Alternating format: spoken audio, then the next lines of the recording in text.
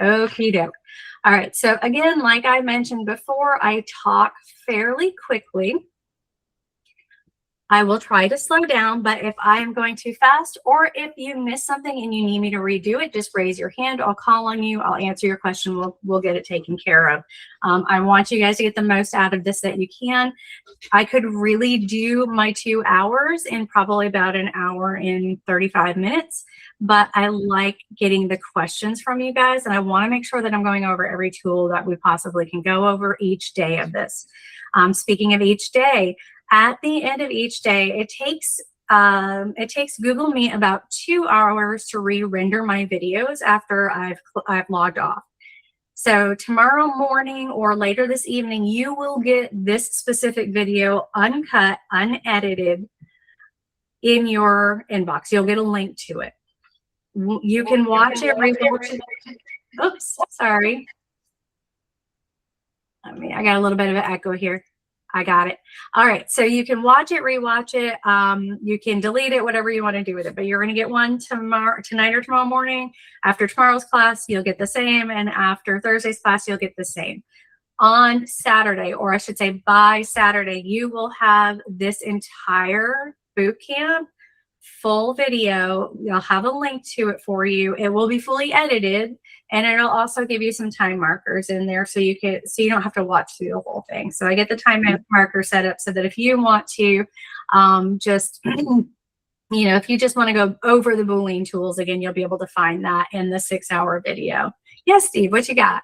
Well, I'm just curious. So you get the unedited videos, which is what I prefer.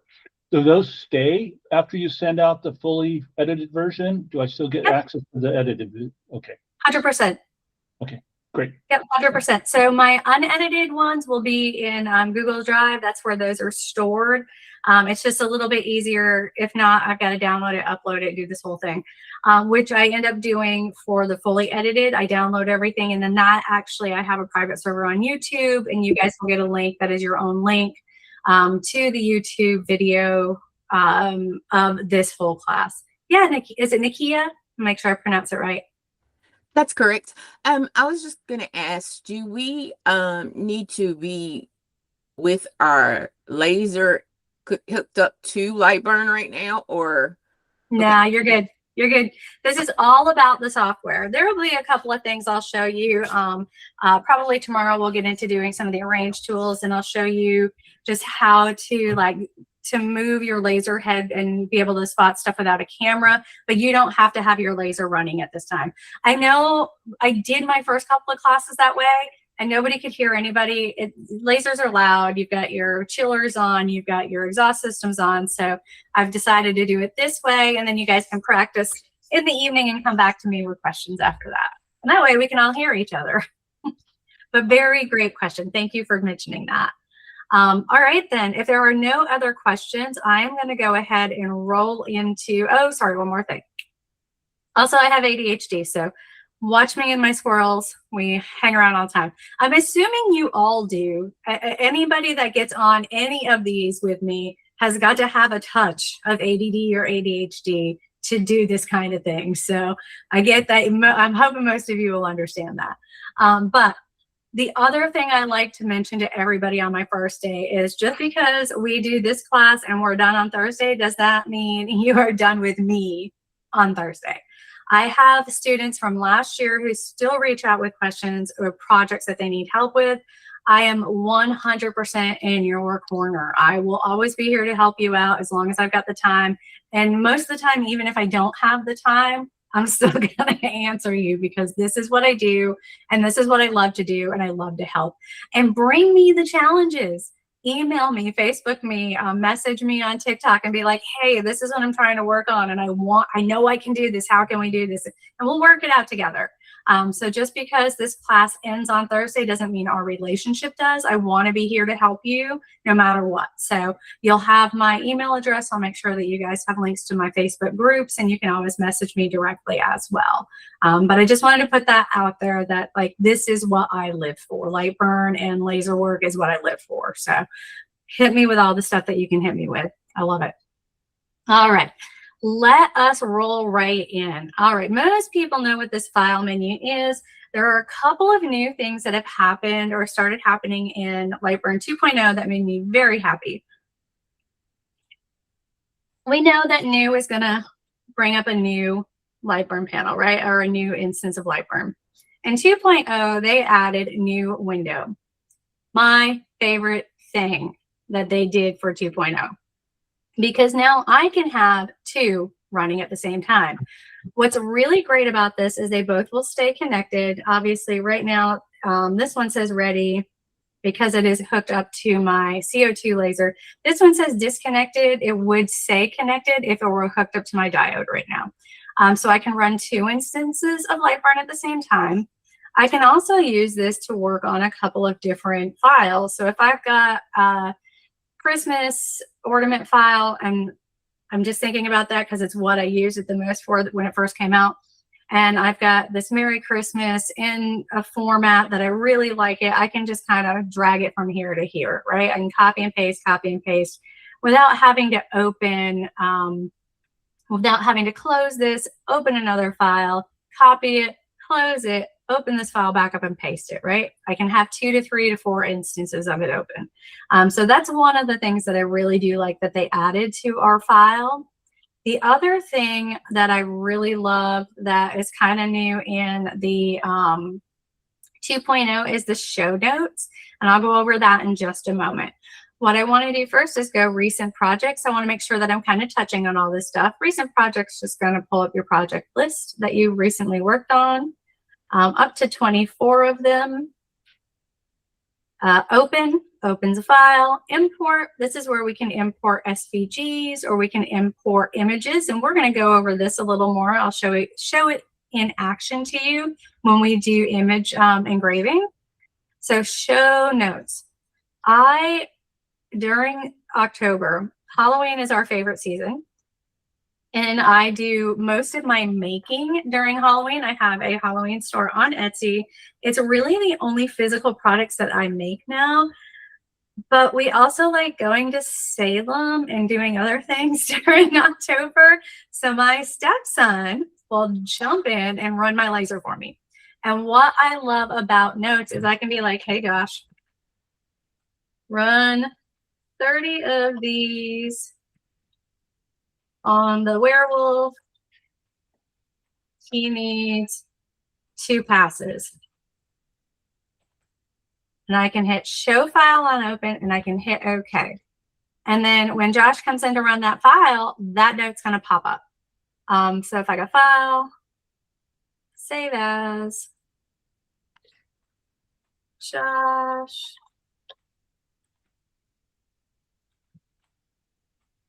werewolf. Let me open another one real quick. Go back and open Josh Werewolf. That note pops up immediately. So great for a couple of reasons. Great because if you're working with somebody else, you can leave notes for them and it's going to pop up immediately. They can't do anything in the file until they close that note. Now, we all know people don't read, but at least this one's in your face, right? The other thing is, if you have been working on this file, and you're working on 2 or 3 different files, it may be good to put some notes in there, save it so that it shows on open to kind of remember where you were or what you were doing, or maybe the best settings or what settings you've tried in this specific file. This is really good. I have made hundreds of files so far, and every once in a while I'm like, oh, how did I do that? And I'll go to the notes. So again, just a really cool feature that they added that I feel has been, a big help to people who, especially designers or people who work with other people on the same laser or on the same files. If you're designing, oh, go ahead.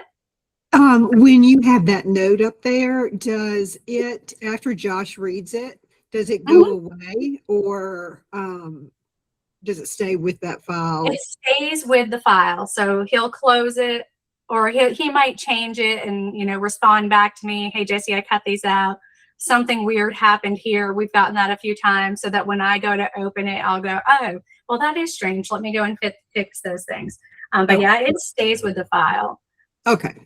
Yep. And another thing, if you are thinking about becoming a file designer, this is a great place to put file notes so that when people open your file, it gives them the instructions on how to run the file before they even get into the file itself. So just another really nice way to use the project notes. All right, so that was notes. We know what save is. We know what save as is. We're not going to worry about save RD. Exporting. So again, if you're deciding to become a file designer, export, this is a pretty powerful little guy here because we can export a file as an SVG, which most lasers can read. We can export it as an AutoCAD file or a DXF, or as an Illustrator file for somebody who's going to pull it up and do some illustration work for you. Or if they don't have, if you're working on a project with somebody else and they don't have Lightburn or AutoCAD or XCS, maybe they use Illustrator or Corel, you can save it as an Illustrator file and they can still open that file. All right, let me pull out of here. Okay, so preferences, really the biggest thing in here is going to be like hotkey preferences. And I tend not to, okay, I'm a hotkey freak. Like I love my speed keys and I'll show you a bunch of these. So as I start doing work, you will hear me. You won't be able to see my hands on the keyboard, but you will hear what I am doing. I will tell you I'm pressing Alt-D or I'm pressing Control-P or Alt-I. You'll hear what I'm saying, and that's going to be these hotkeys. So one of the things that's really nice about being able to edit your hotkeys is I am right-handed. Not everybody in this world is right-handed. Some people are left-handed, and being able to switch that hotkey up so it's on your left hand, like maybe it's on your number pad, so it's easier for you to reach if your mouse is in your left hand. Just know that you have that option. You can go in here and adjust these so that maybe, let's see, you know, maybe cut is, or maybe duplicate isn't Alt-D, maybe it's going to be Control-L. So that it's on the other side while you have your mouse in your left hand. So just know that you do have that option to change your hotkeys, but also remember to write them down if you do. All right, I'm going to pop out of there. We go through this file menu pretty quick because there's not a whole lot of fun stuff in here. Printing black and white and printing in colors. This is the actual print. So this is printing to an inkjet printer or a laser jet printer. So if I'm doing like a floor plan, which I do pull this up and do floor plans and sometimes for different houses, I can print it out. So that's what this is. Or if you want to just print out the design, maybe send it in a package to somebody. If you're doing, let's say, like the paint things that you pop out. What is this bring in? The paint your own things that you kind of like pop in and out that you can give to kids to paint. Maybe you want to print out what it looks like all together and you can print it straight here from Lightburn. Did somebody have a question? No? Okay. All right, so we are going to move on over to Edit. Edit has some really cool tools other than just cut and paste. So the first thing I'm going to do is I'm going to draw some boxes here. I'm going to get ahead of myself on some of this stuff, right? I'm going to do things and I'm going to get ahead and then I'm going to show you how to do them in just a minute. But I do like trying to keep kind of in pace with or in line with the actual tools themselves. So I've drawn a bunch of boxes. First things first, if you notice my boxes are all filled in. They are filled in because I have it clicked on fill. So that's my engrave mode. If I have it on line mode, they're just going to be outlines. That's going to be my cut mode. If you are looking at these on yours and it's on fill and it does not look filled, we can go to window and we can go to filled smooth, filled coarse, wireframe, wireframe. So that's what's giving me this fill. So if I have it on wireframe, it doesn't matter if I'm on engrave mode, which is called fill, or line mode or cut mode, which is your line. It's only going to show me lines. For the purposes of this, I like keeping it in filled mode so that you guys can see things a little bit better. All right, so the next thing I'm going to do, I've made some shapes. I'm going to hit escape on my keyboard. Escape is going to always bring you back to this select tool. So if I did not hit escape and I tried to like pick this guy up, whoops, oh, go ahead and make a liar out of me. Try to pick this guy up, it's just going to keep drawing more shapes. So I'm going to hit escape to bring this select tool back up. One of my favorite hotkeys. One of my favorite hotkeys, but y'all, I'm going to tell you how many times I forget it because that just started in 2.0.05. So I have all of these shapes. In order for me to select all of my shapes, I'm going to do Control A. Control A selects all of these, and now I can move them as a unit. Control Z to undo. I can do it that way, or I can go Edit, Select All. Either way is going to work, but I've selected all of them, and now I can move them as a unit. I'm going to do Control Z. That's going to deselect. So if I just pull this one, and I want to select everything but this one, I'm going to go to Arrange. Oops, sorry. I'm going to go to Edit, and I'm going to go Invert Selection. So now it deselects that and selects all of these. So where I have found this to be useful is when I'm doing patterns. So if I'm making a pair of earrings and I've got a bunch of little chickadees in that earring, and there's one I just want to move, and I can't get to it because there's so many of them, I might, you know, I can either select all, or I might select one and then hit invert selection so that I've got all these other ones out here. There's a few different ways to use it when you're designing. It's also really good if you've got this like way over here and you can't find it, to go select all. And as you can see, like this is a really big selection space now. So I know that that other one has been moved somewhere. Makes it a little bit easier to find things that go off screen. So when you download bigger files, if you're buying files from like Design Bundles or Etsy, sometimes you'll have a stray letter or a stray arrangement or a stray shape just flying out somewhere on the page. That's a good way to find it right there. All right, so we know cut, we know copy. Do we know duplicate? Duplicate's one of my favorites too. It's a shortcut. I'm very lazy and I like to do things as quickly as I possibly can. So if I were to make, let's say I want to make 4 copies of this box right here. I'm going to go Control C, Control V. Oops. Control C, Control V. 1. Control C, Control V. 2. Control C, Control V. 3. Now I've got 4 copies, right? So I can do it that way. Or I can just hit Control D, D, D. Just saves me a few steps. It pastes it in place over the top of the other one, but it saves me a lot of steps. And if you really hold it down, it's going to give you a ton of copies. See it flashing there? I just made like 100 copies. Now, I wouldn't suggest doing that or pulling it out, because we'll be here all day trying to figure out how many copies are there.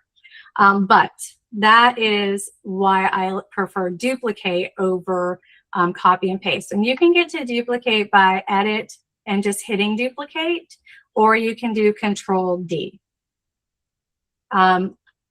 Paste is Control V.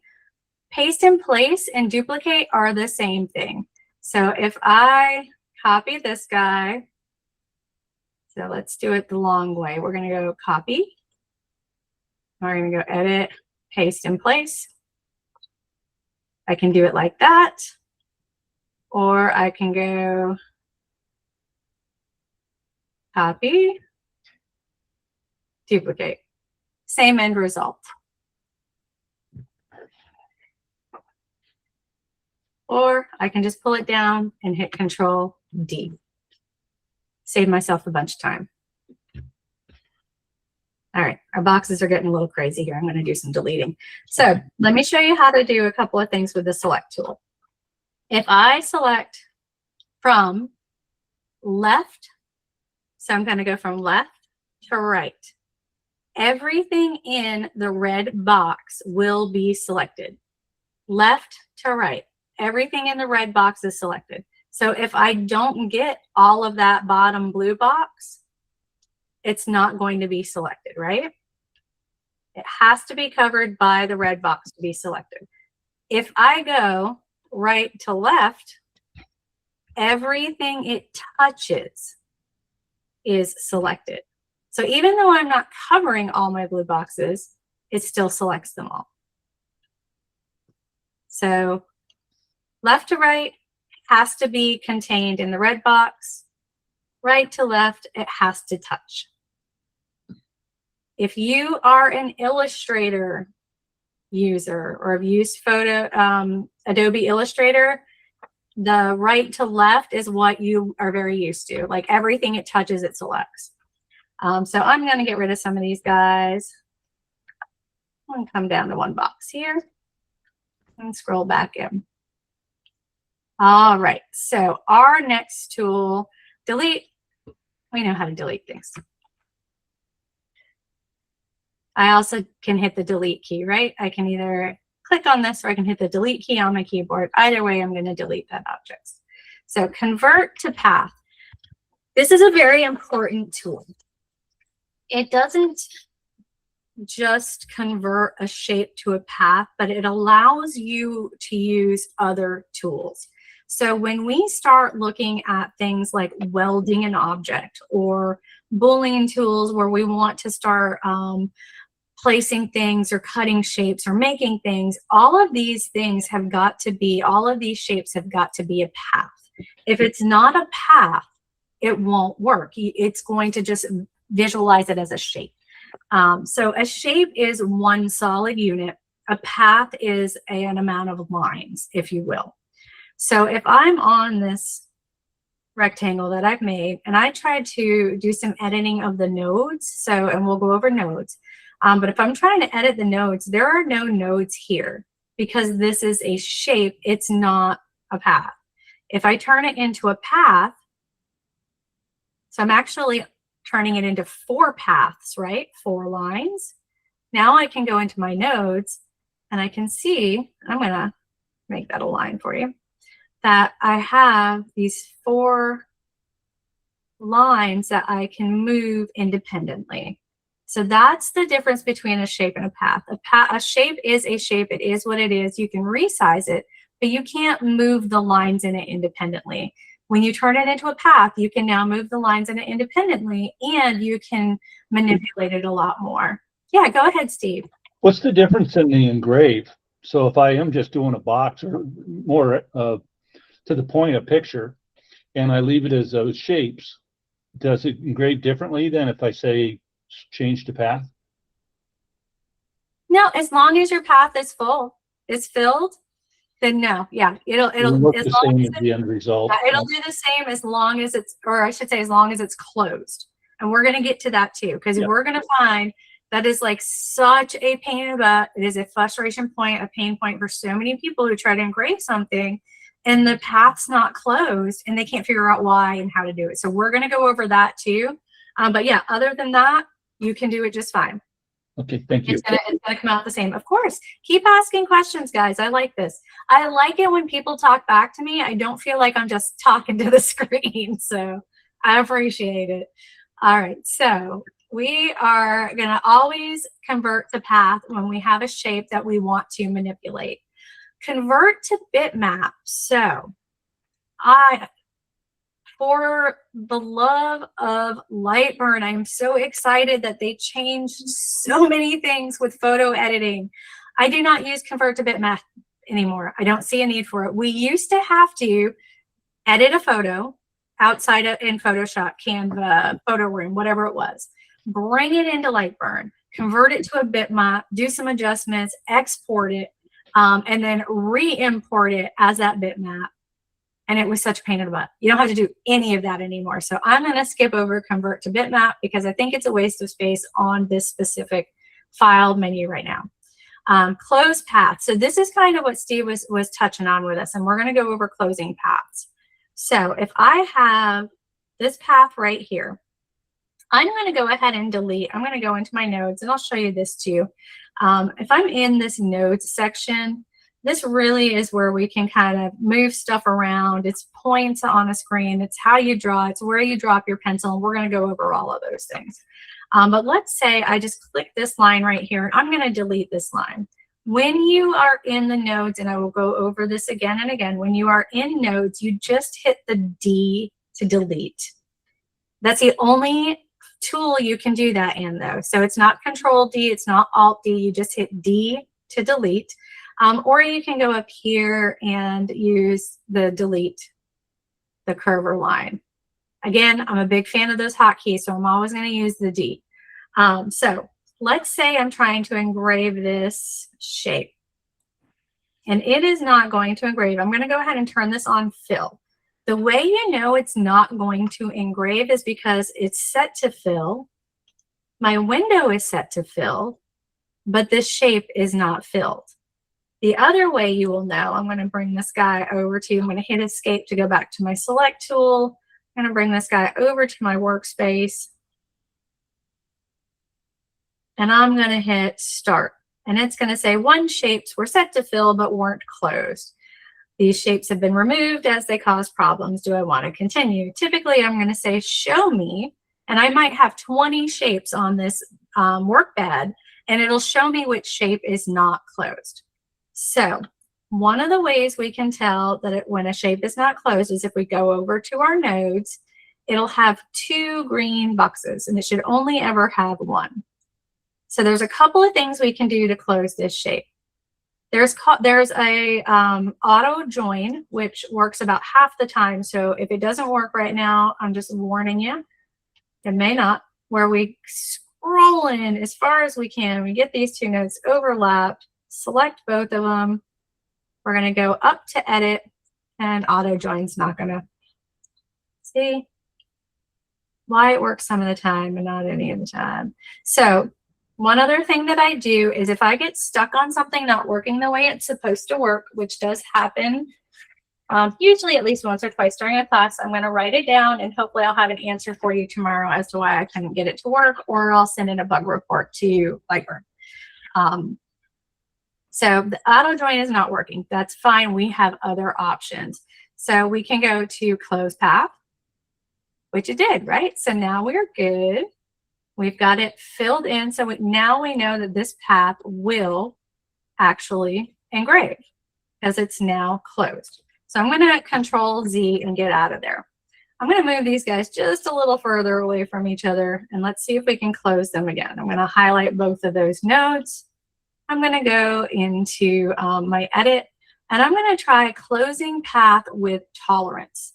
This is great if you have, actually, let me see if I can move this a little bit further. I'm going to move the ends together first just to show you guys this portion.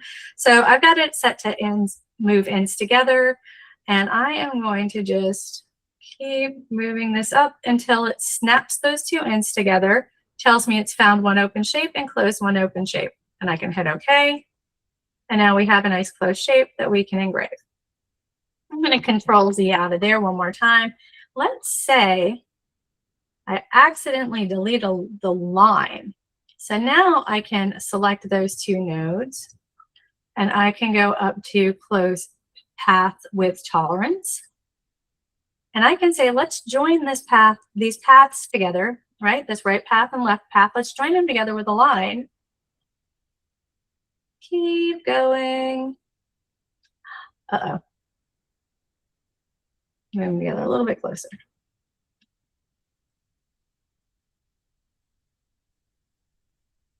Doesn't like it when things are too far away. It'll then tell you it really just wants you to make a new shape. Oh, it's going to give me a hard time.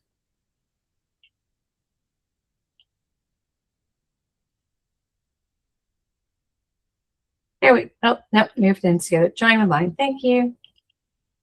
Come on. There we go. Now I drew my line. It doesn't want to draw a line over 100 millimeters. So that's why it was giving me a bit of a hard time. But then it did. It went ahead and it drew me a nice line. And now I've got a closed shape. And I should have asked this before. Are you guys working in millimeters or inches? If you're working in millimeters, raise your hands.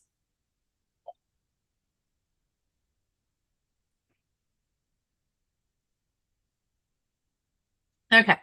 If you're working in millimeters or inches, let's go ahead and switch everybody to inches. I know, crazy. We will, we'll come back to millimeters when we go over our speed and power stuff. But for right now, for just doing kind of the design portion of these, let's go ahead and switch to inches. So right here where your MM is, click that and it's going to switch everything to inches. And we can go back and forth between the two. And that way we'll know, like, if we're making something, it's easier for me to say I'm making a 10 by 10 box than a 100 millimeter by 100 millimeter box. I can't do that math in my head anymore. Used to be able to when I was younger. Or when I was baking. I don't know. I can bake with the metric system all day long. Cannot run my laser with it. Okay, so we did, we closed some paths with tolerance. So that's a good thing. So that's what we're going to be looking for, right? We're going to download a file. It's going to tell us that something's not closed. So we're going to go ahead and hit start. It's going to say, hey, they're not set to fill. They're set to fill, but there's a problem. And you're going to hit show me. And it's going to pull up what needs to be fixed. And now we know that if we go to nodes and we go to our edit, we can close it. We can either move our ends together or we can join it with a line. So no more frustrating open paths that will not engrave. Kate, did you have a question or was your hand up for millimeters? My hand was up for millimeters, but I'll go ahead and ask the question. Can you say that process one more time? We're going to go to nodes and then edit, and then I just need to write that down. Absolutely. And remember, you're going to get this too. So, Okay. so yeah. Okay. Let me go to 0 here. So what I have is I'm clicking on the shape. I'm going to go to nodes. I'm going to select the 2 nodes that I need to have closed in that path. And then I'll go to edit. And I will go to close paths, close selected paths with tolerance. And then I'll choose how I want to do that. Do I want to move those 2 ends together or do I want to join it with a line? Because this is a pretty good space, I'm probably going to join it with a line. And I'm just going to start moving my threshold until it closes. And then I'll hit OK. And I'll have a closed path. Good deal. Of course. All right. So now we know how to fix those pesky things. Let's talk about optimizing selected shapes. So, Wait a minute. Yeah, go ahead, Patricia. Go get me. Yes. Okay, that's okay. I noticed when you pull your 2 nodes together at the top, it makes a point. So will it engrave that way? And when you do it by the line, it's not a point. So will it engrave that way? Yes. Yep. Whichever way you choose is how it is going to engrave. What you see on the screen in the end is how it is going to engrave. Okay. Good question. Great question. Yeah. Okay. So if you've gotten a laser within the last, I don't know, 2 years, 3 years, and anybody knows about it, somebody is going to ask you to engrave a logo for you. They're going to say, hey, I've got this great logo. Can you engrave it? And you're going to look at it and go, oh my goodness, what a mess. So I want to show you how to clean some of these logos up. Let me pull up one. And I'm never going to condone stealing art off the internet, but sometimes it just makes it a little bit easier for me to pull different ones. So let's say,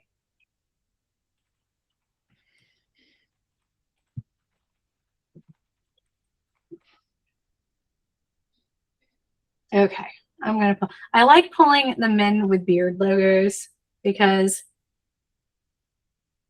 come on.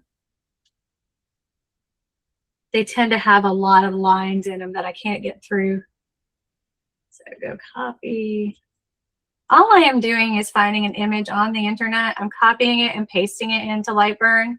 Again, I don't condone stealing art, but for the purposes of this class, it can make it a little bit easier. So this is the logo I get, right? And I'm like, okay, sure. I can absolutely engrave that. No problem at all. So the first thing I'm going to do is I am going to right click and I'm going to trace this image. If they haven't given me a vector, which they never do, you can do that, or you can go to your tools and hit trace, or we can use our hotkey, which is going to be Alt T, not Control T, Alt T. All right. So when I use Alt T, it's going to pull up my trace image option in Lightburn. I look at this and go, that's missing a lot of stuff. It's got some weird lines, but typically your trace, you're going to leave it very close to default. Right now, I'm going to just increase my threshold a little bit because I want more detail out of it. Not that much. Let's say here. I can also do a cutoff, but that really is going to start, you know, pulling some more light and dark. You can hit sketch trace. It's going to make it a little sketchier, if you will. It'll make it look more like a sketch versus an image. We can ignore less than. So if you've got something on here that's 2 pixels, you know, this looks like it's 2 to 3 pixels. If I go in, let's say, ignore less than 4 pixels and see how it removed that one, where less than 2 pixels, it brings this up. So you can really kind of fine tune how you're tracing things. And we'll go over trace again, but I want to show you this. I'm going to go, okay, I've got this traced. I'm going to move my original image, and that does not look great. Yeah, Nakia. So is the goal with the trace image to get rid of the red color or It's to add red. So add red? Okay. yeah, so what we are doing, what you're seeing in the red and pink here is what lines are going to actually come out when you're done. So when you remove this image, these are the lines that are going to be left. Okay. Make sense? Thank you. Makes Yeah, of sense. course. All right, so now I've got this guy. He doesn't look the greatest. And then I've got this guy. He's a little fuller and thicker, right? Okay, so let's say a couple of things here. These are, you know, pretty, I don't know, they're pretty solid lines. So let me clean this image up. So I can go into my tools, my edit, and do optimize selected shapes. And I've got a couple of different options when I go in here. I can smooth out my surfaces, and I can, of course, this one actually smoothed itself out. I hate it when it does that. Let me find something else.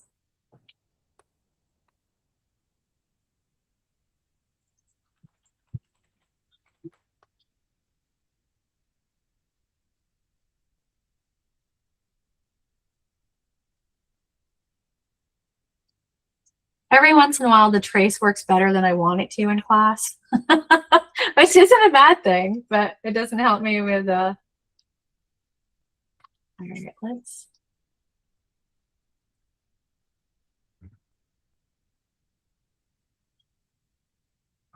pull this kitty. Man, that still came out really good. Okay, so it didn't come out great though, right? We've still got all this like little bit of chatter here, and this isn't quite a circle, and we've got some, you know, little divots in here. So let's say this kitty is the one we're going to work on. We'll go back to the bearded guy in a minute though. So I'm going to go here, and I'm going to right click. I'm going to ungroup. The reason I'm grouping is I really just want to grab, and give me all kinds of a hard time in it. I want to grab this eye and this eye.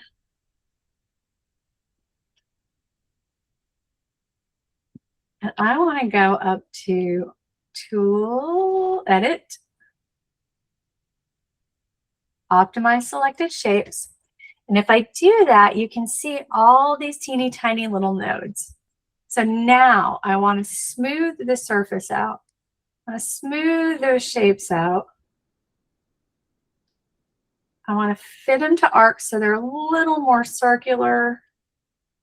I like it better here, or that's fitting to lines. I want to fit it to arcs. So it's a little bit smoother, probably not quite that much, maybe here. And you can see that it is removed 123 points. So now that I've got 54 points, 4 lines and 119 curves turned into 10 lines and 44 curves. So I'm going to cancel that. So I want you to look at how rough this is one more time. This is the way it traced when it came in. This is how these shapes came in when I traced them. So again, I'm going to go back up to my edit. I'm going to go optimize selected shapes.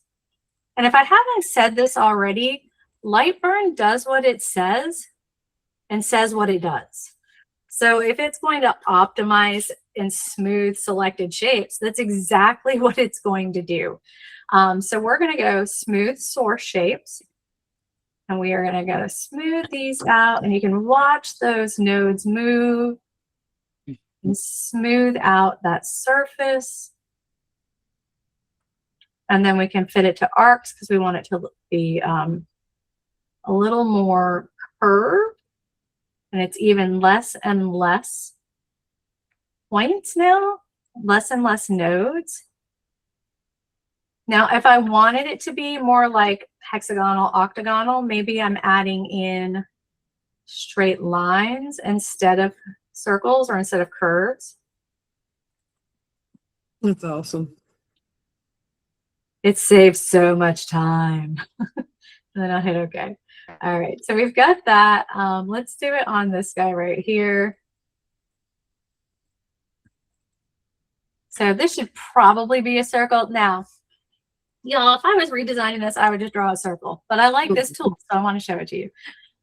So we're going to go back to edit. We're going to optimize that shape. We're going to make it smooth. I'm going to smooth out all my surfaces. And then I'm going to fit it to arcs. So much more circular than it was.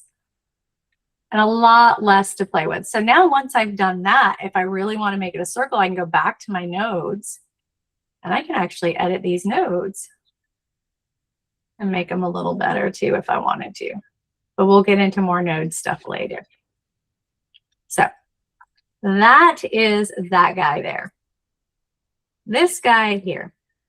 The other thing I like, as far as like cleaning stuff up, is to, let's see. I'm going to ungroup this because I want to be able to pull each piece individually. But if you look, I've got all these like little chattery pieces here that I probably don't need for this. I've got all these little like rounded pieces that really don't do a whole lot for us. So what I'm going to do is I'm going to grab, let's say this one here. And I am going to go to, where is it? Select shapes smaller than selected. So I'm asking Lightburn to select all the shapes. It's actually going to select all the shapes on this page that are smaller than the one that I have selected. Lightburn says what it does what it says. So all of these shapes are smaller than that one. I can move them out. And if you look, it's really cleaned out a lot of these little pieces that probably wouldn't engrave anyway. And it just kind of cleans up your image some. This is great for highly detailed images that people send to you and they want traced. And it has all this, what I call chatter. It's just these little pieces of artifacts of color that aren't going to, they give nothing to the actual design. So instead of going in and going, okay, I don't want this one, I don't want this one, I can just pick the biggest one I don't want and hit, you know, edit, select shapes smaller than selected, and then delete them. All right, so we're gonna do a couple more here and then we'll take a break so everybody can rest their brains and get some water. Select open shape, set to fill. We kind of already went how to fill shape. Select open shapes. It's another one that you can use. This shape is open here. I'm not sure if anything else is there. So let's go edit, select open shapes, and it shows me that this shape is open. Again, we've already seen how to close that. And we also know that when we go to run it, it's going to tell us it's open too, right? And then the next one we've got is flash shapes on current layer. Okay, so let's say I have some boxes on this layer and some boxes on a green layer. Oops. And I want to find all the shapes that are on my green layer. Couple of ways to do that. I can go here and I can go flash shapes on current layer, and it's going to show me where they all are. Or I can just hold my control key, shift key, and click on that layer, and it will highlight them all. So that's another good way to find pieces that are missing. As you start working with files, you'll start working with bigger and bigger files and be like, man, I know I had the letter A on here somewhere and it was on my mirrored acrylic layer. And in order to do that, you would just go, okay, mirrored acrylic layer, flash the shapes on that layer, or shift, double click, and it will select them. All right, so let's go ahead and take a few minute break, get some water, use the restroom, let your brain sink in. Let's come back here, or let your brains rest for a minute. Let's come back here at 4 o'clock. I'll see you guys then, and then we'll answer some questions, and then we will move into the tools. Yeah, Nikki, what's up? Quick question. Yeah. When it comes to layers, does Lightburn automatically decide what layer is what, or how does it know that? You are going to determine that. Okay. That is going to be up to you. And we will go through material libraries and how to set and updo all of your layer stuff as well. Okay. Everybody's is going to be different because everybody uses different materials, but we will definitely go through that because that is it's probably one of the little tougher things to lock in and to get to know, because Lightburn, for all that it is and all that it does not always like to hold our settings. So I'm going to show you tricks on how to keep those down too. All right. Thank you. You're welcome. We'll see you guys back in just a few. All right. We can get started. Sorry about that. We have a 1-year-old kid and 2 dogs and another cat, and they all are spoiled, rotten little brats. But the kitten eats in here, so the dog doesn't get her food, and she's like, hey, why is my door closed? Oops. Who is... All right, there we go. Okay, very cool. All right, so the last thing we want to look at in this edit is going to be our settings. I'm not going to go over a lot of this only because it is really laser specific sometimes, but there are a couple of things that go across everybody's different lasers, and I like to kind of touch on those a little bit. So if we go to units and grids, we've already seen that we've got this little toggle button here, inches, millimeters. We can do that here as well. You can also change your grid contrast. I keep mine on low contrast. If you hit it on high contrast, you can see the grid a little bit better. So that works great for some folks. I'm going to go up here. This is where I was. You can either go to edit in settings, or I can go to settings here, my little gears. So those are the 2 ones that I play with a little bit. Now, sometimes when I'm designing, I may actually change my visual grid spacing. Maybe I want my grid to be 1 inch grids versus ½ inch. And if you watch these, they're just going to get bigger, or you can do them smaller. Really easy stuff. that's completely personal preference, but those options are available to you. And change this back. No contrast, hit OK. All right, so we've got that. The other thing we've got is our display. And it's just how you want your display to actually work. So curve quality, I have mine at perfect. Again, I'm a design person, so when I'm looking at something on the screen, I want it to look as smooth as it can be. You can turn that down too. So it has a lot to do, a lot of this has to do with your computer as well. If you think about it, a gaming computer is going to run a lot more stuff design-wise than just a regular PC. Like my laptop, I have this way down here. I don't have anti-aliasing on. It is slower but pretty. I don't have filled rendering on. I keep it a little more, a little rougher looking, like the lines and the images are going to be a little rougher looking on the screen, but my computer runs a lot faster. For this computer that I'm on here, I max it out to make it look as pretty as I can so that when I'm designing something, it's easier for me to see what's going on. Import, export, we kind of went over. If you're lucky to have a camera, this is where some of your camera settings are going to be. I do not have a camera. I do everything manually, and I'm going to show you guys how to do that as well. So that's really all I want to go over in those settings. Everything else, again, it's very personal preference or laser specific, which means we can kind of roll into some of the fun stuff today. So I want to roll into our tools. And when I say tools, typically these are going to be our design tools. The first tool we have is select, and that's going to be our default tool, right? That's this little arrow right here. Anytime we select anything, we need to make sure we go back and select the select so that we can grab things. Like I was showing you earlier, if I have this and I'm just making a bunch of squares, but I want to come in here and move this, it's going to not let me grab the square. Like if I need to grab this edge here, I can't grab it. It just makes another square. So I need to select. So I need to go escape, escape, and then I'll go back to my select tool, or I can just click on my select tool. The next tool is our pen tool or our pencil tool or line tool. This is a lot of fun. So we can get here by going to tools and go lines.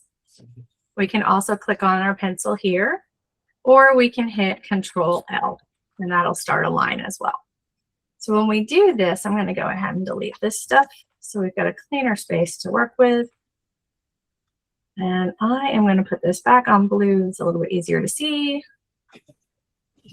All right, so let's grab this pencil. Once you have that pencil, you'll notice that your cursor changes. It looks like these little crosshairs. What I look at this as is like the tip of a pencil. Like if you were writing with a graphite pencil, this is the tip of that pencil. The first thing we want to do is we want to drop the tip of that pencil onto our paper so that we can start drawing, right? Makes sense. So I'm just going to click. Once I do that, I can let go. And then it starts drawing this straight line for me. And that point that I've dropped it is going to allow me to, kind of move it around. So if I click again, I'm putting my pencil back on the paper. And then I've got, another line that I can draw. So I can click a few times, draw some zigzags. Maybe I'm going to make I don't even know. So I'm going to show you how to use these things, but I'm not going to show you how to make things pretty. I don't draw pretty in classes, just so you guys know. We're going to pretend that's a lightning bolt.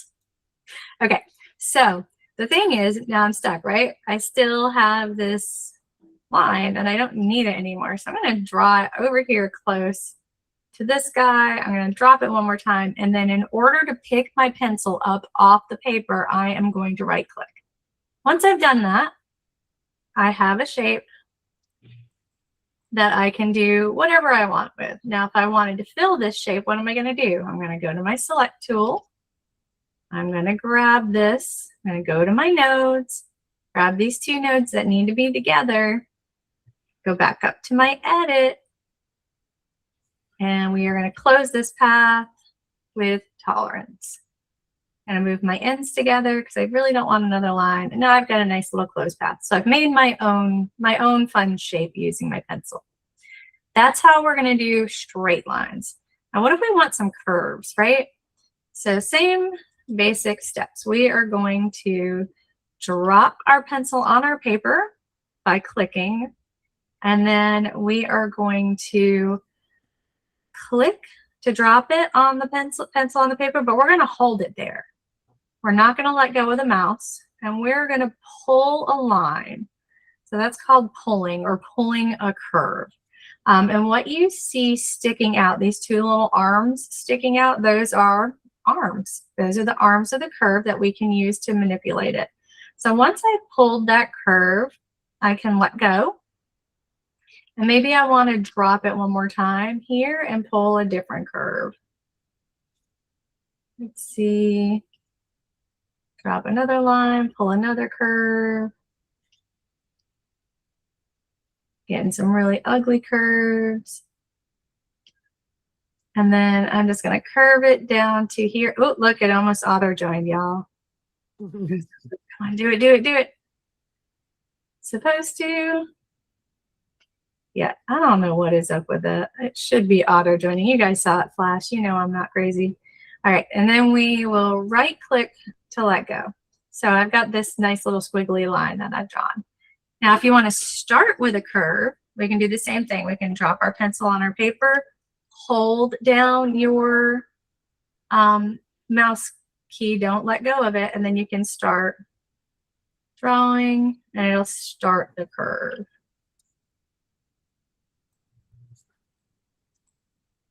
And then let go. So that is what our pencil tool is used for. Here is a little fun thing that we can use this for as well. So if I have this, my name, so I'm just clicking on the A, that's going to be our type tool. We will go over this in more detail. But if I want my name to follow this curve, so I've typed this out. I'm going to hit escape to go back to my select tool. Escape, escape. I'm going to select both of these, and I'm just going left to right. Everything is in my red square, so I know both things are selected. I am going to go right click, and I'm going to apply that path to my text. And now I've got this text on a path.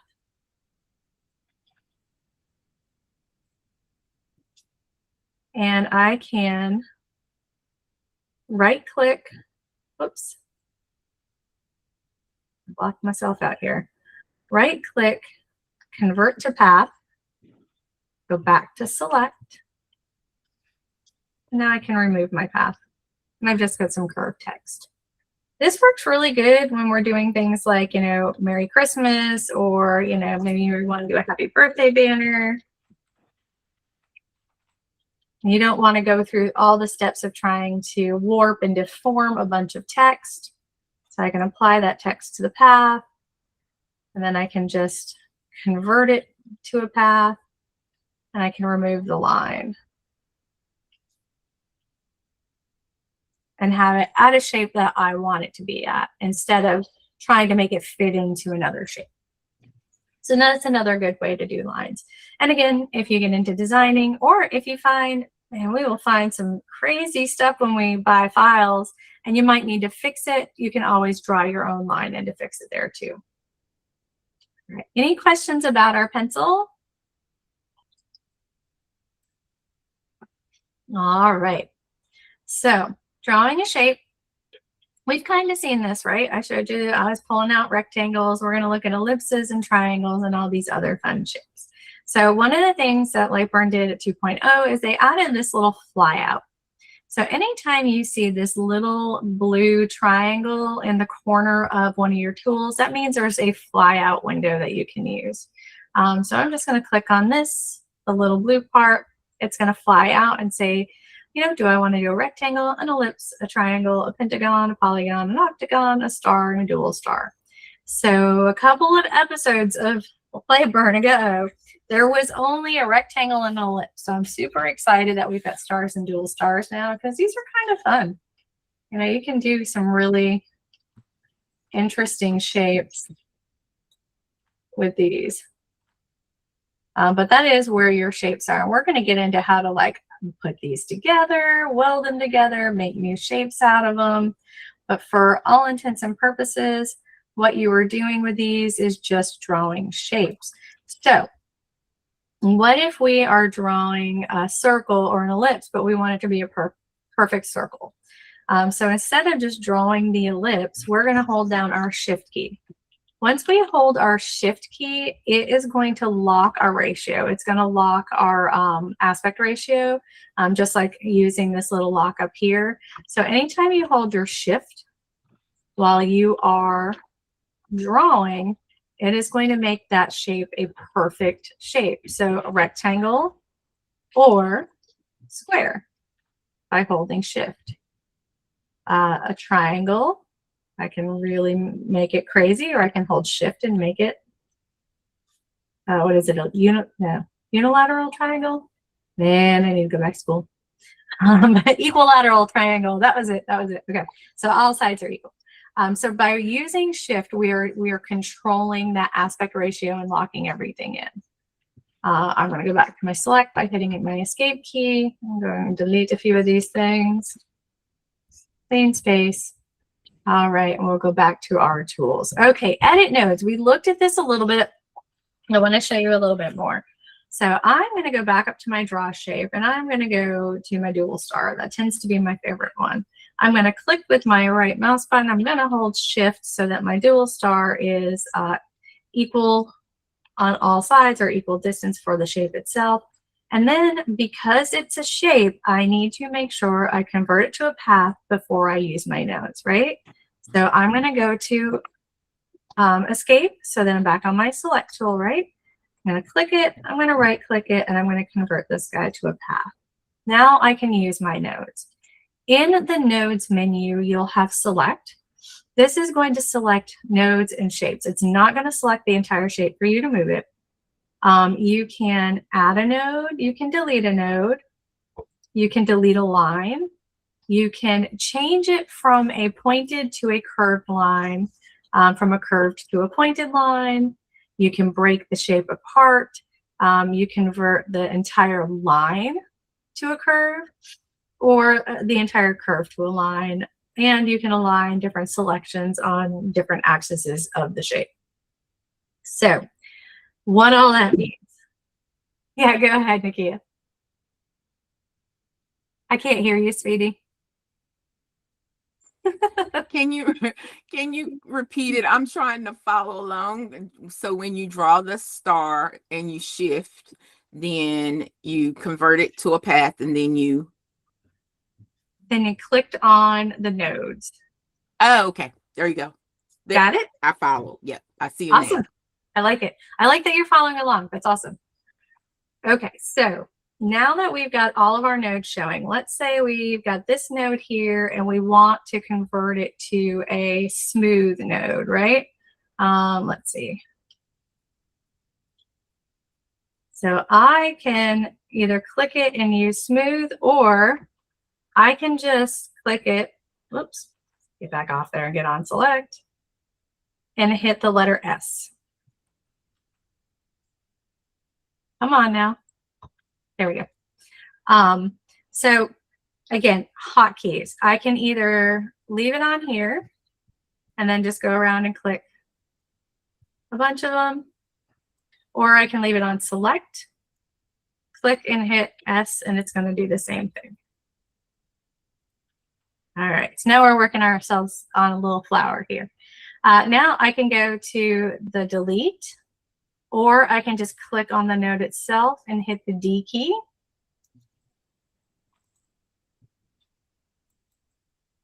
And then I can actually add a node if I need to. And I can either click here and then click on my line to add a node, or I can hit I. I will add in an inline node. That's what the I is for.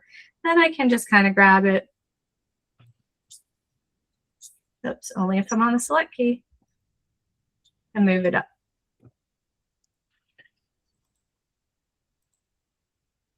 All right.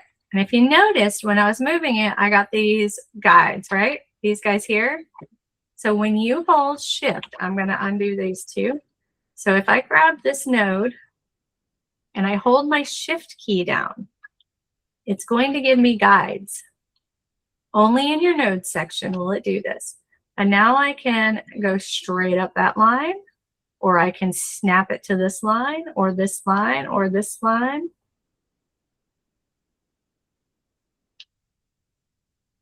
So this allows me to lock it on an angle. And that is by holding shift and moving my node. All right. Yeah, go ahead, Pam. Okay, I'm not on mute, I think.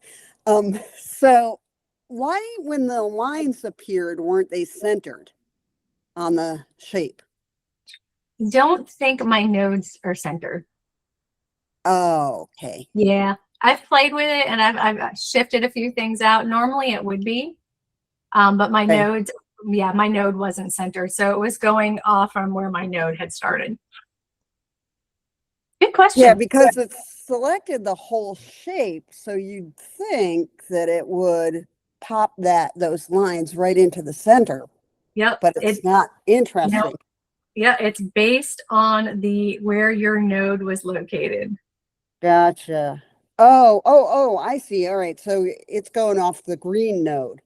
Yep. So it's going off. So if my node is here and I hit that, Yeah. it's going to go here. Ah, gotcha. Yep. Oh, fascinating. Right? Doesn't quite make sense, but it kind of does. Yeah, it kind of does. Right. All right, cool. Thank you. You're very welcome. Good question. All right, so we've got those. Like I said, we can go ahead and we can delete a node. Let's delete this guy here just by hitting D. The other thing we can do is we can delete a line. So maybe I don't want this line at all. So I'm just going to click this line and hit D for delete. That's also down here. And maybe this line right here, I want it curved. So I can hit this guy here, convert it to a curved line. And now what that does is brings me up these handles, right? So now I can manually curve this line. Like I said, sometimes I forget to hit select. Sometimes my thing is my pointer is too big for me to get some of these nodes. But yeah, so it gives me handles so that I can then, let's do this.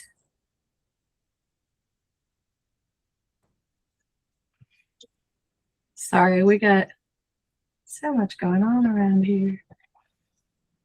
Okay.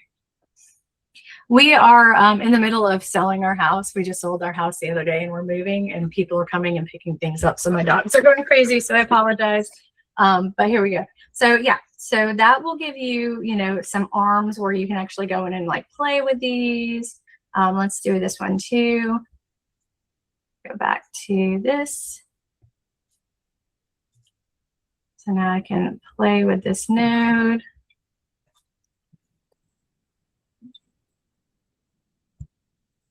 And now I can grab these two guys. See if we can close those with tolerance. I'm going to go back up to my edit.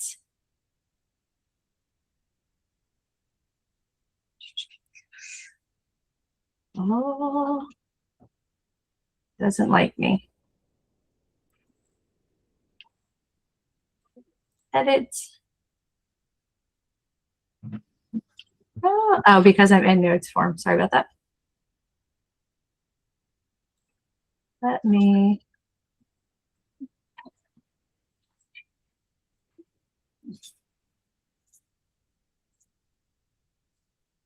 Close path with tolerance. Join it with a line. And I can do a line big enough for this. Just does not like me today.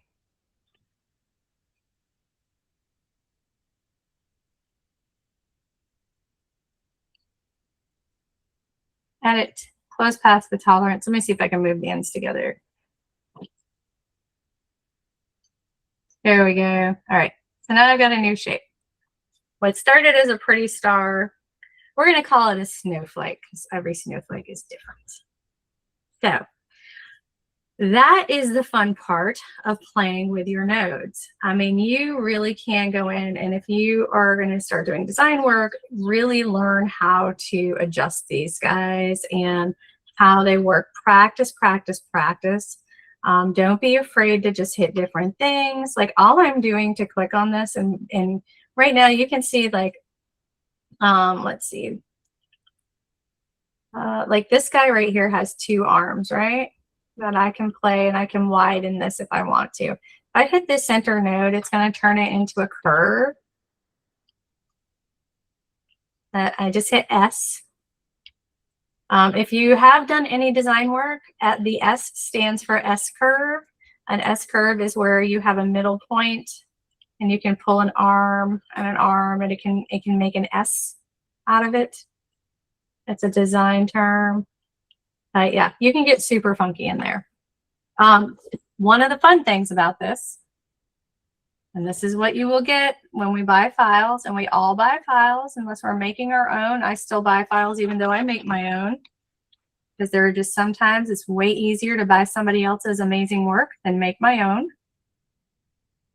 I'll convert this to a path, but you'll get a file like this that'll come in, and it'll have this one node that is just way out here, and you're like, what the heck happened? You know, you open the file and it'll look like this, and you're like, I don't know why. None of us know why. Even designers don't know why. Sometimes it's just between different file formats. Sometimes it's different programs that do this. But now you guys know that you can click on it. You can go to your nodes, and you can either drag it in there and fix it, and you don't have to be super frustrated as to how in the world it got out there. So we can just fix it right there with our nodes. All right. Any node questions? Good deal. All right. Trimming shapes. I like my scissors. I like my scissors a lot. So trimming shapes. So you can trim shapes that are typically crossed over each other. If you have ever seen,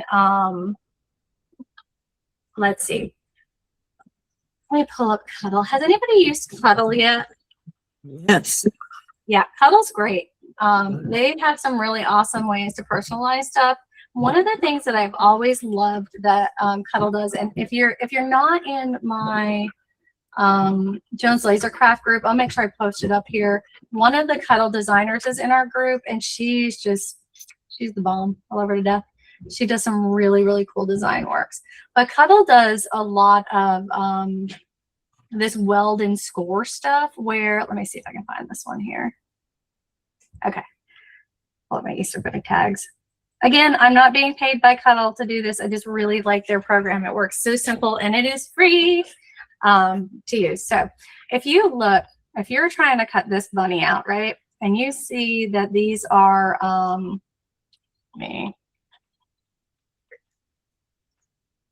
you can see that there's these little score marks here. This is still just one piece, but instead of it all being like welded and stuck together, you have the definition of each letter, right? And I want to show you guys how to do that manually. I'm going to show you how to do it manually, but if you like stuff like this, Cuddle is a great place to use, and it'll do it automatically for you. But sometimes they don't have everything that you want. So we're going to show you how to do it manually. So the first thing we're going to do is get our, oops. Yeah, go ahead. Oh, sorry, somebody. I was just gonna say, if you don't use Cuddle, the Cuddle Pro, I use it quite often, and since I've been using it, I sell 1 or 2 things a month, and it always pays for itself. Yeah. Absolutely. Yeah. Yep. Really cute stuff. Yeah, I love it. I used it for some backpack tags this year. Again, we just get, we get busy, and it's like, okay, I don't want to design everything all the time. How are you doing it? Okay. But this is how they do it. We're going to use either trim or you can use a cut shape. Either of those are going to work. But I'm going to put these all together. I'm going to make a copy. So I'm going to Control D, right, to duplicate. I'm going to move that copy up here just because I always like to keep an original of something that I'm working on. I will open a file and find one of these copies like way off in left field and be like, why is this file so big? That's why, because I make copies of things. The next thing I'm going to do is I'm going to make another duplicate of this over the top of this. But before I do that, I want to group this guy. So I'm going to go Control G. That is going to group these together. That means that I can just grab any spot and move it around. So you can either do Control G or you can right click and go group. And you can do the same with ungrouping. Ungrouping will make everything individual letters again. So I'm going to make another duplicate here. I'm going to go Hey, Control. Jessie, can I ask a question? So my group and ungroup are not highlighted. So I can't ungroup just the name. Are you selecting everything? Yeah. Look at that. Yeah, and it's still yeah, it's still not highlighted. Okay, so if you have typed the name, the first thing we need to do before we manipulate anything is create a path, right? So did we create a path? Did not. Thank Okay. you. Yep, absolutely. Convert Yeah. to path. That's perfect. Great. I love it when these things come up like that because it's a step-by-step process and you'll get used to it. You really will. But there are a lot of little steps we go through. Yeah, that's perfect. Thanks. You're welcome. All right, so I'm going to go here, put this guy back over the top of this guy. So I moved this just to see what's going on. But when I moved it, you know, I want these two to overlap. I want them to center over each other. So I'm going to use C to center and E to center horizontally. There is no rhyme or reason that I have ever found that E centers horizontally. So we're just going to remember that E centers horizontally. All right, so now I've got two of these copies, one over the other. So I'm just going to grab one. And under that, I am going to use my weld. So weld is, whoops, not with it grouped. So I'm going to ungroup it. And then I'm going to weld it together. So I'm going to use my weld. So you can use Control W or just weld. So once I've done that, now I've got this guy here, right? But I'm missing these interior pieces. So to get that, I'm going to put this back under here. So I'm going to do Control Z. I work with a lot of stuff that I do top layers. So I might have a layer over a layer. But what I need to do now is select this guy. Oops. I want to actually change his color. Okay. Change the color of my bottom one that I've welded. I just want to do that so you guys can actually see this. And I'm going to go here and I grab this again. I'm going to go C to center, E to center over. Of course, it is behind my red. Come on now.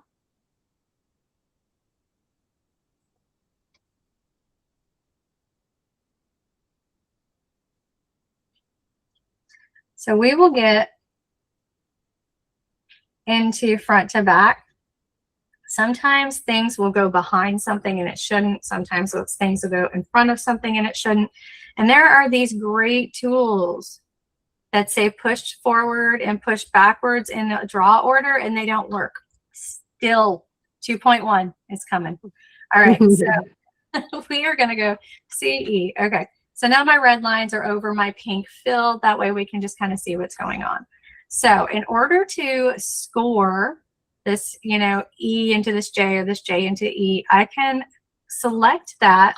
The easy way to do it is going to be to select everything on that layer, right? So I'm going to select this layer. The red is what I want to cut.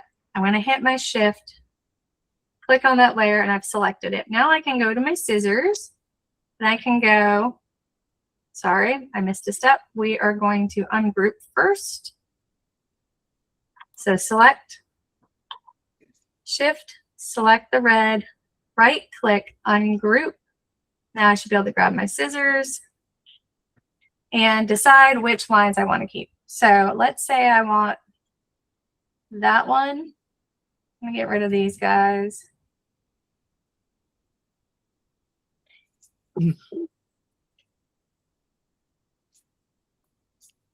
Y'all, I have such a hard time with these.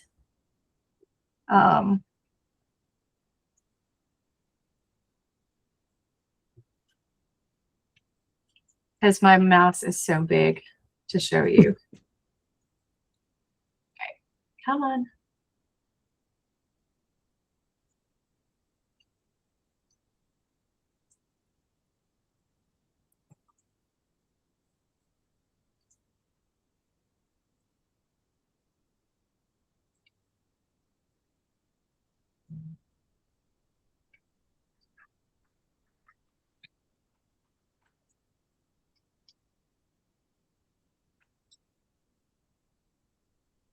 There we go.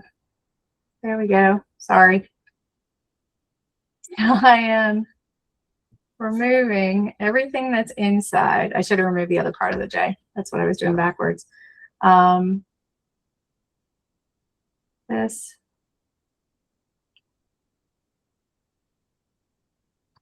So how do you decide which one you want to get rid of? Yeah. Now you got to decide which way, and you got to kind of stick with it, because once I cut part of this E and J, now I have to like stick with what I decided on. Uh-huh.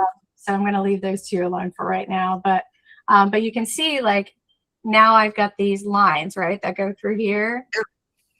So I can get rid of the rest of them that I don't need.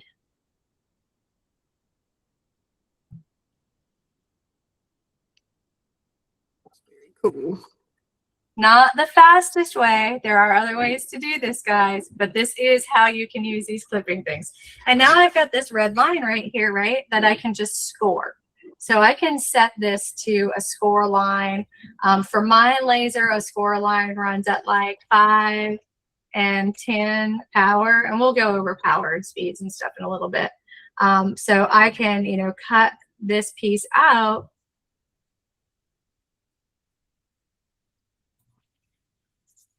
And then this will just score here and score here. Does that kind of make sense? Yeah. That's Just awesome. yeah, we're just trimming lines. So the other thing I have used this for is if anybody gets into, oh, let's see.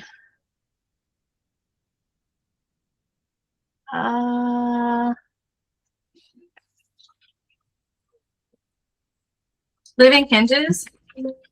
Mm-hmm.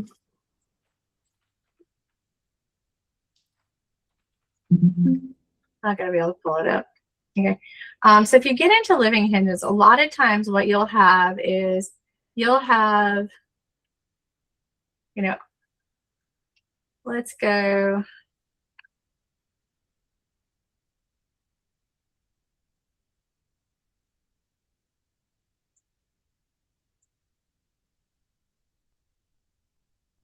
You'll have all these things here, and then you'll have this line here.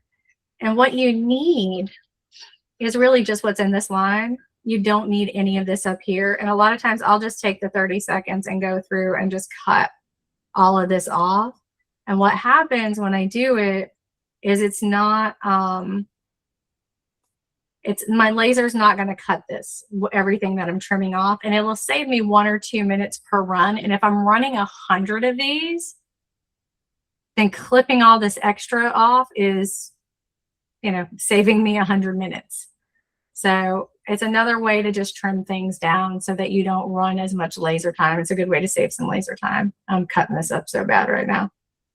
This is what your scissors do. But there's no way to highlight so that you can cut more than just one thing at a time. There's not, but there's an easier way to do all of this. I promise you. It's called cutting shapes, and we are going to get to that part. Yeah, This that is is great for doing like 1 or 2 things at a time, or sometimes doing like a score line like we do with a letter. Sometimes it's fastest just to do it this way. But there is this option called cut shapes, and we're going to get into that as well. And it'll do all of this so much faster. I get on some of my videos, people will ask me on TikTok, why are you doing it that way? That takes so much longer. And I'm like, well, because you got to learn all of it. If you don't learn all the tools, you're just going to wonder what it does anyway, right? So, all right. So the next thing we're going to go over is adding tabs. And again, really powerful little tool that works very, very well. So if you are cutting out stuff that has a ton of small pieces, so let's say this is my honeycomb, right? And I am going to cut out a bunch of stars. And all of my stars are, you know, little 1/2-inch stars. And when I'm done cutting them out, guess where they are? They are all in my crumb tray, right? So now I gotta go pull my crumb tray out. And if you are someone who cleans out your crumb tray or your drop tray or whatever you want to call it, if you're someone who cleans it out after every single time you run your laser, kudos. I don't know anybody that has said they do it every single time yet, but oh my goodness, you are disciplined. Because I am not. I will run it for 2 or 3 days before cleaning out my crumb tray. And then I go to run something where I need 100 little stars, and I'm picking out 100 little stars out of that thing. Or I lose the top of an I when I'm cutting out a letter, and it's like, oh, now I got to try and find that. Or I've got to cut it out again, and then I'm going to lose it again. So instead of going through all of that, we are going to use tabs. So let's go. This little guy here, I'm going to go up to my tabs. I'm going to go to my tools. I'm going to go to add tabs. I'm going to add a little tab right here. This is a pretty small piece, so I really don't need, I mean, if it's under an inch or so, I'm only going to add 1 or 2 tabs to it. I don't need a bunch of tabs. I just need it to stay where it is instead of dropping through my material, right? I need it to stay on that piece of material and not drop through my crumb tray. So for something that's like a 1/2 inch, I'm just going to add 1 tab. Then when I go into my layer, I can see what it's going to do.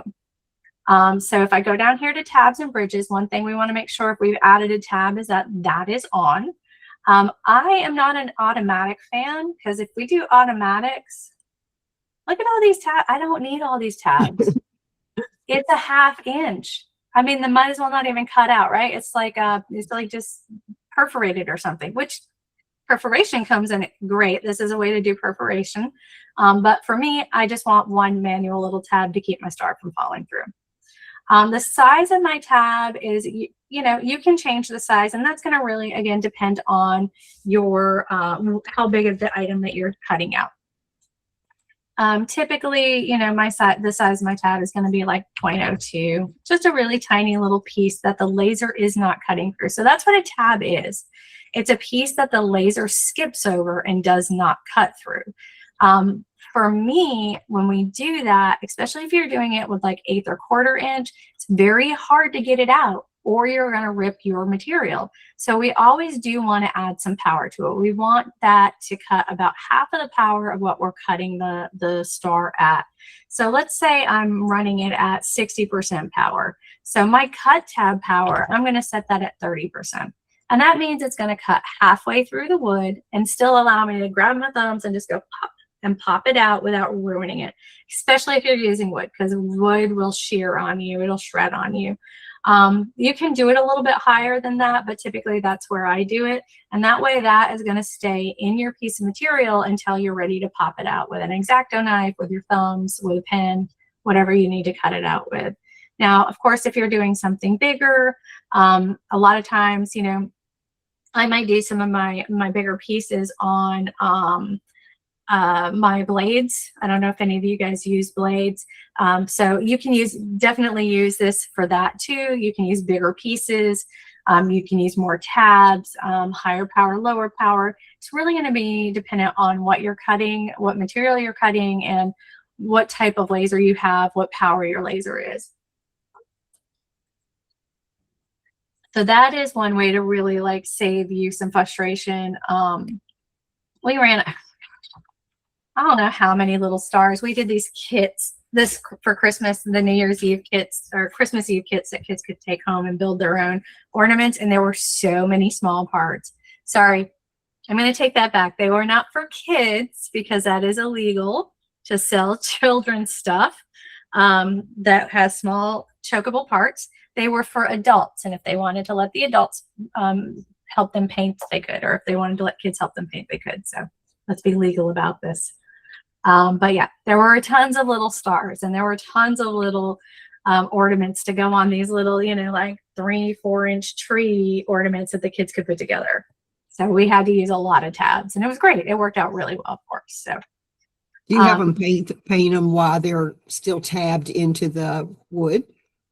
no, typically, so when we do a build your own kit, Mhm. we tab out a lot of different stuff and then they can take them home and just pop them out and paint each piece individually, or they can paint them while they're on there.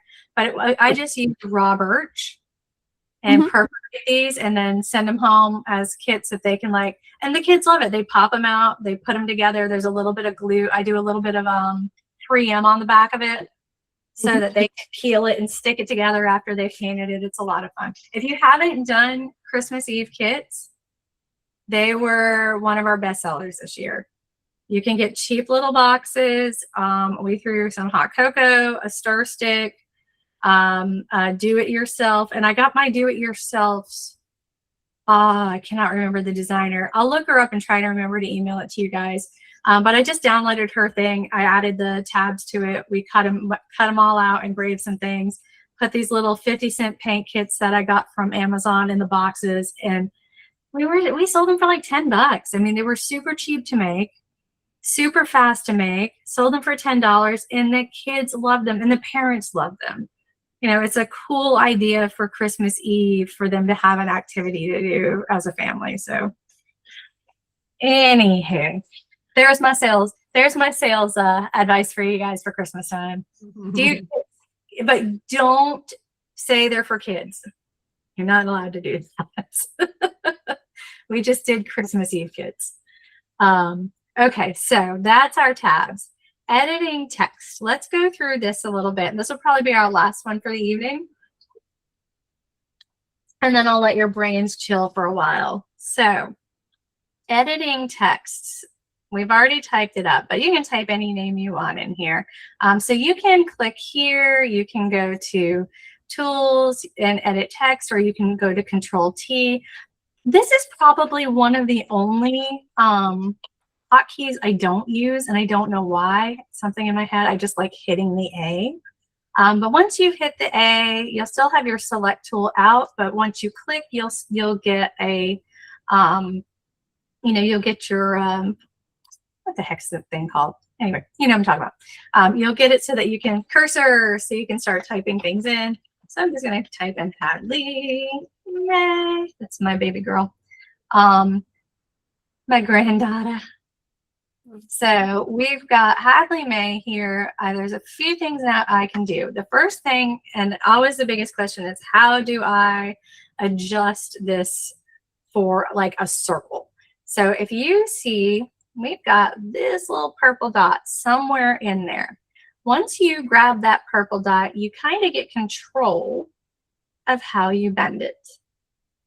The bigger your circle is, though, the further out your dot can be. So sometimes when we pull a circle really big, we can lose that dot. It's not showing up here. It's actually showing now at the bottom of your circle. So if you ever lose your purple dot, it's just scroll out. It's there somewhere. So I'm going to pull this back. Makes it a little bit tighter circle. Again, this is a great way to do things like Merry Christmas or it's your birthday. But this is the easiest way to manipulate text, is with that little purple guy. So the other thing that we can do with text is up here we have fonts, and we have tons of font choices. So one of my favorite ones right now is Lovely Valentine Script. So again, one of my favorites. One of the things that I've always found that I don't really care for about some of these scripty fonts is that they do go into each other this way, and that just doesn't look very good. And if I were cutting this out for individual letters, this is going to cut, this is going to cut, I'm going to be missing chunks. So when we're using a script font or any font that really kind of touches together, we want to make sure that we have our welded on, and that's going to weld those tails into your letters. The other thing we can do is bold. And if you're cutting out smaller stuff and you're using like a scripted font that has this thin and thick lines, make sure that you are definitely using it bold. It doesn't change the shape of the font as much as you think it is going to.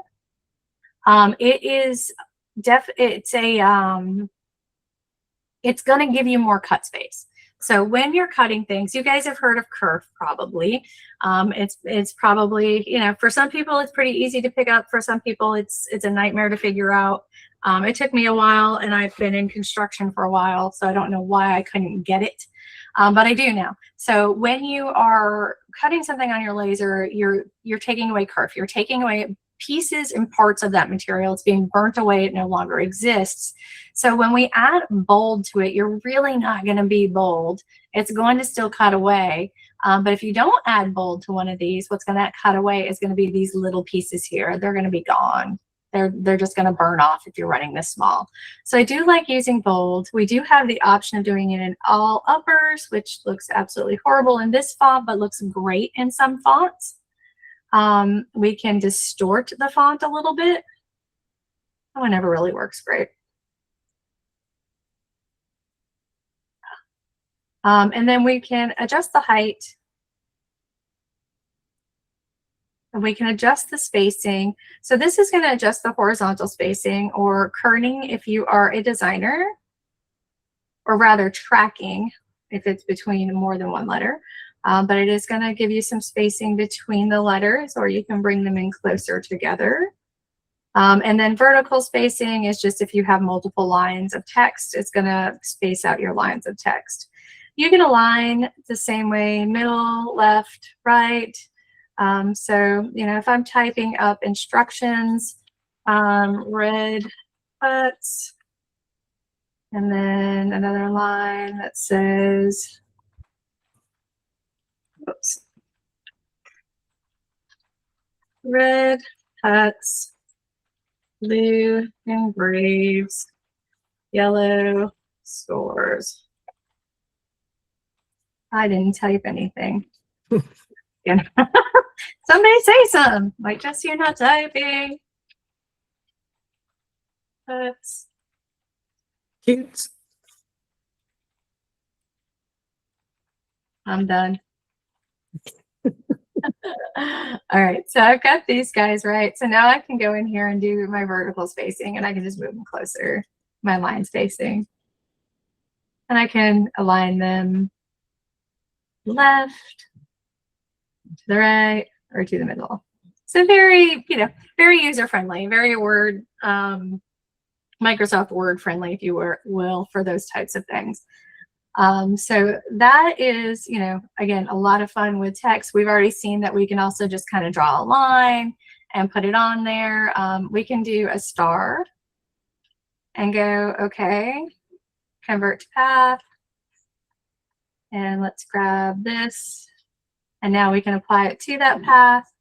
Does it apply it really well to a star? Meh, but it's there. Different ways to play with different things. Let's make this a little smaller. There we go. I don't know why I did it upside down either.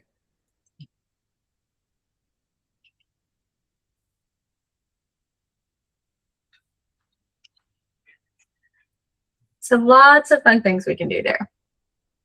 All right, let me see. Yeah, so position the laser, that's just going to tell you where the laser head is at this point in time. My laser is not on. The last time I dropped it though, my laser head position was right there. That's all that's going to show you is where it is actually positioned, which is really cool for people who don't have a camera. You can tell the laser where to go, where you need it to go, where you need it to start, and then you can move the material in that area as well. And I've got a couple more minutes, so I want to do this one more thing. Barcodes. Anybody work with barcodes? All right. So this is a fun thing. If you're using a QR code generator, stop paying them for it. You can do it right here from Lightburn. I do QR codes on the back of my my ornaments this past year, so that if people wanted to buy more, they could just scan it and it would bring up my website. So we can create a barcode just by clicking on create barcode. Then I can drag it and it creates this nice little QR code. Raw content is going to be the website I want it to go to.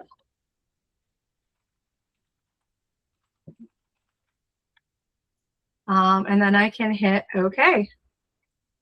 We'll put that in as a fill. And now you can, if you want to try it even, you can pull it up on your screen and you can scan this with your phone and it will go to my website. That's it. That's all it takes.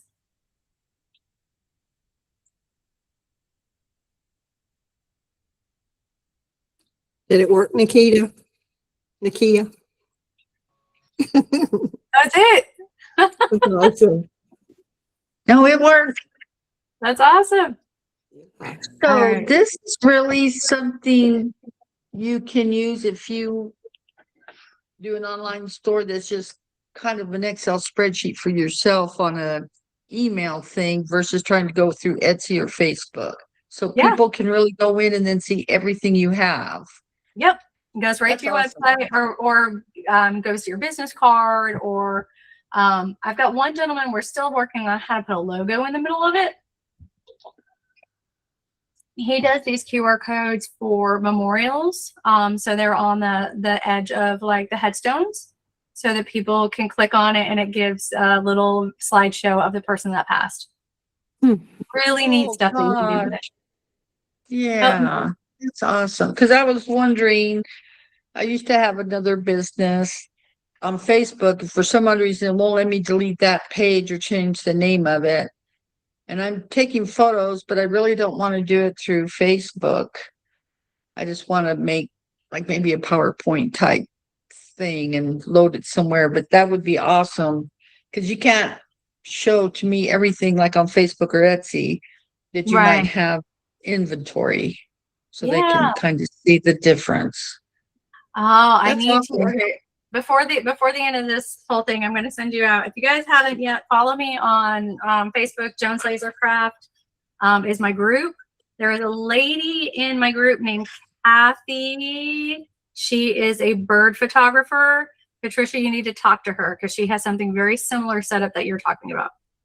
Okay, great. Thank you. Yep. Steve, did you have a just question? just a little tidbit on the stuff from your crumb tray. Sometimes you may not notice, but if you start to clean out your crumb tray instead of just dumping it, look at every little piece because sometimes it comes out to be the most amazing other little thing you can glue to something else or use. You Yep. can make an earring out of it, a necklace out of it, something. And I started finding those, and instead of throwing it away, it just adds something to another project, maybe. Yeah, you're cracking me up. I'm going to show you something while I'm doing this because I just posted something about this the other day. But Steve, did you have a question? I saw your hand.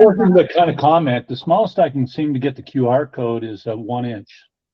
Yeah, that's about the small. I think the smallest you may be able to. Let's see. And then it doesn't seem to want to burn. Especially, you can get it to work here, I find, but when I burn it to wood. Oh yeah, so you can get it down to about 1/2 inch. When you go to burn, make sure you are going really slow, really low power. Okay, good. Yep. Okay, thank Yep. you. So you want it to be really, really light because I think we did ours at about 1/2 inch on the back of our ornaments this year. But I had to do it really light and really slow. So when you are engraving, the slower you go, the more detail you get. But also the hotter it will burn through. So you want that to be kind of a light engraving. Okay, thank you.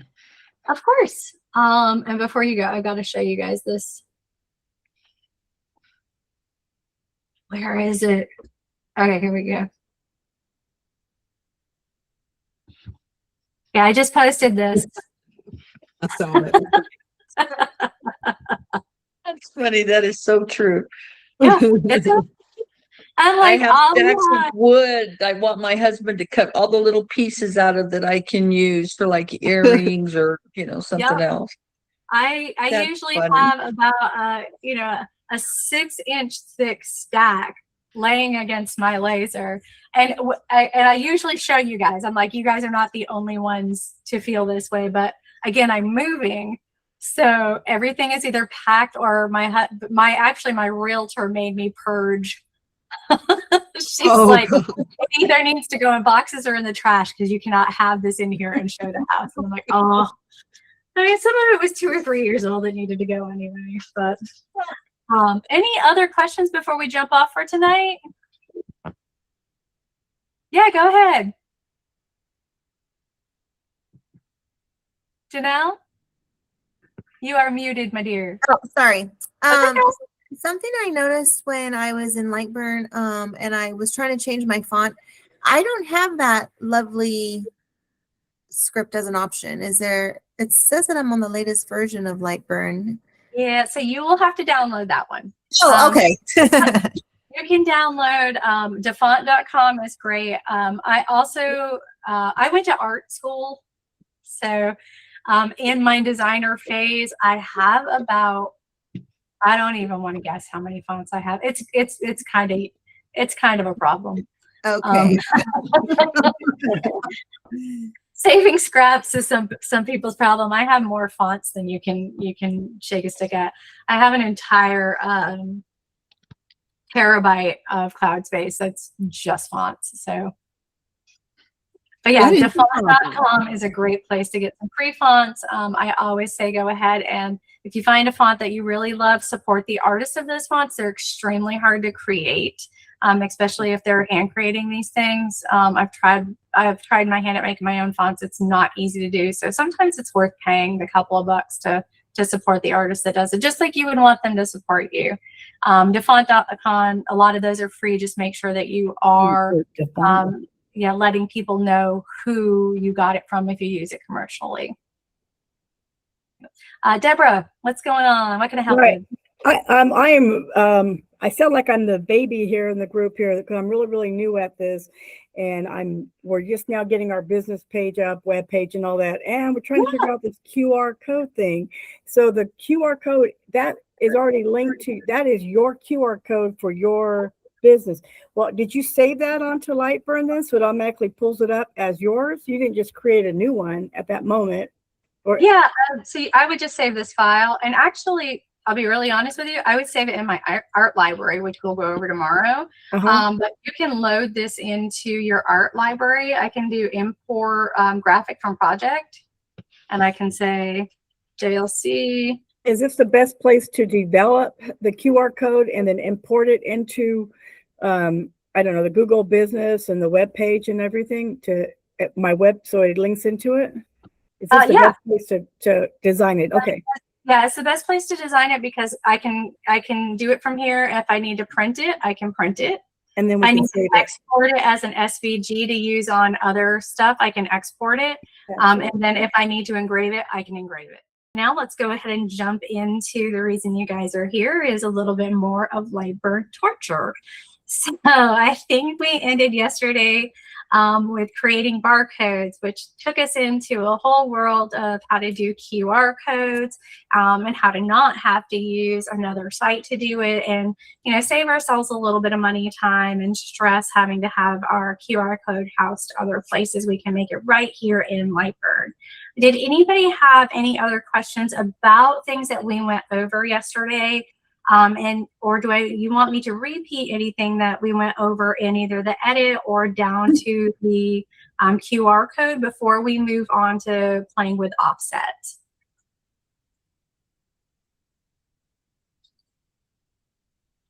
Very good. We're going to get into the offset then. Offset is a great tool, and you probably are going to be tired of hearing me say da-da-da-da-da is a great tool. They're all great tools, I'm not going to lie. Offset I really enjoy because it gives me that outline ability. And I use it mostly, and most people use it for things like keychains, or we're going to see them on those big wall signs that you see like a baby's nurseries, right? It'll say Colin, and it'll be on a background that's bubbled around his name with some trees in it. So that's one of the ways we can use offset. And I want to show you kind of first how to use that in conjunction with our text. So I'm going to grab my text tool, right? I'm going to type out, let's type out Hadley. Hadley May. I use Hadley in my granddaughter's name because it has a lot of ups and downs and swishes and swirls, and it just kind of makes for a fun type.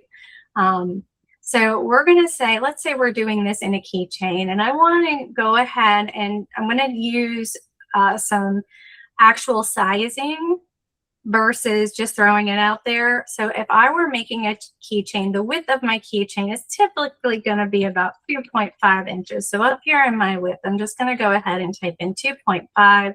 I'm also locking my aspect ratio. If I don't lock that aspect ratio and I do 2.5,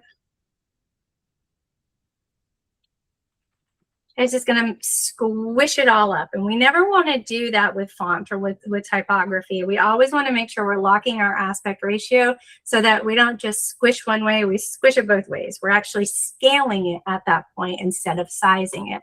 And when we're working in Lightburn, scaling is going to be much more important than sizing things. So I'm going to go ahead and lock this. I'm going to do it at 2.5, and then I'm going to scroll on in. There we go. All right, so I've got Hadley May set up. I've got it bold because I do want it to cut out without these little pieces breaking out, right? I want to offset that kerf a little bit. I'm going to weld it together because I don't want these little pieces to cut out either. I want them all to cut together. So we're going to have those welded. And I'm just going to go over here to my offset. So that's this O here, or I can always go up to my tools and hit offset shapes. I can also go Control O. Whoops, sorry about that. It's going to be Alt O. And it'll also bring up my offset. So the first thing we notice is how big this offset is, right? And an offset is just an outline. It's how much of an outline we have. So my offset distance is set to 1 inch. Well, I don't need a whole inch here. Typically, when I am doing a keychain, probably going to do about 1/8 of an inch, so 0.125. That's going to be my offset distance. That is how far I am offsetting my outline from my original type or from my original image.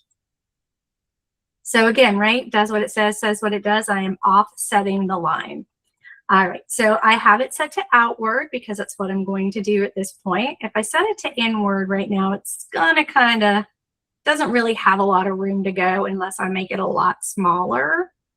So let's see if I can get it to. So that actually gave me an inward offset where I'm outlining the inside here of my name. I'm going to go back to outward. You can also do both. And I will tell you what both is really cool for. If we are using block letters, it looks like those varsity letters. So let me hit OK here.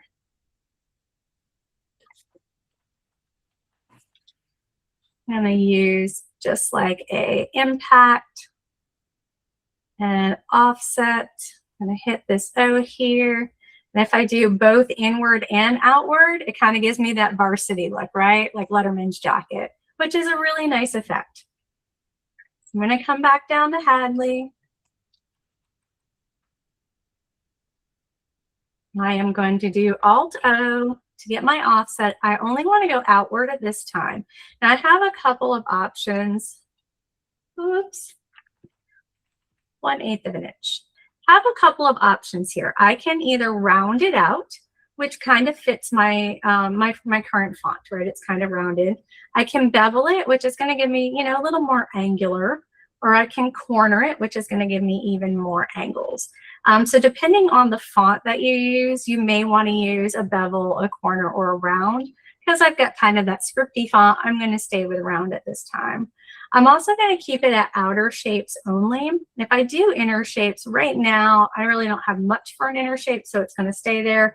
But if I had a couple of different circles, it would kind of give me that effect that using both direction does. It would do the inside shapes and the outside shapes, and I'd have multiple outlines on that specific item.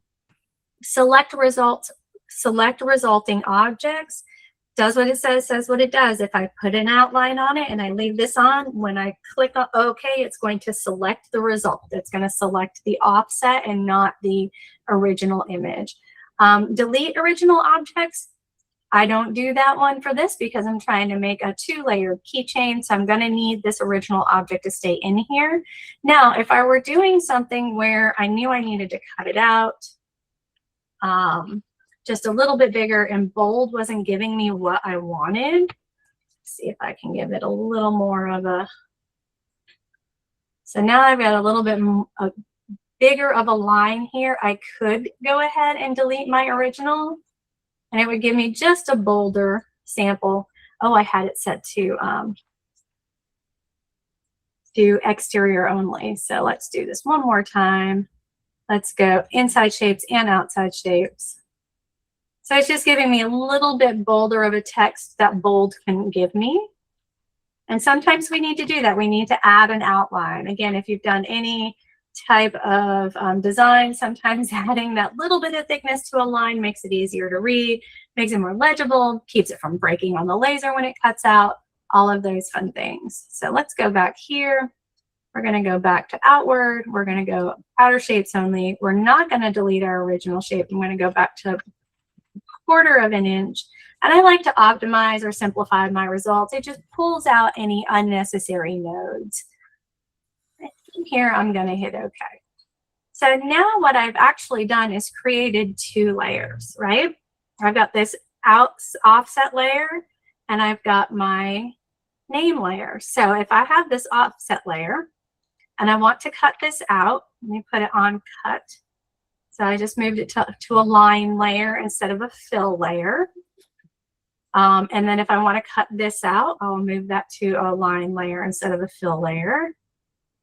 So now I've got 2 layers and I can throw some 3M on the back of some white, cut this out, then cut this out and maybe some pink and put this on top of this and I'll have, you know, a 2-layer design. Now, all fun. But what if I want this to be a keychain? A couple of different ways we could have done this. So we could have started by grabbing a little, I'm going to go up here where my star is. I'm going to grab a little ellipse. I'm going to hold my shift key and I'm going to pull a perfect circle. That perfect circle is going to be 0.25 inches. And I'm going to put it pretty close to Hadley. And this is all just kind of eyeballing it. As you start designing and making these things, you'll be able to, you know, change sizes and change location. I'm also going to make a copy of this. So I'm going to go Control D, right? Because that's going to give me a complete duplicate of what I have on top of the other one. I'm going to click back on that circle. I'm going to go up here to my, let's call this a domino, right? I'm going to click the center and I am going to make that circle, my aspect ratio is locked, about 1/4 of an, or 1/8 of an inch. I'm going to select both of these. I'm going to group them and then I'm going to select Hadley May. And now I can offset the whole thing. Hit OK. Probably a little too big for what I want. I'm going to ungroup this. Oops.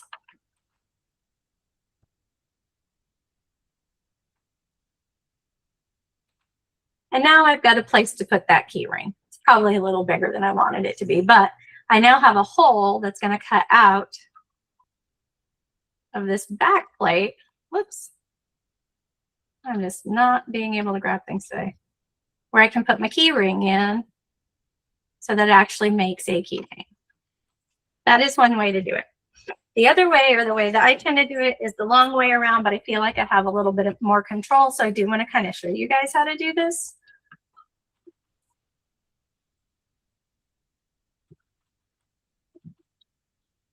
I'm just Control Z. It's my favorite thing in the world. If you're not using it, use it, use it. Control Z to undo. I am not going to lie. There are times where I try to hit that in life to undo something I just did. And fortunately, we can't do that. All right. So I'm going to go back here. Got this set the way I want it. I'm going to go ahead and kind of do this backwards. I'm going to draw my little circle. And let's say a 0.2 is probably big enough. I put that guy right there. I'm going to Control D, make a copy of it. I'm still in the center. And when I'm in the center of this little domino guy up here, that means I'm working from the center of these. So if you see, you've got this matches this. So if I choose the upper right hand one and make this smaller, it's going to move the circle upper right, because that's my point. That's where I've stuck a pin in it to start moving it, right? So if I put it in the center, I'm sticking a pin right here in the center and then adjusting the size. I think that's probably good right there. All right, so once I've done this, now I can grab my outside guy and this one, and I can use weld, which is our next tool to use anyway. And that's going to be this guy right here, our weld tool. So we're either going to click here, or we're going to go to tools and we're going to go to weld, or we can just hit our hotkey, which is going to be Control W. We got kind of the same result, just two different ways and two different tools. Again, I like doing the weld because then I can really adjust my circle where I want it. I can kind of see it where I need it.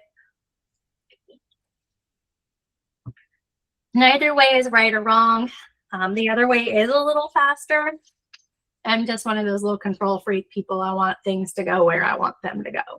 So now that we've got this guy welded, I have the back of my keychain and the front of my keychain.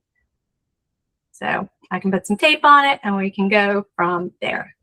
So this is the same way we do things for those big wall signs, right? So if I wanted to do the same thing, but I wanted to make this a wall sign for, let's say it's going to go on a nursery sign. And on that nursery sign, I'm going to pull my art library up right here. I'm going to find a little chick. Maybe I want a little baby chicken. Whoops, that is a big baby chicken. We'll get into art libraries a little bit more. I know I touched on it a bit yesterday. But let's say, got a little chick here. Oh, what else do we got? Another baby chick here.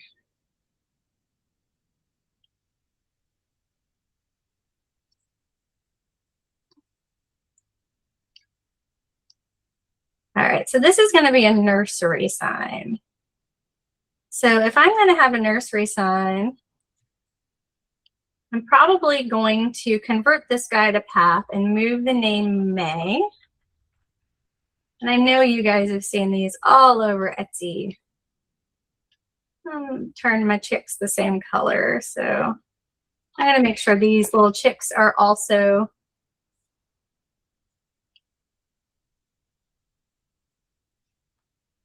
grouped together. So I'm hitting Control G to make sure they group so that when I move them, eyeball, right? Say it and do it. Control G. Now I won't lose his eyeball. And I'm just changing it to the same color so it makes it easier for us to see. All right, so now I've got these guys. I'm going to make a wall sign, and let's say this wall sign is going to be a 14-inch, right? It's going to sit on the nursery wall, and it's going to be big.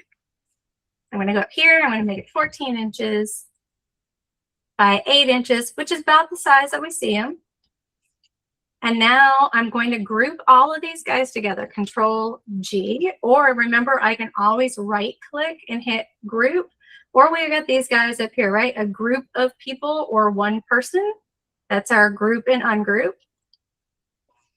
I'm going to go back to my offset. Because this is such a bigger sign, I'm definitely going to want that offset to be bigger. And typically I will go until I've got nothing, no blank spaces, right? I don't have anything here. I'm going to go up for a full inch. So now I've got an offset of 1 inch around this entire thing. I can hit OK. I can cut this out of one material.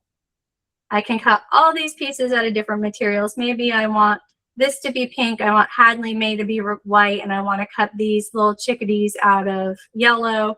And then I can stick them all onto my sign and then stick it up on the wall.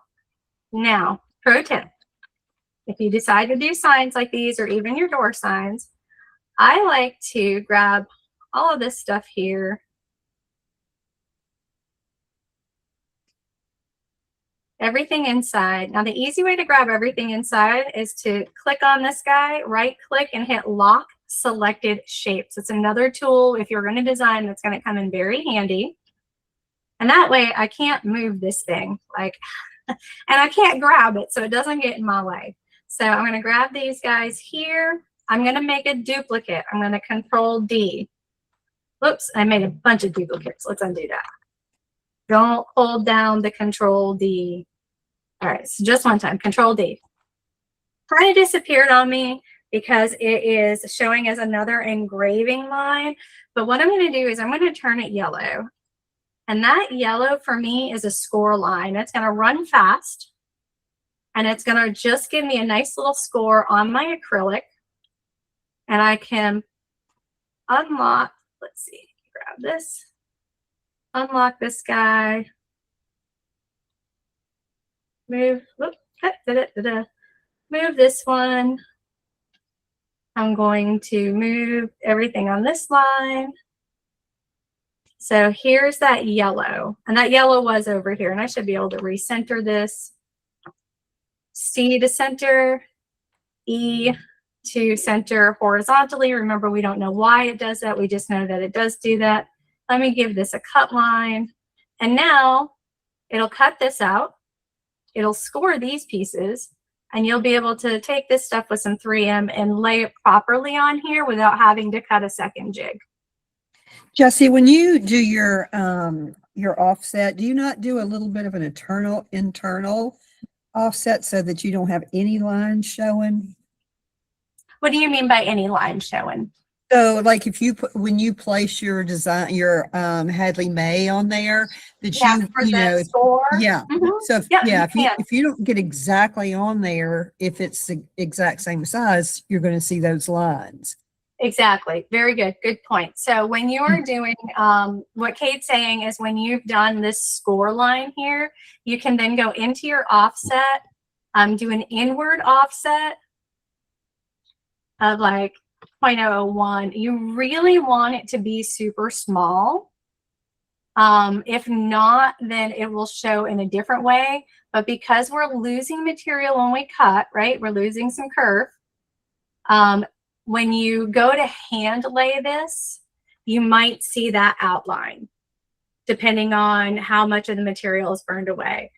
So you can do a little bit of an interior offset so that when you're laying this on here, you're not seeing any of this score line. So yeah, very good point. It's actually, and actually it also it'll do it this way too, so you don't have all the interior details. Does that make sense?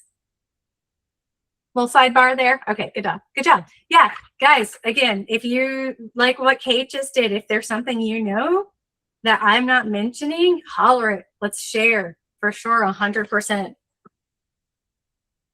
All right, so we kind of got offset.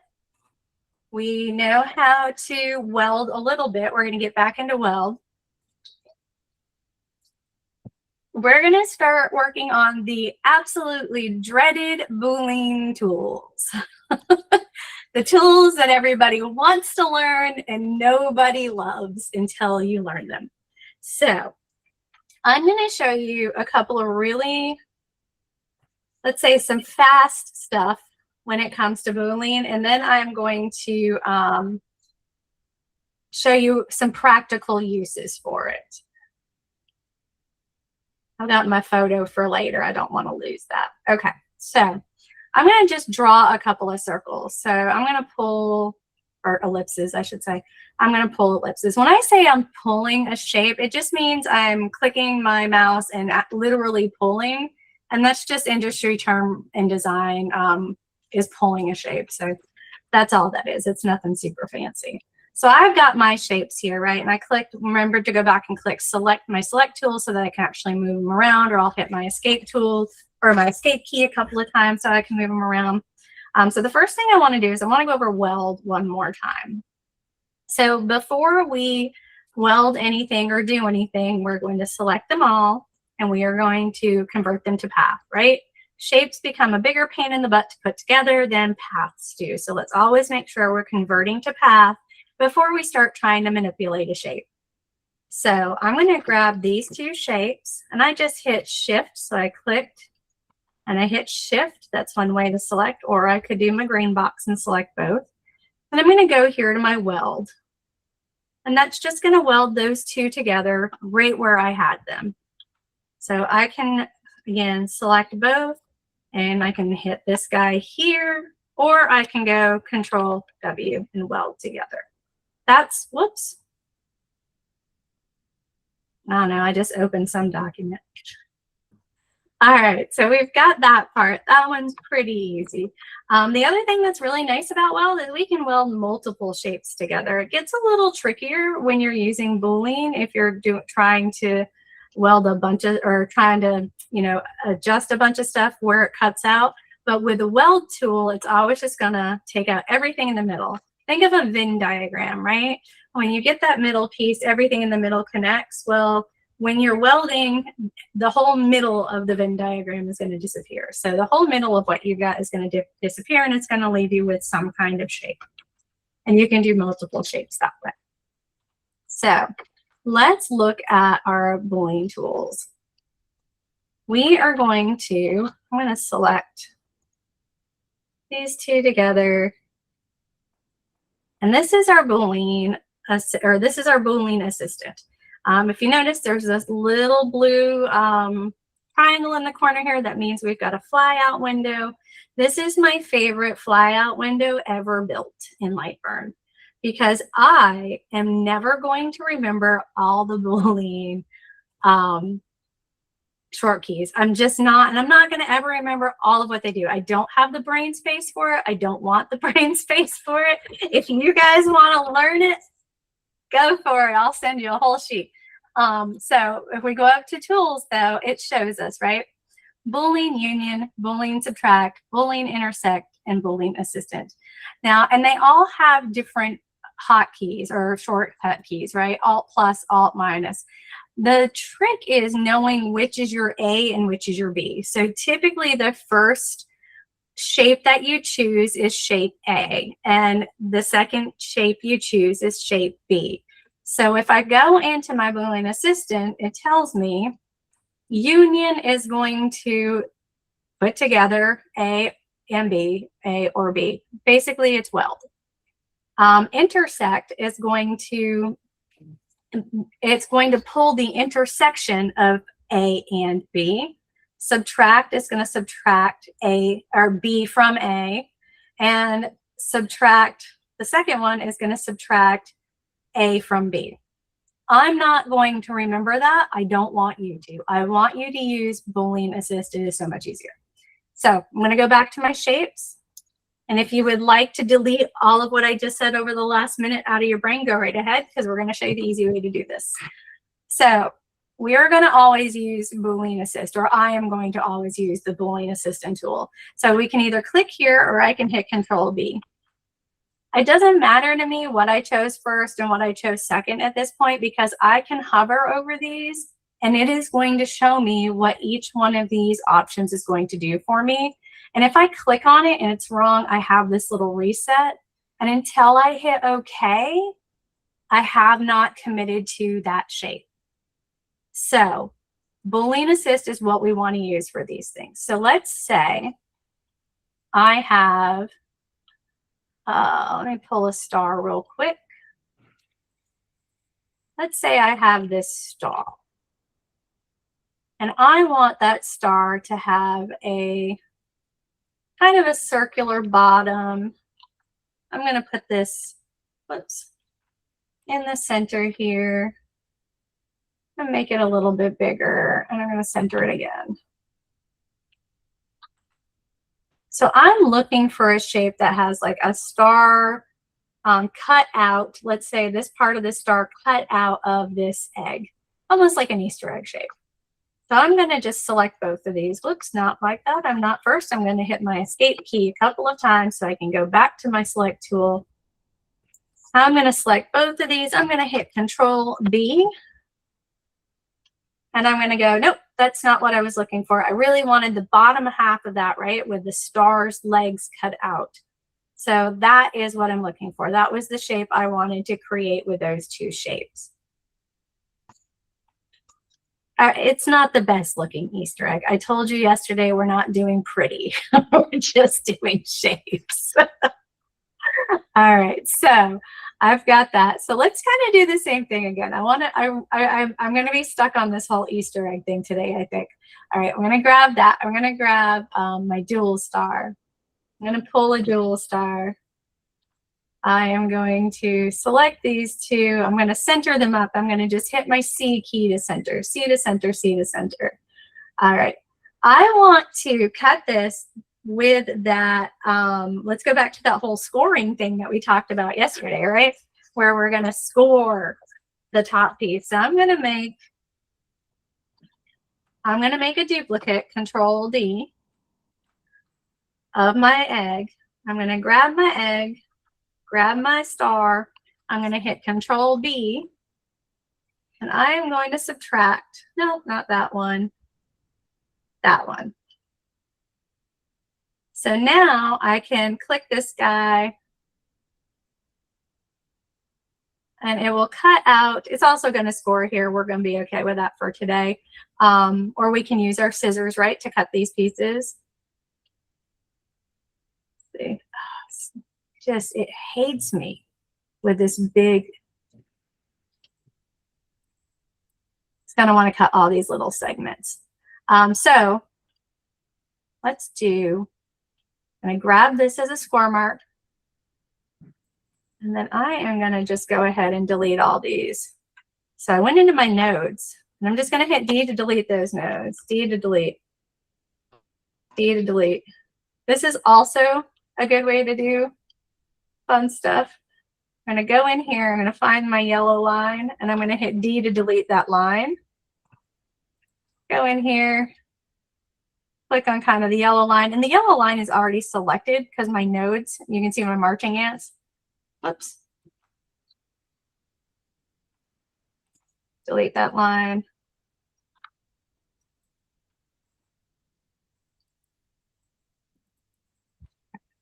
Now I have my Easter egg, and that's going to cut out, and then this is going to score. So I could, you know, paint this if you wanted to. So that's another way to get those score marks, by using Boolean, by using our duplicates, and then by using nodes to shear stuff that the scissors don't want to shear for me today. All right, so let's look at that, and then let's look at combining shapes one more time. And then I'm going to show you how to do this in a pattern format, which will help make a little more sense. So let me go and say we've got this guy. I'm going to keep with my Easter egg shapes.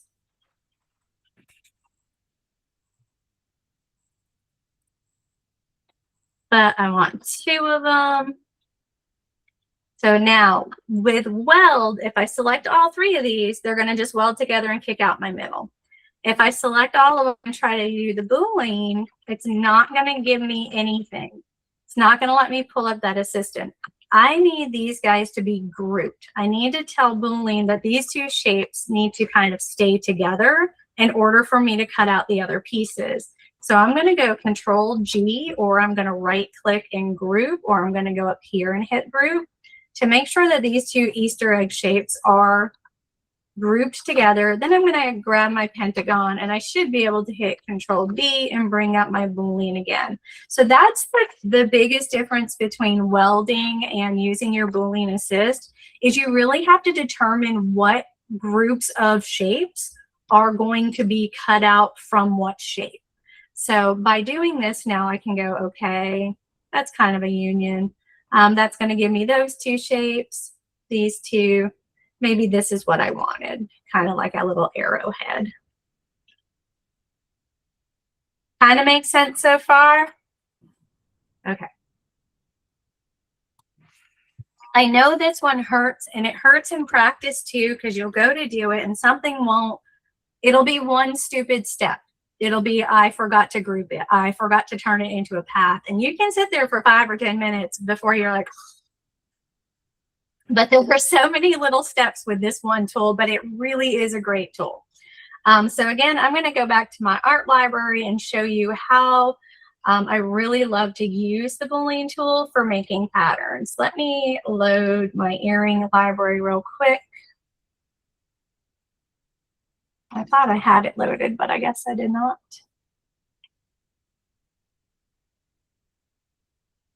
Do not pick on me for the way my stuff is put together.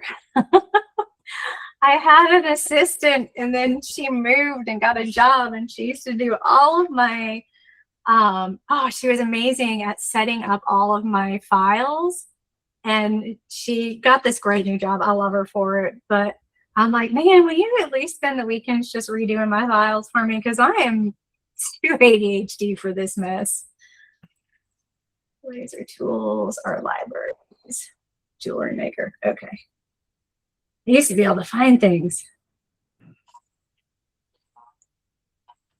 All right, so I'm going to pull up my jewelry makers. And I'm going to pull up this little teardrop earring. So as you saw, I have these art libraries that I've made, and they're things that can be used over and over and over again. And we talked about that a little bit yesterday with QR codes. This art library I made for a jewelry maker. It is for sale if you want it off my my group, but she just makes the same kind of things over and over and over again. And one of the nice things is that she can just go in here and go, okay, I need a bar connector. Let me grab my bar connector. Now I don't have to draw it. Here are my holes. I'm good to go. It has jump rings. It has these little templates that you can put your stud earrings in and scuff them so that you can get better adhesion with, because a lot of times stud earrings, for especially if you're doing metal or acrylic, they don't like adhering to the back of the actual stud that goes in your ear. So this is like a little score lines for scuffing those with your laser and not having to scuff them with a scuff pad. But anyway, I'm going to pull in, I love this little teardrop earring that I have.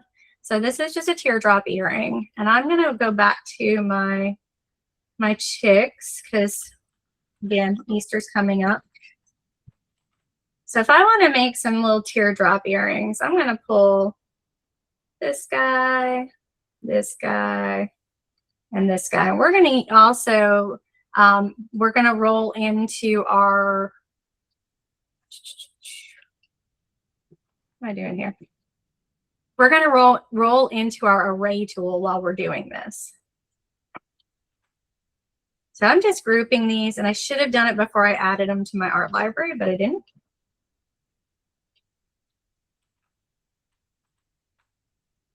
What you doing that way? What are you doing over there, little dude? Okay. Anybody else just talk to themselves the whole time they're on their computer? My husband walks by my office and he's like, what? I'm like, what? No, go back down the hall. I wasn't talking to you. All right, so I'm gonna make these little dudes. Let's see. We're gonna make them about 0.75 inches each because they're gonna go on a 3-inch earring, so we don't want them really big anyway.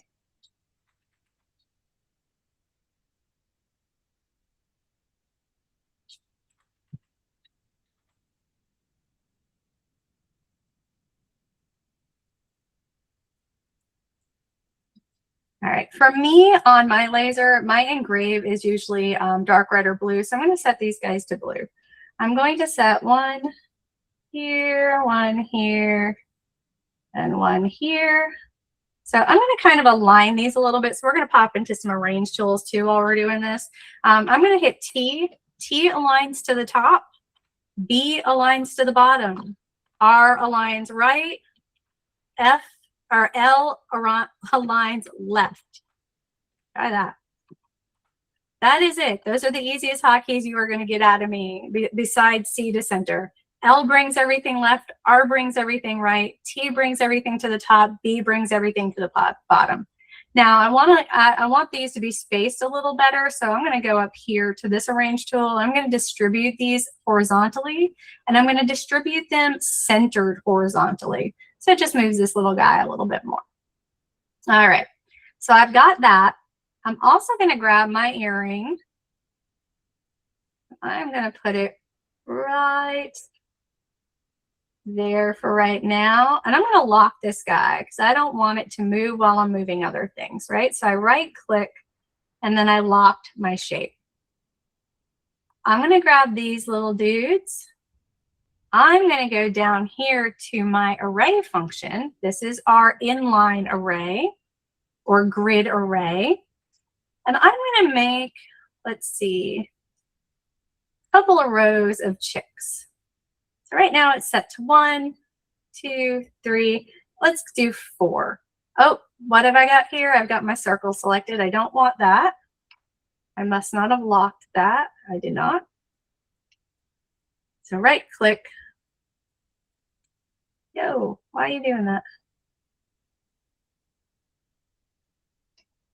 It is locked. It's just not going to move. Okay, let's try this again. Get these guys. We're going to go to, hey, Pam, you made it. All right, so we're going to go and add 1, 2. I'm going to add 4. So I've got these, right? I'm in my created grid. I promise we're coming back to Boolean on these, y'all. All right, so I've got my little chicks going. I want to make them a little bit closer together. I'm going to squish them up a little bit here. Oh, maybe not that far. I'm going to, let's random orientation these guys. Nope, that does not work. Let's not do that. I disagree. So I can shift by half, shift by half. So if I shift by half, I really kind of need another little section of them here. You really start playing with these as patterns this way.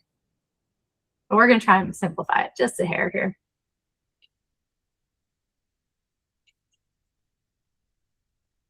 All right. Random orientation. Nope, doesn't work. So what I'm going to do next is I'm going to flip these. I'm going to go shift by. I'm going to take shift by half off just because I don't want it for this one. Oh, but I do. See, here's my problem. I'm going to start designing during class. And it's going to be a problem. You're fine, Pam. All right. So I'm going to leave it here for right now. And then I'm going to do create virtual array. This came out with 2.0, and I really have loved this. So I can hit OK. And now I can kind of adjust these guys. And I'm not like sticking to anything. I can move this here. I'm still not committed. And then I can go back into my array and turn off the virtual array. And now they're kind of, you know, I've made some adjustments. I've made some things move around. So I'm gonna kind of leave it here for right now. I'm gonna hit OK. And then because I am a stickler for this kind of stuff, I'm gonna grab this guy. I'm gonna just do a duplicate and move it. Whoops. And move him up here because it's gonna drive me nuts if I don't. Do another duplicate and move him down here. And move this guy here. Here we get a little more balance. Okay. All right, so I'm going to grab this and I am going to unlock that. Make sure this is unlocked. I am going to grab everything on my blue layer. So I'm going to hold my shift key and I'm going to click my blue layer. So that's going to grab these guys. I'm going to group them. So right click, group, or Control G. Now I've grouped them. So they are now a group of shapes that I should be able to open my Boolean Assist tools and go, oh, that's not the way I wanted it to happen. No, that's not it. That's what I'm looking for. Okay. So the one thing I forgot to do, so I'm going to cancel this, is I do need to make sure I have a cut line when I'm doing something like this, that I leave my cut line in there. So I want to duplicate it, right? Duplicate it over the top, grab it, grab my chicks, Control D, oops, not D, sorry about that, Control B for Boolean, come back over to here and hit OK. So I now have a pattern set to engrave inside of a shape. Few pretty cool tools in there. I'll do this one more time, just so you guys can see it all in action again. So for this, we used our Boolean tools.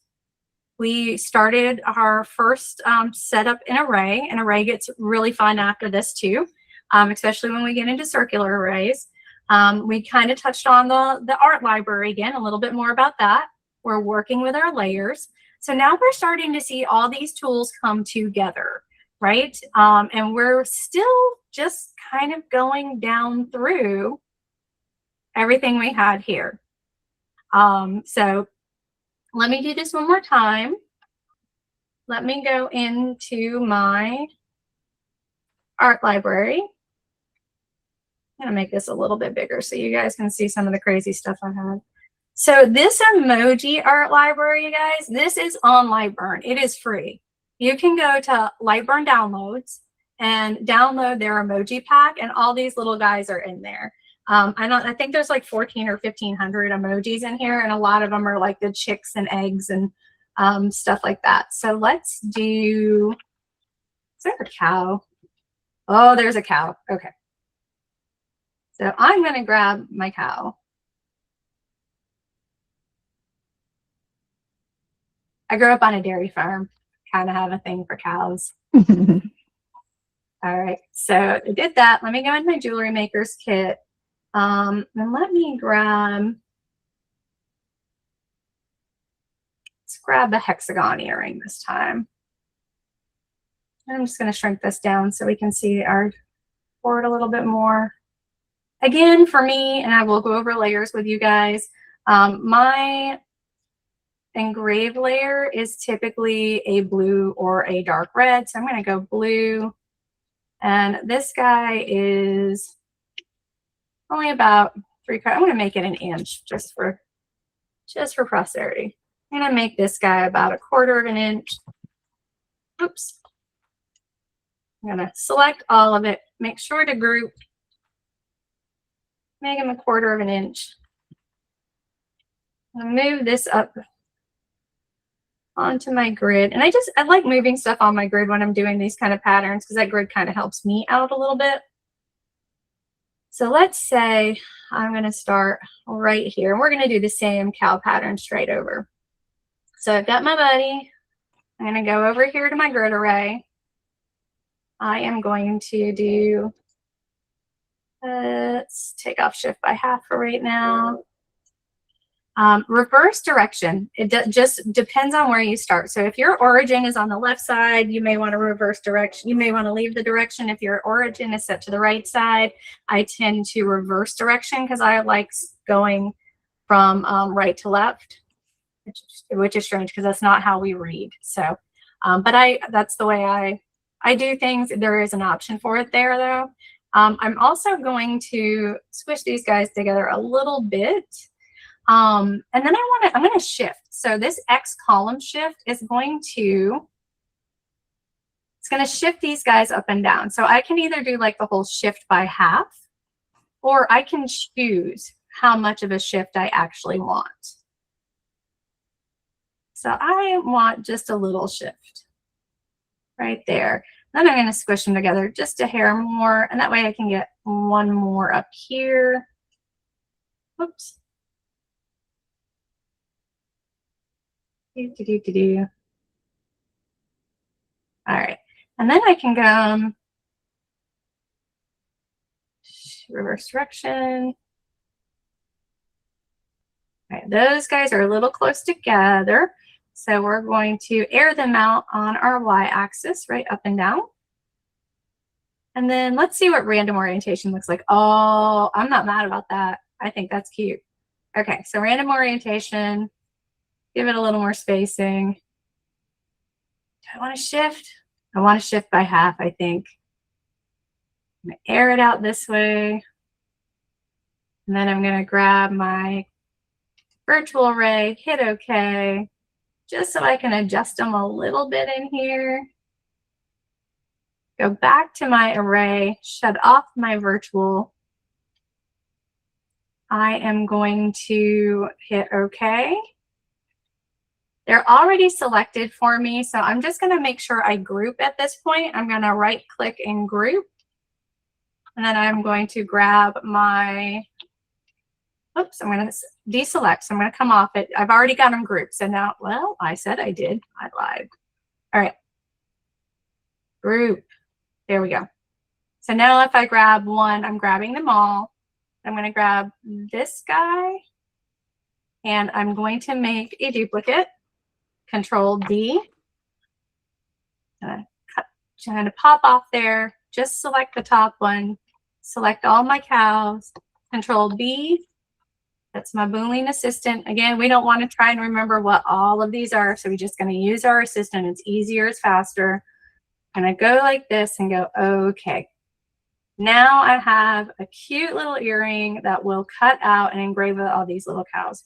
And if I don't want to redo the whole thing, I can hit Control D again, move this guy off here, and now I have a pair of earrings, which makes more sense to some people. All right, you guys good?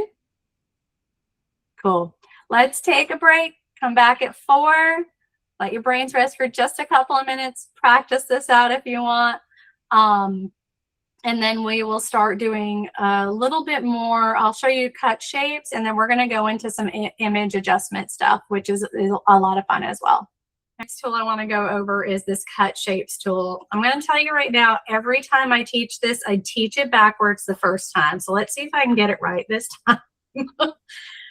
Oh, mercy me. This is also another way. I'm going to make a duplicate of this guy, right? So I'm just going to go Control D, make a duplicate, and pull that apart. This is also another way to do that scoring that we were talking about, where we've got that extra detail in our names, or, you know, just in anything really that we're cutting out. But this is another way to do that piece by piece scoring. So I'm going to turn both of these into lines.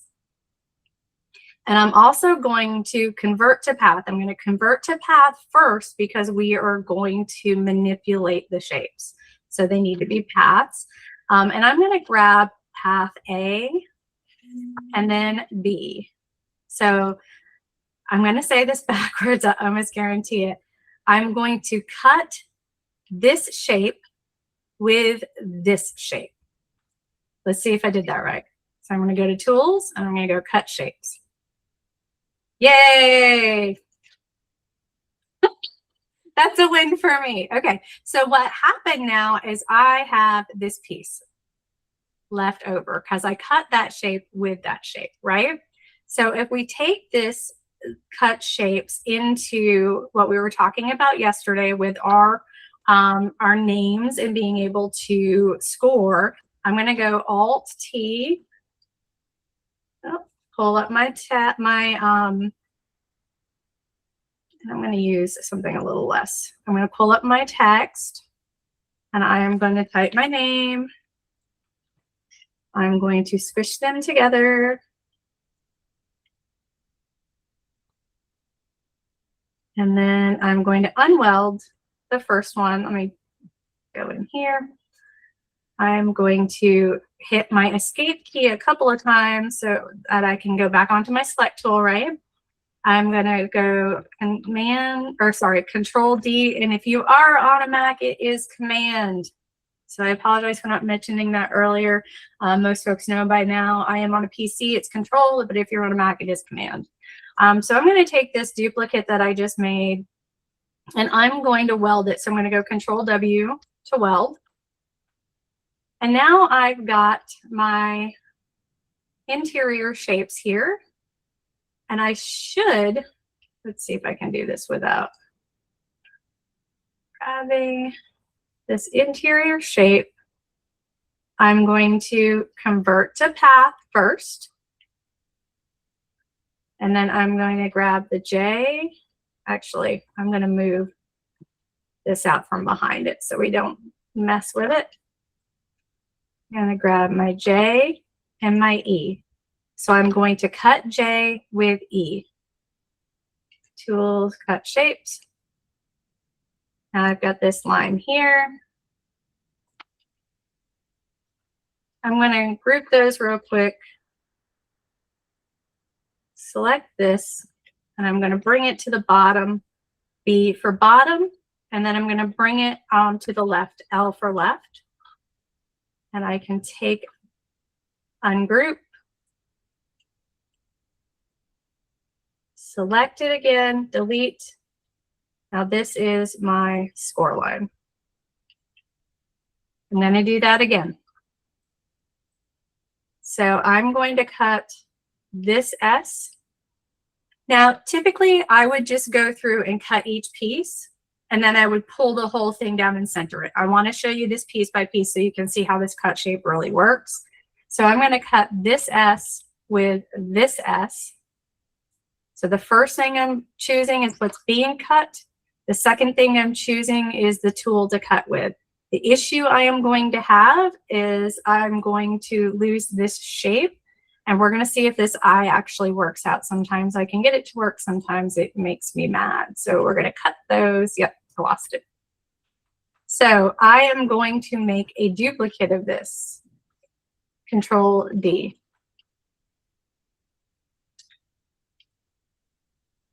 Let's grab this guy, grab this guy.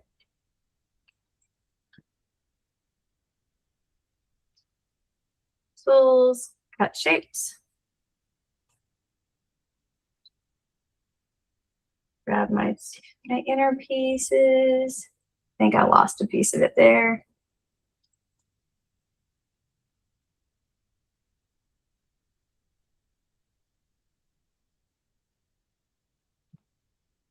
Top. Come on. Ah, shoot. This is where you get to that whole, like, how steady is your hand? I'm going to turn this guy yellow.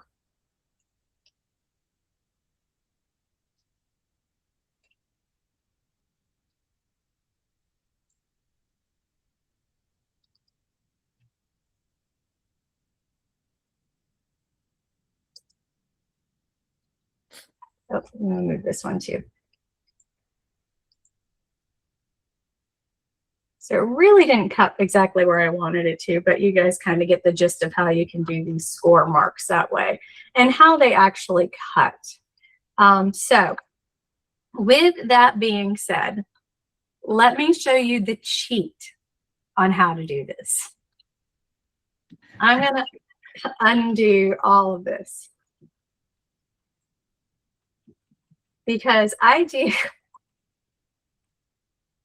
a lot of these like big mountain scenes where things are cut into others, and you've got score marks into others, and you've got layers into other things. And you've seen this kind of stuff, right? Where it's multiple pieces of wood and there's just all these pieces of detailed art that come through it. And this is one of the easiest ways to do it, right? So if I want to, let me grab these guys. I'm going to group them, grab my scissors. Trying to remember where I'm cutting. Whoops, ungroup again. And we're remembering which way we want to do this, right? So I do that.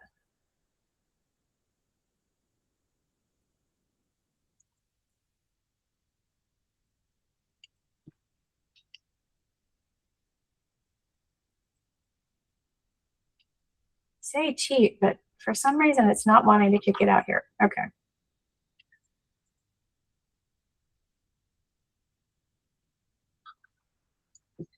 So if it will not cut where you want it, what we're going to do is we are going to go back to our notes. So I want this E to be behind this S, right? So I'm going to go to my notes and I can delete this line. All I got to do is click on the line and hit D to delete it. And then adjust my node. Adjust my node. It does not have to be perfect for what we're doing.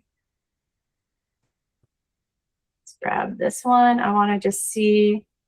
I will always try my scissors first to see if it's going to work for me. And it did. So, whoops.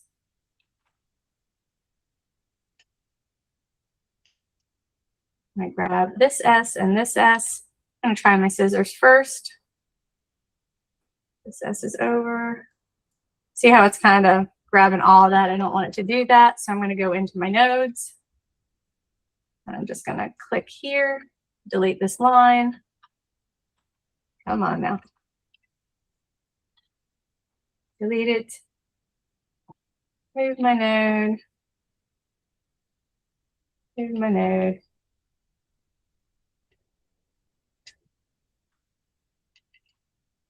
Grab this S, grab this I, see if my scissors will work. Ah, works fine for that. It's just giving me a hard time to give me a hard time. Grab this.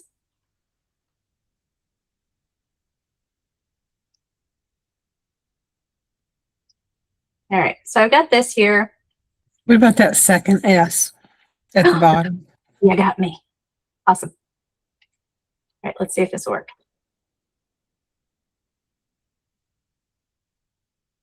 So go back to my nodes. Delete. So I'm just clicking on this line. If you hit the line and you hit the D, it's going to delete. Go here, go here.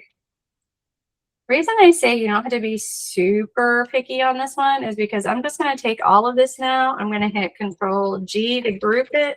I'm going to turn it into my yellow. I'm going to put it here, CE. And it's going to score, but look where it's going to cut. It's going to cut out anything we don't want or any little misshapes anyway. And we're still going to have these nice little scores in here. So it's just going to score over the cut lines. You'll never see them. That's my cheat for it. Little less time, couple more tools. And that way you don't have to remember what goes behind and in front, behind and in front, behind and in front. You can just hit the scissors. If they don't work, grab a node and delete it. All right. Thoroughly confused. But the cutting of shapes is, you know, we can pull pieces off is what we do with the cut shape tool. And we can also use it to do some of these grabbing score marks. One of the things to remember too, I did this haunted house thing this year, this sign, and you know, my husband was looking at it and was like, but you know, those lines aren't closed paths. How are you cutting them? When you are cutting, you do not have to have a closed path. I can have a line here that is right here, and it's just going to cut here, here, here, here, here, cut out here, and maybe I want this line right here to be a score line. So you do not have to have a closed line to cut, a closed path to cut. You have to have a closed path to engrave. And as you get into more of these higher end design files, you'll see more and more of that. Don't be afraid of it. You don't have to close a line to cut. You just have to close it to engrave. All right, so that brings us to our images. So again, another fun one that most people come into training for. Where did I put my girl? She's over here. I'm keeping these cow earrings. I'm not deleting them. That's so cute. I'm going to delete them on accident. I'll be so mad. All right, so this is Savannah Banana. She's not always the happiest dog with me taking pictures of her. She gives me that side eye. But I like using these kind of pictures to show you guys how to do adjustments because she is so dark. She's a black dog. She's getting a little bit of gray around her. And everything, she loves to like bury herself in the darker fuzzy blanket. So usually I can't get a shot of her face at all. So one of the great things with Lightburn, and I think we were talking about this at the beginning of class here, is that you don't have to go outside of Lightburn anymore to adjust these images. Now you might still have to go outside to take out a background if you want to, but if your image is cropped well, you're not going to have to leave Lightburn to get your adjustments and to really do some nice engravings. The one thing I will say though is remember this when people ask you to engrave images. If it's a bad image to start with, there's not a lot you can do. You can fix it some, you can sharpen it some, you can make it look a little bit better, but if it's a really grainy, really blurry image, it's not going to come out looking as pristine as some of the things that you see online. So just keep that in mind when you're doing photo engraving. I see a lot of people who get super frustrated with this technique or with this specific thing, and it's just not made.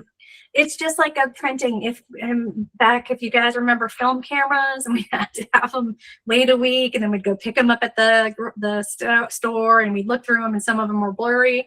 Well, we can't make those better in Photoshop. We can make them a little better, but we can't make them as crisp as a good photo would. So keep that in mind when you guys are doing photo engraving. Give yourself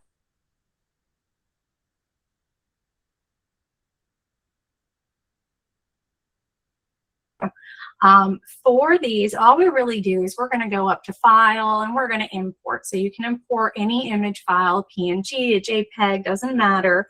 And once we've got this image in here, we are then going to go down to image adjustment here, or we can go to tools and image adjustment, or we can just hit Alt-I on our keyboard. And it'll bring up our image adjustment panel. This thing has just about everything you will ever need to do image adjustments to get it ready to engrave. Now, we're not going to do, we'll go into the layers and make some adjustments there as well, but I want to go over each one of these little guys with you. My favorite one being Gamma. Gamma just came out in 2.0, or we've had the Gamma option on here, and I'll explain that to you in a little bit. But it wasn't as well defined as it is now. It wasn't doing as well as it is now. So the first thing I'm looking at is that my image size is, almost 3,000 pixels by 3,000 pixels. That's a great size for this image. I know I shot the image, so I know it's at like 12 megapixels. So I know it's a high res image. So I'm going to look at first my image modes. So all of these modes that you have available to you, if you are engraving an actual photograph, we're gonna really want to stay in Dither, Stuckey, or Jarvis.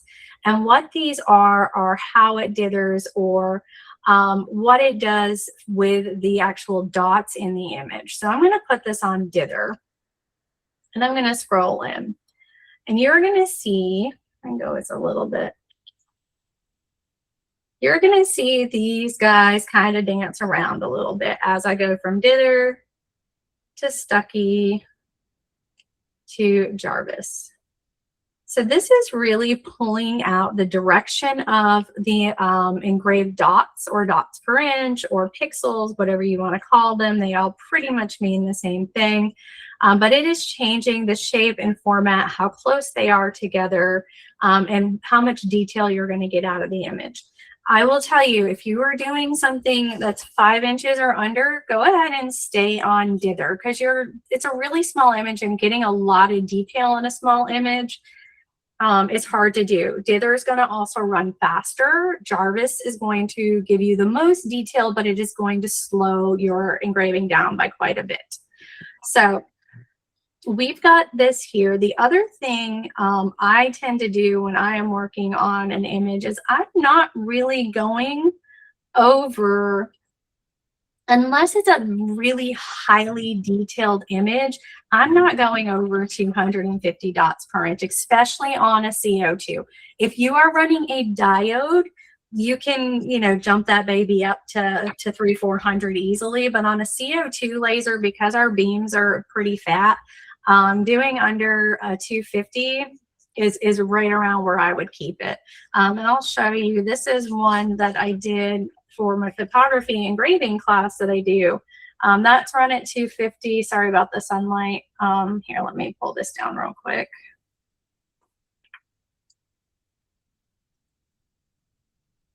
You can see that. So that's 250 at dither. I would say that's got some pretty good detail, and it is on a 5x5 piece of maple. So not too bad at all. This guy is on slate, and it is a 225 DPI. So again, all done in Lightburn, not bad at all. So share my screen again.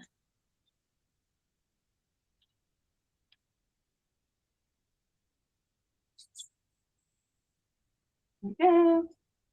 All right, so we're going to run, and I think that slate was actually run on Jarvis, by the way. It is a little bit smaller, and I wanted to get it a little bit brighter. So running it at dither, 225 to 250. If you're doing something bigger, like if you're doing like a 12x12 image, or you know, you're doing a big cutting board that has photography on it or something like that, you can increase your DPI on the bigger images. I would just say if you're doing a small one, keep your DPI down, because we're just going to burn the same spots over and over again, and it just doesn't look as nice. So I'm going to leave this guy at 225. The other thing I want to talk about is contrast. So contrast is light versus dark, right? It's going to be your, it makes your whites whiter, your brights brighter. It makes your whites whiter and your blacks blacker. So contrast is going to, you know, blow some things out. You can really pull it up very high, and it's going to make things look very, very sharp. But it's also losing a lot of detail. Brightness is like turning on a light switch. Think about brightness like turning on and off a light switch. If I turn on my light switch all the way on, I can barely see anything. If I turn my lights all the way off, I don't see much at all. And if you've got smart lights in your home now, you know, you can kind of adjust how this is, and that's what we want to do with our brightness. Gamma is all the colors in between black and white. So gamma is going to help you adjust your gray tones and your mid tones. And those are the tones that make photography, when you engrave it, look like photography and not, you know, just an AI image that was, you know, procured off the internet. Which, by the way, I do use AI, so I'm not saying anything bad about that. It is a tool for me, and I will use it. Enhancing radius. So this again is kind of that sharpness. And if you've used some design software, you've seen sharp and blur. That's what the radius is going to do. And if you watch, you know, it's getting really, really sharp, but it's also pulling a lot more gray into her face. And it gives it more of a halo. So if I make this super sharp, I get this white halo, where it really starts to define where my black and my white are going to separate. So we really want to be careful when we're using the enhanced radius and radius amount. So tips for doing photography: start with your brightness. Always go a hair brighter than you think it should be. I like to go, okay, I can see this little flash right here is white, and I want to make sure that when that engraves that it is actually white. So I'm going to bring my brightness up just a little bit. I don't even think I want to go that. And because Savannah is black, I want to make sure, and she is almost a solid black dog, I want to make sure that I can see her, but I don't want to blow out this blanket, right? I don't want that blanket to not be seen at all. I really want the details, so I've got a full picture, so maybe 2 or 3. Small incremental adjustments. When you guys are doing photography, we are doing small incremental adjustments. If you start doing big adjustments, you are going to drive yourself insane. Also write it down. I don't know if you noticed, but on the back, I have what I ran it at, what I used it at. I write it down, okay? Make yourself a little, let me see if I've got more here. That was a dither at 225. Silver Sharpie works great on black slate, y'all. And the nice thing with slate, just pro tip again, it can be sanded. So if you screw it up, you can sand it off and redo it. So you can do that with wood too. You just got to sand a lot harder. Okay. So we're going to start with like a really, really small bump in brightness. Contrast, again, I'm going to look here in this blanket, and I want to make sure I don't get this white spot much bigger, because this is where I'm not engraving any detail. And if you start going too high, then I'm really going to start losing the outline. It doesn't look like a blanket anymore. So contrast, you can go up or down with. I'm probably, for this specific image, going to leave it at 0. Normally, I, might go up 1 or 2. So for my gamma, again, this is kind of all those in between. So I can get, all my grays a little darker, all my whites a little darker. I can kind of flush it out. This is also, if you like doing stylized, you can really do kind of a monotone type photo instead of the sharp, crisp photo with these. You can get that old timey look using gamma. So for gamma, I always like to pull everything, especially, so it's the opposite when I'm shooting Eliza, who is my other dog, who is white and brown and almost all white. I will go the complete opposite direction on all of these things. But for this one, because it is dark, again, I really want to kind of lighten up my grays without losing these details. See, I've got some nice little details in the folds here. I'm still seeing some of it here. I think this is her arm here. I can still see it here without blowing it out, and I can still see the kind of curve of her eye and her face. So I'm not like losing things. I'm keeping my details. And again, for this one, I'm not going to sharpen it. It's a pretty sharp photo to begin with. And once I'm done with this, I can hit OK. And then I can start working on my settings in the laser itself, right? The one thing we want to do if we are engraving on dark, so if I'm engraving on black acrylic, or if I'm blue acrylic or red acrylic or slate or something very dark, maybe I'm engraving on walnut, which is a little bit trickier to do, you're going to want to invert this. So you're going to want to do a negative image. So if you're doing it on slate and you hit negative image and it comes in and you're like, how the heck can I now adjust this because I cannot tell what's going on, then you can go ahead and invert your display. So it's going to engrave negative. So you'll get, this is an engraved negative image. But by inverting the display, you can still see and make your adjustments. All right. I'm going to hit OK. How's everybody feeling about that? How does everybody feel about being able to do it all in one spot? One spot, guys. And again, really small incremental. So unfortunately, I do not have it with me because it's packed somewhere, but I usually have one of those big like chains, keychain chains. And I do a lot of testing, and we'll go over some material testing in here too. And I take those material tests and I put them on my keychain with all my notes on them. So that when I have a picture like this, and I have a picture that's very similar in lighting, I can go, oh, here's a good jump off point for me to start, right? I don't need to recreate the wheel every time. Or if I'm engraving on maple versus birch, birch is a lot lighter in color. It's a lot softer of a wood. So my settings are going to be different. Maple is a little bit harder. It's a warmer tone, so my settings are different. So I'll have on my key ring, all these little engravings of things that tell me where to start when I'm using a specific material or a specific type of photo. You don't have to do all that. That is, people who really get into photo engraving usually really get into photo engraving. And when you do that, then you want to keep those little tidbits by you. So you're not, again, you're not starting from zero every single time. Okay, so now that we've got her figured out, Jesse, was that a color picture and you changed it to black and white? No, it was color. It was full color. I just pulled it into Lightburn. Lightburn did my black and white for me. Okay, Yep, no more doing the whole bitmap thing. It just pulls Okay. it in and Good. sets it for you. Yep. Yeah, if you guys, I don't know if any of you took any of my earlier photography photo engraving classes last year. It was a whole different game before 2.0 came out. I mean, we were using Canva to do adjustments first and then taking out backgrounds and pulling things in. And this is so much better, so much easier, and it comes out so much nicer. So yeah, Lightburn's definitely, again, I hope they don't try and go too far out of their lane, because I love what they're doing with stuff right now. All right, so we have got this young lady on an image layer, right? So these are our cuts and layers, our image layers here.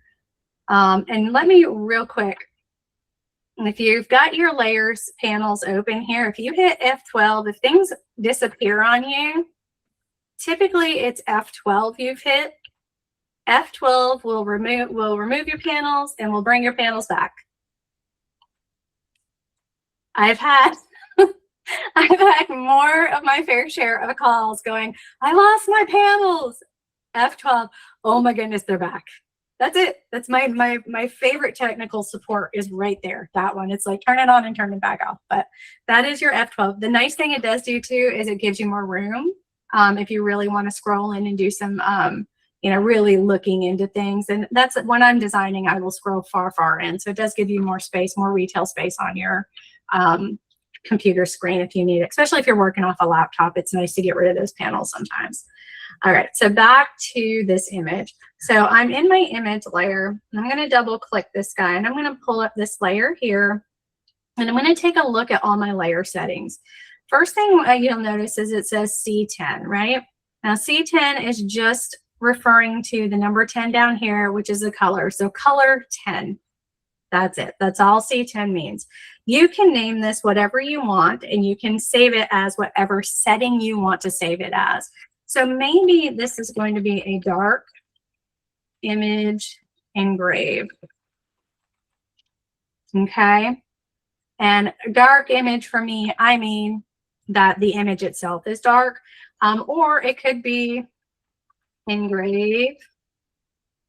Let's do 1/8 inch coated maple engrave. That might be a better name for this output or for this layer. The reason to name your layers is so that you can create your material library and know what it is every single time. If you notice, I do not have a lot of my stuff named. I go through so many pieces of material, so many different testings, and so many different classes. It doesn't make sense for me to keep it and I'm lazy. I don't want to make 12 different material libraries for each class. So this way I can actually go in and show you how to do it, and I don't have to reset up all my cut layers at different times for different courses or different materials. But you would have this here, whatever you want to name it. And when you are done, I'll show you how to add it to your material library. So for me, I am running a 70-watt Boss laser. It's a CO2. My tube is about 6 years old. Yes, about 6 years old. So it's not running at 100% capacity, right? Tubes do not have a forever lifespan. They do lose power over time. That's one of the reasons we don't run our lasers at 100% power 100% of the time. So all of our settings are going to differ in here, and I just want to put that up front for you guys because sometimes it gets a little hairy and squirrely when I come into this part of the training. I also run in inches per second. I don't know why, to be honest with you. I could do millimeters per second in here, but right now it is inches per second.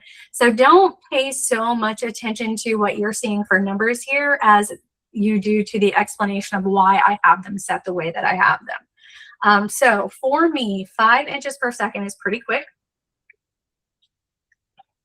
And when we are engraving, and when we're doing photo engraving, or even like this is a line art engraving of a coaster, and I did this, guys, probably 4 or 5 years ago, and I still use it as a coaster today. So these coasters do last. If you ever have a question of customers asking, these are North Carolina dogwood flowers, but the engravings last on them. These slate last really well. It's been sitting here on my desk since I made it it's probably 4 years ago that I did those. So even when you're engraving on those, we're just scratching, right? We're not doing this deep 3D, like you don't want to be able to feel a texture after you've engraved something. You should be able to put your hand over it and it still feels fairly smooth. Now, there are some darker parts on this one, so I am going to feel a little bit of texture. The same with the slate, though, it should still feel smooth. We're just scratching the surface. So by doing that, or the way we do that, is we're going to run our lasers fast, right? We're going to run them at not necessarily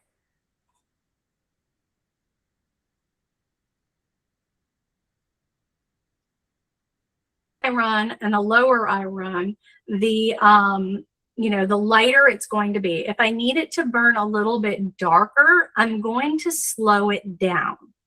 So slowing down your laser will help you engrave darker. If you increase the power when you're engraving, you're going to engrave deeper. So those are the ways. And you will see a lot of, and I'm not ever going to say that anybody is wrong. There are 100 different ways to do everything. A lot of the advice you do see online about doing engraving is lower your speed and your power. Oh, you want it darker? Make it, increase your power. And yes, that will make it darker, but it is also going to burn away more material, which is going to make it less detailed. The slower we run it, the more details we can get out of it. So a lot of times I might even go in here and run something at 2 and 15, which honestly is my typical.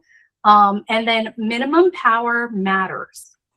Your minimum power should be set to whatever minimum your laser will allow. Mine will allow for 0. And when I run this, it's going to give me an error. It's going to say, hey, your minimum power is set to 0. Your laser is not going to fire. Is this what you want?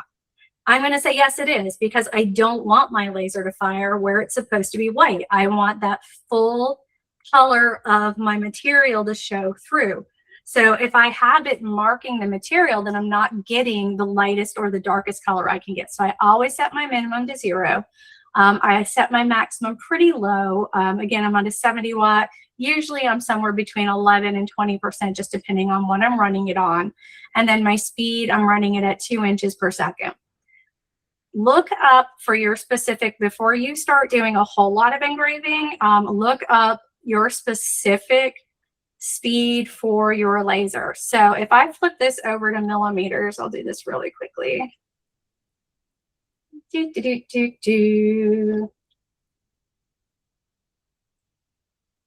All right, I can put this at like 2,000 millimeters per second.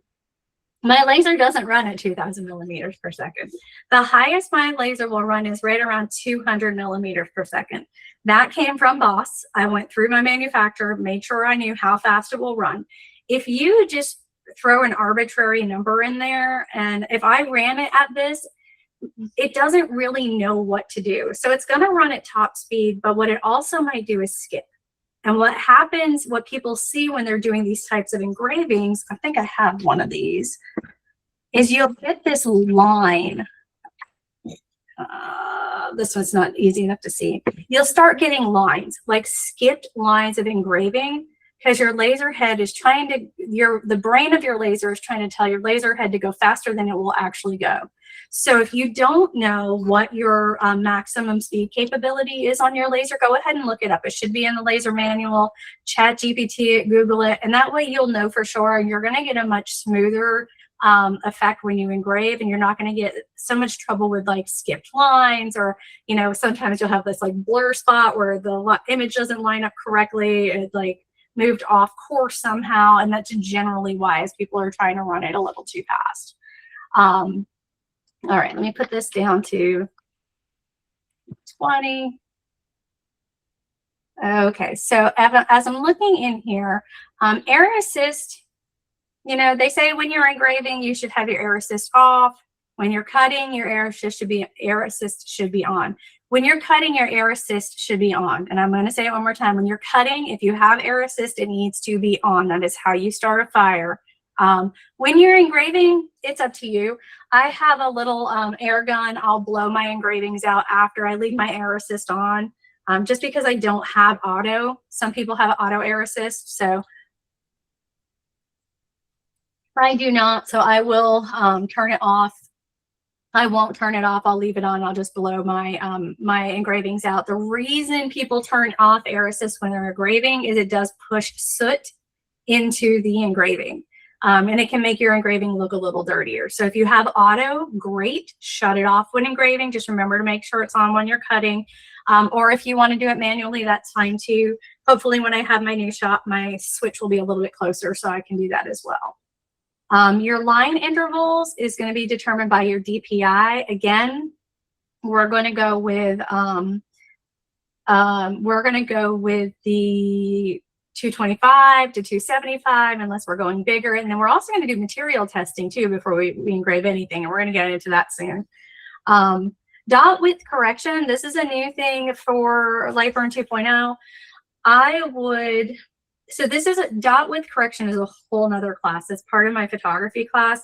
I would say look up what your dot width correction should be and then run a few tests on it. It really can make a difference. If you think about the way our lasers engrave, they engrave at a specific width of our, it's not shooting dots, right?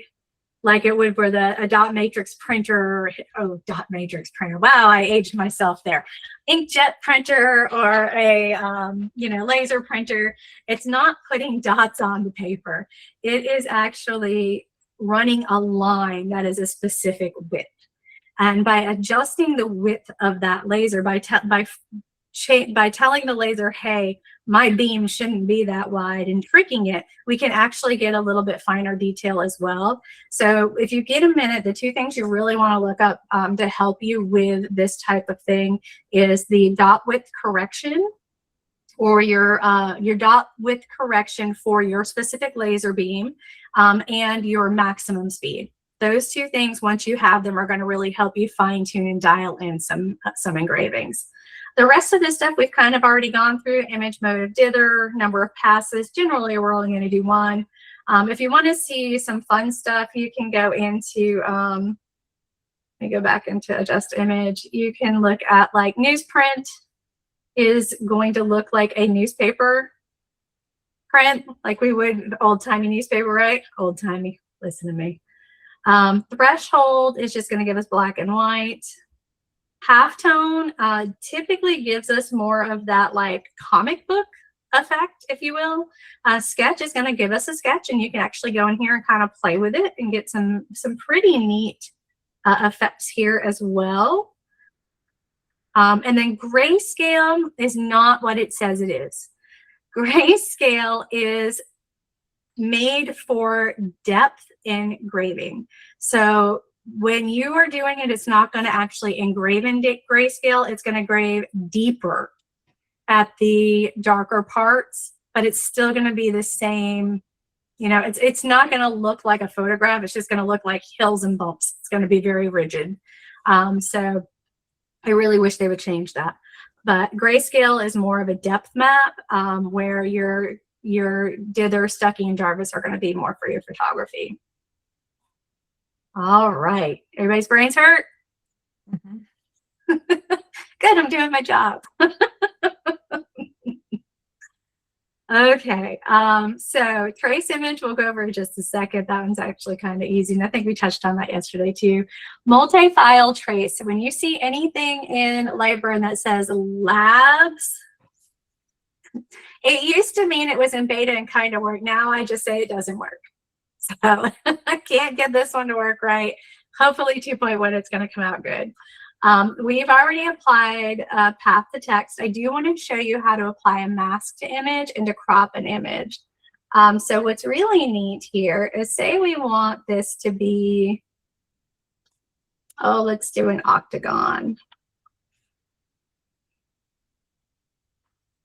Say I want this image to fit into this octagon. I'm going to select both of these. I'm going to right click and I can apply the mask to the image. And I'm always going to apply the mask first because I may want to go in here and go, that didn't come out quite where I want it. So now I can go in here and kind of move this image around. I still have the image available to me so I can resize it. And then when I've got it where I want it, I can flatten it and it'll be just that image. So you can do that, or if there was a piece that you really just didn't want, like let's say this is all of the image that I actually wanted. I can select those two and I can actually crop the image. But once I've cropped it, I can't move it around inside that shape anymore. So that's why I tend to apply a mask first. This is really good too if you want to do testing. So you can just do a little square of like a piece of the image itself.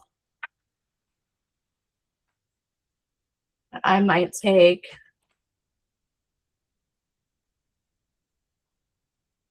just this little piece right here, just to get some grays.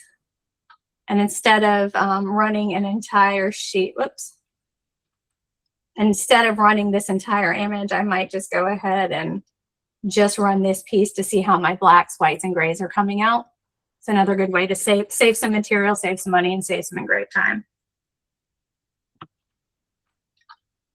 All right, so cropping image, resizing, slot selections. We're going to go over this tomorrow when we do when we build our box. So when we build our keepsake box, warping selections and deforms. This is kind of fun too. So let's say, let's go back to my chickadees.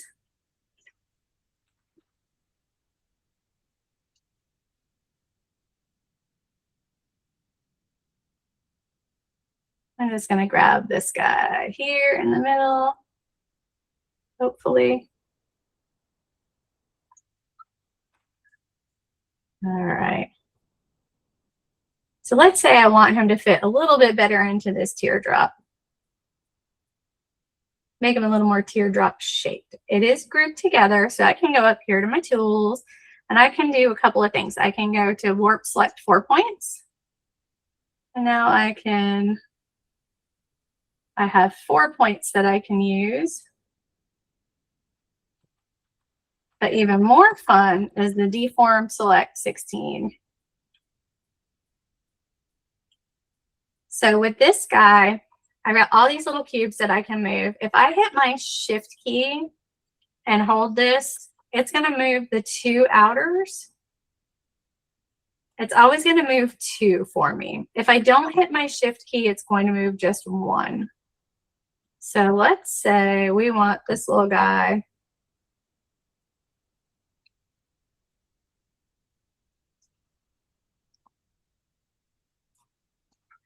What I say at the beginning of this, I will show you the shapes. They may not be pretty. But it's really cool that you can go in and kind of fit. This is really fun with flowers, to go in and fit specific flowers into shapes, or with text, right? If I have a name, if I go over here and I hit my A, and I type out my name, hit my select, go up to my tools, deform, and now I can do some funky stuff here. Anybody remember like Microsoft Word when you could do like text warp and stuff? Yeah, that's the envelope warp. This is it. This is the fancy one.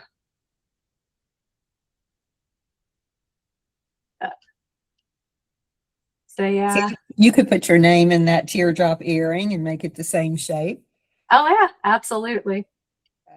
I don't know that I would want to. I really don't like people knowing my name unless you're in the classes. Yeah, no, I mean, I was just saying that would be something you could do. Yeah, you could definitely do that. Yeah, and once you've done it, so I did a lot of backpack tags with kids' names over this year, and on every backpack tag, it needed to say, tap for emergency contact because they're the tap tags.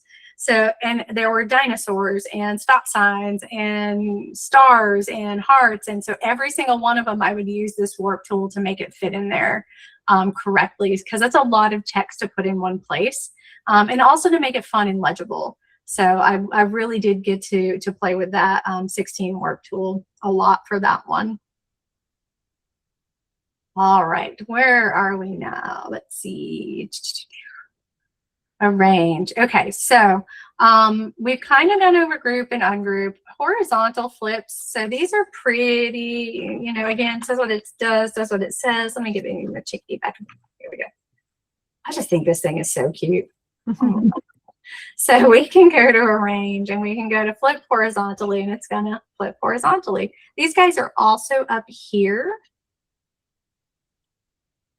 So you can flip here and here, here and here. This is a really cool tool though, being able to flip across a line. So if you remember, we've got this pencil tool here, right? And we get our little point or our pencil tip, and we're gonna click to drop it. I'm gonna hit my shift key and I'm gonna follow along this 45-degree angle. And then I'm gonna click again to drop my pencil to actually draw my line. And then I'm gonna right click to pick my pencil up off my paper. So I'm going to grab my little chickadee and I'm going to grab my line, and now I can mirror it across that line. So it's another neat little way that you can make some different patterns. I'm just doing all kinds of crazy stuff here by doing it across lines. So it doesn't have to be a diagonal line. It can be a 20-degree line, 30-degree line, 0-degree line, however you want to do it. But that is one of the, neat little things that you can use. And then you can kind of use that line to reposition him if you needed to. So just another like arrangement kind of tool. So the other thing, speaking of arrangement, because that's kind of where we are, let me go ahead and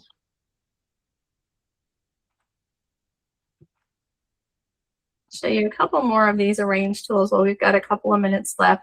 Like I said before, we can select all of these, and you see I'm going from left to right. So everything in the red box is selected. I'm going to go T to top or B to bottom. And now that I've got these here, I might want to go ahead and distribute them across the center so they're all kind of equally distributed. And I can make another row. Of course, the arrange, our grid array right here, is much more fun to do this with because it'll do it all for us, but this is available in case you get a file that you want to really quickly adjust these things. So I'm going to group these guys together. I'm going to group these. Whoops. See, I grouped too many things. Group these guys together. Group these. I got to remember to not select. And now I can select them all, and I can also do it horizontally. And it just gives me a nice little, this is great. You guys have seen the Scrabble boards, right? All the little Scrabble boards, first things, for names, for Christmas, for Valentine's Day. This is a really good way to evenly distribute your Scrabble board pieces if you're doing that type of thing.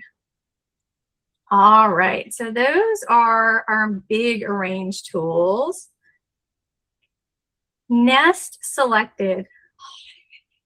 So again, 2.1, we are going to hope that they fix this. So nesting means I can take all of these things, I can put them on my bed, and I say I want to cut all of these out. I should be able to hit nest selected. It should rearrange these chicks for me so that they fit on my material the best possible way to save the most material and cut out the quickest. The problem is, again, these things don't.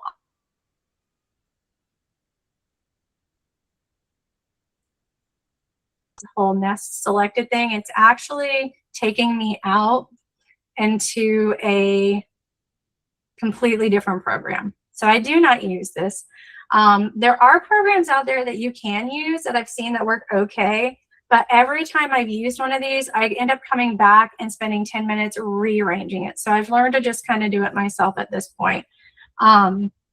And for these kind of things, you know, we can always use our array, grid array, and we are going to go over our circular array tomorrow, guys, because we're going to do that when we make our clock. But this array right here is going to help you with that nesting as well. The one tool that we did not take a look at, and I want to go over before we jump off here today, is our radius tool. So I'm going to pop together one of these keychains very quickly.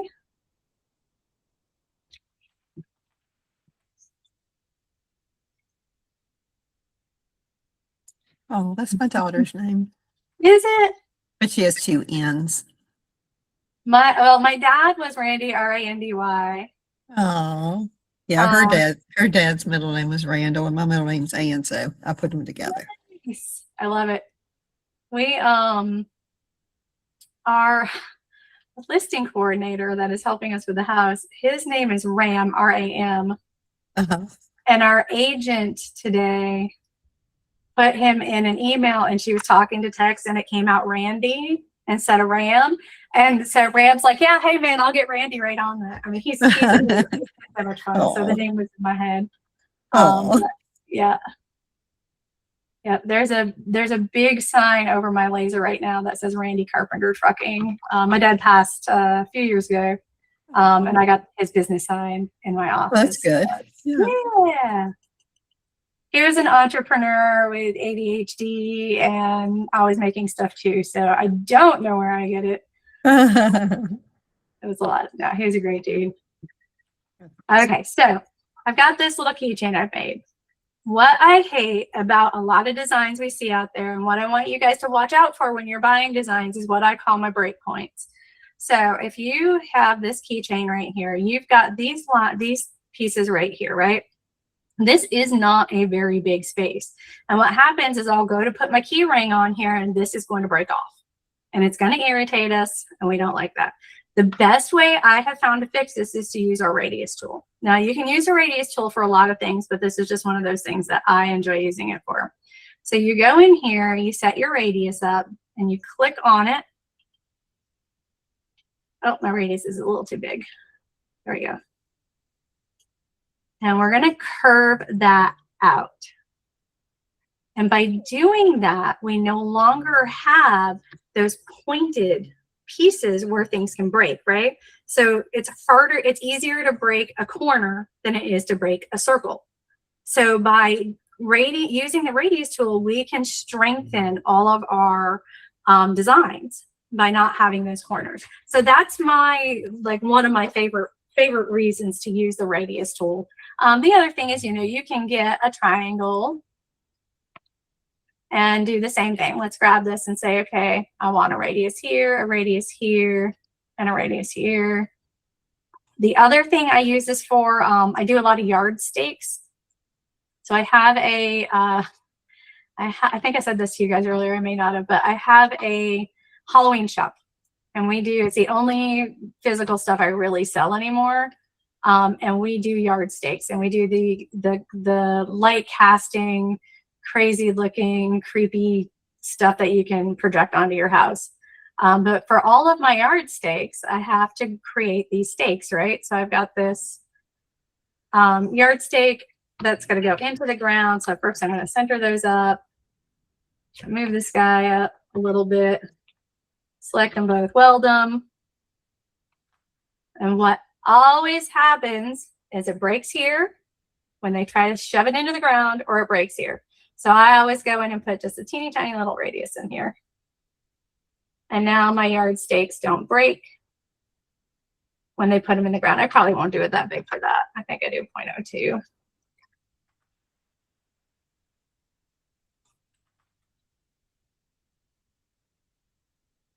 So now when they put this in the ground, they're not snapping this off because I have a little more reinforcement on either edge.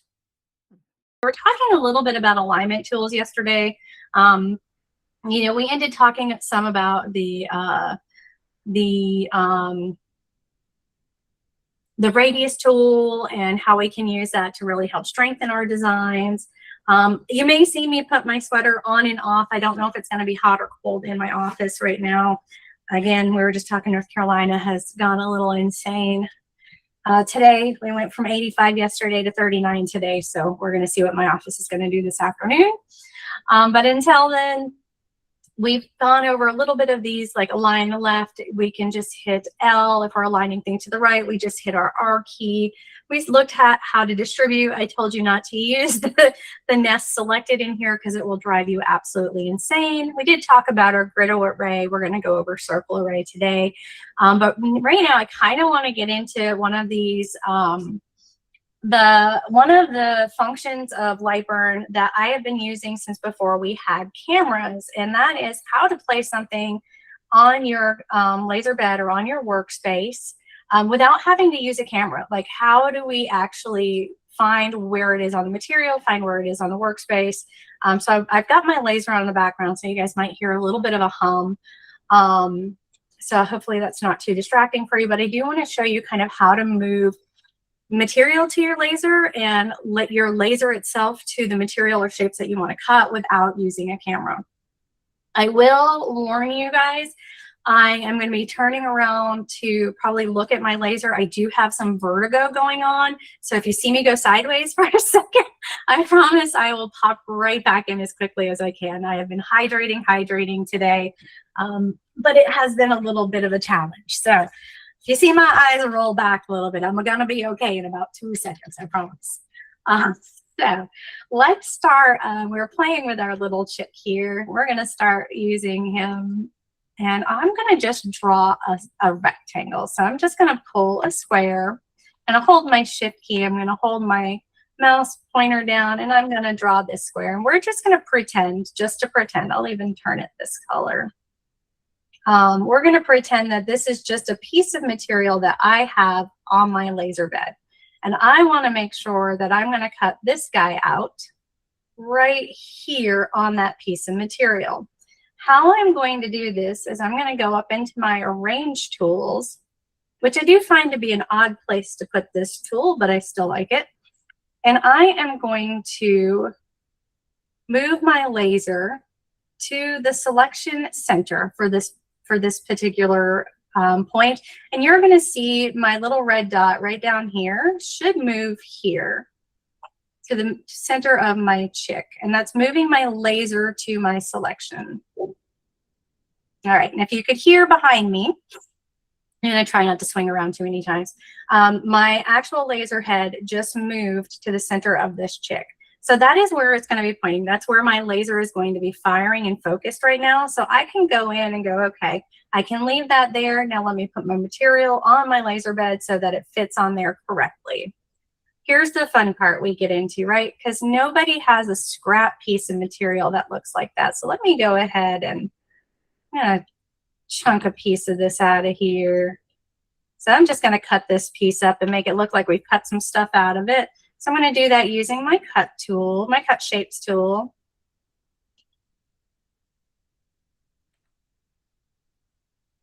I'm going to go ahead and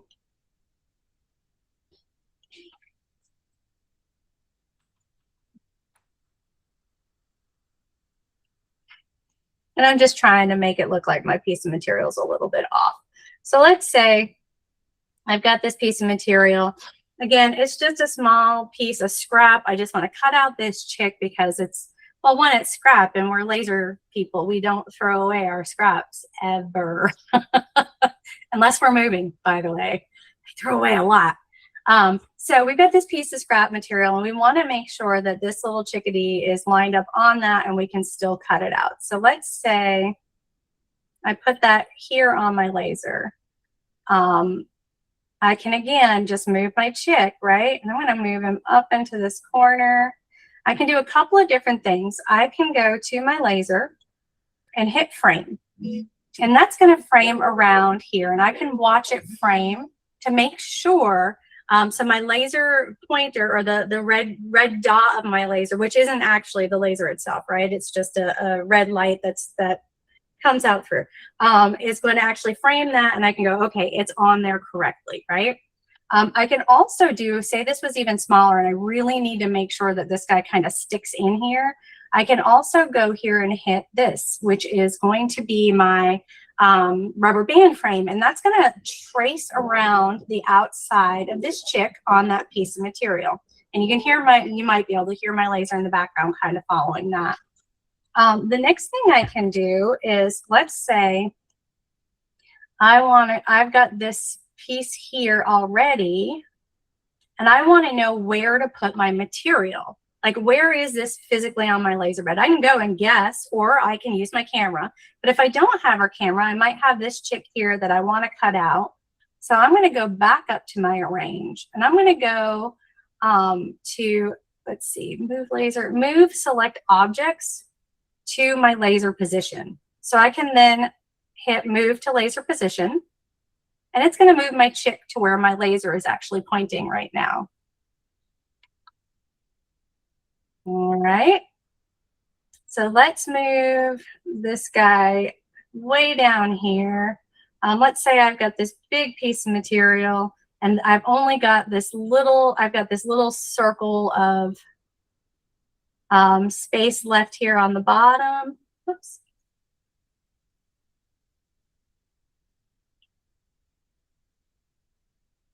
And I want to get my chick to fit onto this material. I can, grab, hold on here. Grab this, go arrange, move my laser to the center of that selection. And then I can grab my chick and move my selected object to where my laser position is.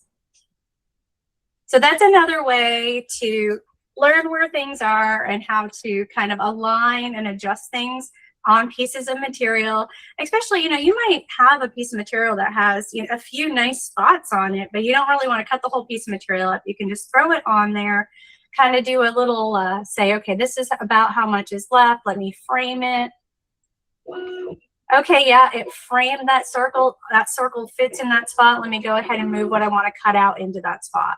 And those are all just done from these guys here. And as I'm doing this, I wish with the new shop, I am going to have a camera set up inside my laser so it'll be a little bit easier to show you guys this. But that red dot is moving in there. So all I'm doing is following my material to where that red dot is, right? And then I'm making sure I frame before I cut anything out anyway. That's my triple check to make sure I don't waste material. And then I'm also going to do a quick Alt-P. And I'm going to, since this one, let me do this. Got this guy set on engrave. Alt-P is going to give us a preview to make sure that it is cutting out right. Make sure my lines look good. It's also going to show me how long it's going to take to cut it out, how many moves it's going to take, and how much distance it's going to take to cut it out. If you are not previewing things before you cut them out, shame on you. Especially when we go to do engravings, right? We really, really want to know how long it's going to take to engrave. That way I know if I'm going to leave my office to go pee, if I've got 5 minutes to do it, or if I should stay there until it's done. So we're going to Alt-P. It's going to tell us how long it'll take to engrave, how many moves it'll take, and how much distance it's going to take. All right. So while we're talking about engraving and distance, I'm going to move this guy up here. And I want to show you another really good, I'm going to make a couple of copies of him. Did anybody download the Lightburn art file yet? The art libraries from Lightburn? You talking about the one that you gave for the class, or are you talking about something different? It's straight from Lightburn. So if you go into Lightburn, and you might have been off for that one, Steve. So if you go to Lightburn's website and go to their downloads, they have this art library, the Emoji 2. Okay. And this is where I got the chick. Okay. My It has internet's about down right 14 now, so I can't different get ones. there. Okay. I'll make sure to send that in to you guys when I send out the full thing, I'll send it as a link as well. They're just a lot of fun. They're easy to use. Go ahead. how do you bring it into Lightburn? I downloaded it, but I can't figure out how to get it into Lightburn. So you may need to import. Okay, so import. Okay, Mhm. all right. Yep. Import or load. Usually either one of those will work. If it's giving you a hard time, use the import though. Okay, thanks. Yeah, of course. All right. So another reason for this preview, if we go Control P, oops, not Control, that's a whole Windows thing right there. Just see Alt P, it's going to give me a preview again. We're looking at this time of 12 minutes and 34 seconds to engrave, right? Now we have several options that we can use to engrave when we start working in our layers. So if I go up to my engraving layer or my fill layer, I can say, okay, one, I'm always going to run stuff at a bi-directional, right? I need it to engrave in both directions because if not, it's going to take me twice as long to engrave. I'm sorry, Janelle, I didn't see you. Did you need something? No, I'm good. Okay, I just saw your hand up. I want to make sure I didn't miss you. Okay, so we've got a few different options here. We can fill all these shapes at once, and that was around 12 minutes. We can fill just our groups together, or we can fill our shapes individually. So let's see how long it takes if I fill my groups together. I'm going to go Alt P. 12 minutes, 52 seconds. Didn't really help us much. So I'm going to double check for filling shapes individually. 12 minutes and 52 seconds. This thing is making a liar out of me today. All right. The other thing we can do is go over here to flood fill. Flood fill works really good if you have a large piece that you are going to be engraving only a portion of. So there's a lot of white space, right? There's a lot of stuff in there that's not going to engrave. It will actually, the way it moves your laser for those engravings.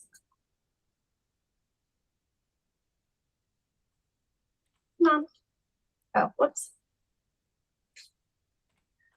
Will help you save time. So this one's actually going to be more, 15 minutes and 12 seconds. So let's do, I want to show you something that actually has some difference in timing.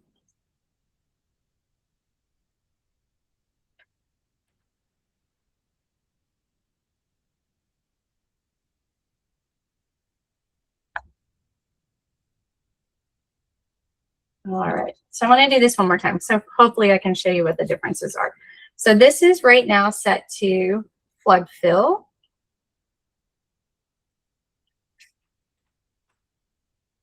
All right, 26 minutes and 44 seconds. And what we can show, you can actually play this and see what it'll do. So it's going to do this guy, then it's going to come over and it's going to skip all that white space in between these chicks. So that we're not using the entire, it's not having to run the entire length of the laser bed to actually engrave this image, if I were to engrave all of these images. So if I come out of that, and let's go back off our advanced, and let's just fill shapes individually. 33 minutes and 17 seconds. So already flood fill has saved us 9 minutes. See if we can save any more time. Sometimes filling the groups together works well. And it all just depends on what the image is that you're actually engraving. 3317, not a big difference there. But I will say that it is 90% of the time, it is worth double checking. 35 minutes and 55 seconds.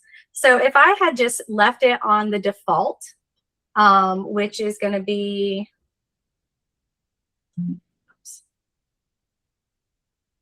on the default fill all shapes at once, it would have taken 10 minutes longer to engrave this same image at the same power, same rate, same dots per inch as if I switched it to flood fill. So when you start looking at big signs, or when you start looking at doing a bunch of little things, 10 minutes per sheet adds up very quickly. So taking that extra minute just to check all of your options is gonna, it can save you a lot of time in the end. So make sure we're checking that when we are engraving things. All right, so we did our laser selection. The other ones do kind of the same thing, right? So if I do this guy, Again, Lightburn says what it does what it says. If I want to move this to the upper right of that selection, my laser beam moves to the upper right of my selected objects. So each one of those is going to do exactly what it says, but it's either going to move the art to the part of the laser that you want it to move to, or it's going to move the laser head itself to the part of the laser you want it to move to. So we're either moving the object or we're moving the laser. All right, grid array we did, circle array we're going to do. Create a rubber band outline. So this says what it does what it says. It gives us this little outline of this chickadee. Quite honestly, I haven't used this for anything, but that's what it does. You may find a use. If you do find a use, let the group know. I'd be very interested to know what people use that for. I guess it's a cool little shape. But for me, in the time that I have used Lightburn, I've never used that for anything. I should probably reach out and see what it's supposed to be used for someday. All right, we can also break apart an object by just using the break apart, and it's going to break it at all of our nodes. So it works a little bit easier than that whole cut shapes thing does, right? But what it does is it breaks apart the entire object. So we've got to be careful, because now I've got so many pieces of this object. But that is what that one does. Does what it says what it does. All right. Push forward, push backwards, push to front, and push to back. If you've done anything in any, what do you call it, design stuff, that's usually your layers, right? So if you're working in Inkscape, Silhouette, Adobe, Canva, any of those types of things, if you're moving front to back, you're usually moving a layer in front of something and a layer behind something. So a color here, a color there. In Lightburn, this does not work well. I should be able to go, okay, I want this red line to be in front of this blue chick. In theory, if it works this time, I'll probably just leave the room. It's never worked for me, so.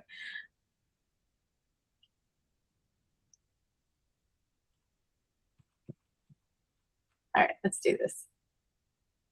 So this red line in front of this blue chick, I should be able to go push to front. And then I should be able to see this red line right here, and I can't. I cannot get it to work. It has been on my list for Lightburn for a while. When we figure it out together, I'll let you guys know.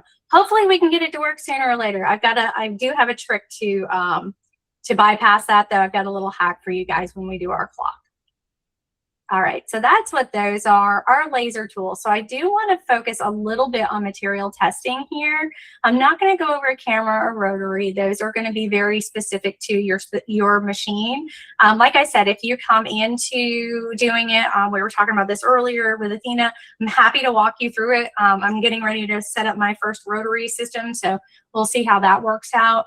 I do know that taper warp is something new that came in with Lightburn 2.0. It works really well with the rotaries now. So it really does help you with like a tapered Stanley cup or whatever type of material you're using that has a taper to it, usually cups, glasses. Window is where all your windows are, and that's what they consider your panels here, is they consider them windows. So if you're ever talking to Lightburn tech support, they're gonna say it's a window. We call it a panel, but because that's been the industry standard since Microsoft first came out. But we've also got all of our menu items up here. All of these guys are also here. So one of the things a lot of people will do is kind of leave them all checked, and that's just a lot. I don't really keep everything up here unless I need it. If it's not something I'm using all the time, I'm probably not going to leave it up there. Like arrange long, I will take off and just declutter my space a little bit. But I generally have my cuts and layers. I'm always going to have my laser. So, you know, if you go and this kind of disappears on you, this is where you're going to find it. Unless everything disappears. If everything disappears, F12. F12 brings it all back. But if one or two of those panels disappears, it's probably in here. For today, if you guys have your Lightburn up, I would like you to make sure that we've got our art library, I don't care about file list. I hate that it doesn't let me click more than one thing at a time though. Our art library, our material library, our variable text we are going to need. And then of course our laser and cuts and lasers. So if you guys can make sure that those are all clicked as we go through, we're going to start kind of heading back down here to laser tools, material testing, and then we will start designing. Okay. Who, by a show of hands, has done material testing in Lightburn? It can be virtual or video hands. I'm good with either. Can't Okay. live without it. Can't do anything without it. Say it louder for the people in the back, Steve. I said, can't do anything without it. All right. I like it. Very true. Especially if you are just starting out. Guys, I have been running lasers for almost 15 years. I did it for 12 years in a professional setting where I was running 5 to 8 lasers at a time. And I still, every single time I get a new piece of material, am going to material test. So I'm not only going to material test all my different materials, but living in North Carolina, where we have in crazy weather, but we have really high humidity in the summer, and we have really low dry winters here. So I am also going to test at different times a year. So again, I wish I had my bundles with me. I'll have to take pictures of them for you guys sometime and send them out. But in the summer, when we have a lot of heat and humidity, especially with like MDF or, you know, this ply type of wood, it's going to swell. That's what it does. It absorbs moisture. So when you go to actually cut something that is supposed to be 3 millimeters, it might be 3.2 millimeters. And that little bit, if your autofocus isn't hitting right, or you're not manually focusing your laser, or you're using the same settings all the time, or then you add some 3M tape to it, it can throw your cut off and it can be really frustrating. So making Jesse? sure you test your material. Yeah.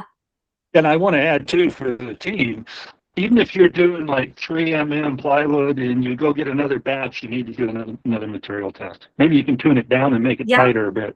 You know, even the differences in the glues between lots. Yeah, absolutely. 100%.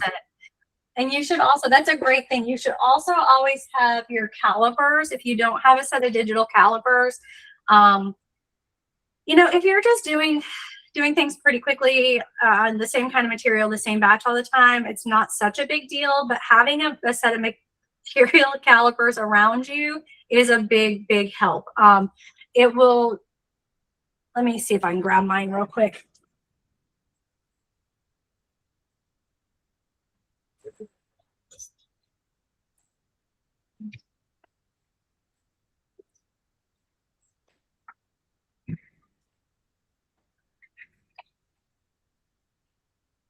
Sorry guys, just refocusing real quick. Okay. So these guys, I think I paid $15 for them on Amazon. I think they might actually be on my favorites list on my website.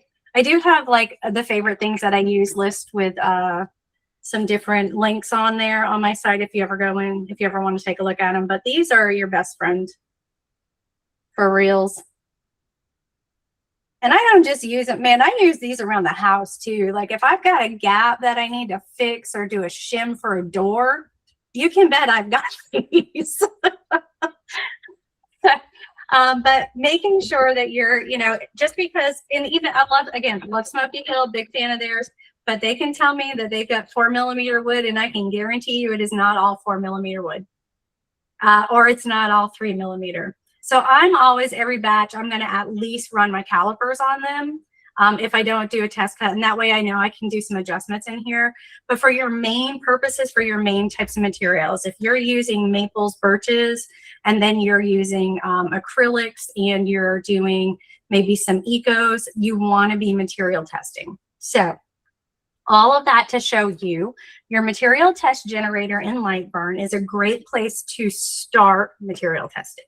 This is not going to be the end all be all place for this. The reason I say that is because when you run this guy, it is going to give you boxes. That is great for engraving, y'all. I don't mind it for engraving, but we do not always cut out boxes, right? Sometimes we cut out circles, and there are other things that need to be cut out as well. I'm going to pull up some pictures here real quick.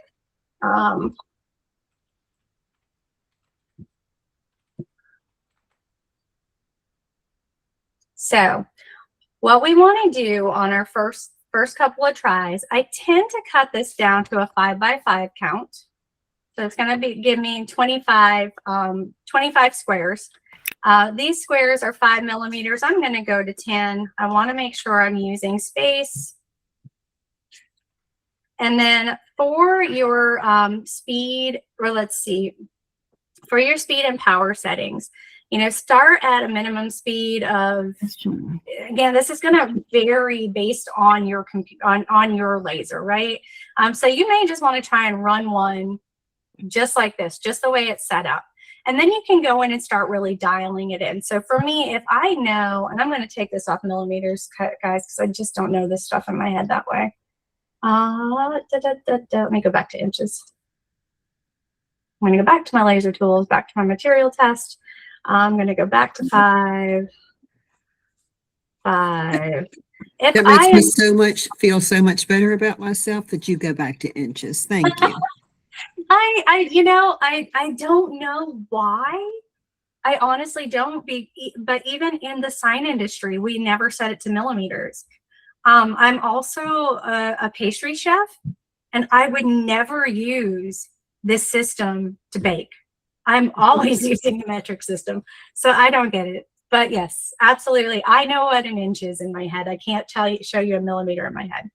But for me, for speed, I know that I'm not going to be able to cut through anything going at an 11-inch speed. So my usually top speed is going to be 3.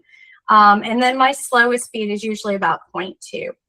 And so for my power, I also know that, you know, my minimum power to cut, because I cut enough things already, is I'm never going to drop below like a 40.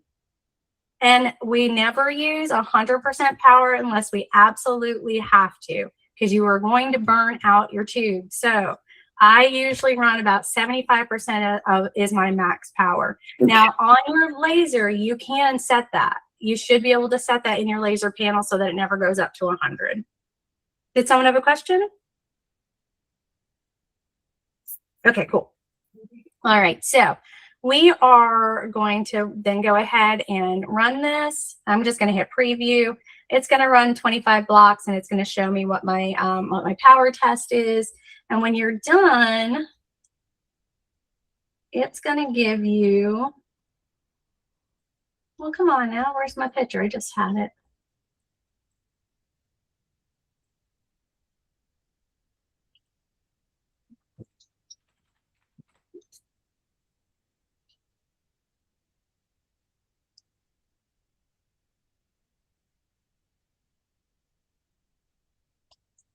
We're going to steal the image from one laser right now. I can't find my other one. So it's going to give you one of these little test cards, right? Where stuff's going to be cut out. And we're going to go, okay, great. This is a nice clean cut at 20 and 30, 20 millimeters per second, 30% power, or wherever it does. Actually, what we're looking for really is the lowest power. So 5 and 20 is where it kind of cut out good there, so that we know that that material cuts out there. And then just save this. So when I cut these out, I go back and put a little hole right here, and I put it on a ring, and I just save my test cards. So once we have run this, or actually let me show you real quick. So we've got all these presets here. You can also run these. This is where you can run your engrave test. Guys, how is my video and audio? Is it okay? Works for me. Okay, good. I just got some internet lights flashing at me. I want to make sure we're still doing good. So you can start with your pre-tests or your presets, and it does include diode. Then you can go in, like you can see I've got a gloss black engraved test, and I've got a slate color engraved test, which, you know, these are ones that I saved even after I did it, because I go back and different slates, different providers of different slates will run me different colors at different powers and speeds. So I'm constantly running that same slate test on different batches of slate. So you can save those here by giving it a title and then hitting save. The one thing I am going to always tell you to try to do, this is time consuming, but if you can take a day or a couple of hours and take your favorite 3 or 4 types of material. So I use maple, I use birch, I do a lot with cast acrylic, white cast acrylic, and I do a lot with black cast acrylic. So those are my 4 main materials that I'm using, that I'm cutting, I should say. So when I run a material cut test, I can do the light burn one, but it's really good to know how to make your own, because we do not always cut out boxes. I like using the double star because it is the most, you know, it's the most difficult shape, if you will. It's the most complex shape in our little toolbox there. And I'll pull a 1-inch double star, and I'm going to go right here to my arrange. And I'm going to give myself my 5x5. Oops, I got it all crazy now, don't I? Let me get all that right. There we go. 5x5. I'm going to just straighten this up so it's all just kind of equal. Don't need it to shift by half. Okay. And I usually will make my own at this point. So I'll go, okay, this one is going to be 0.8 and 60. Actually, let me do this for you. Again, this part takes time, but it is so worth it if you can do it at least on your 4 or 5 favorite materials that you run. And you're just going to go, okay, so all of everything in this row was speed and speed. We're not using power today, Jesse.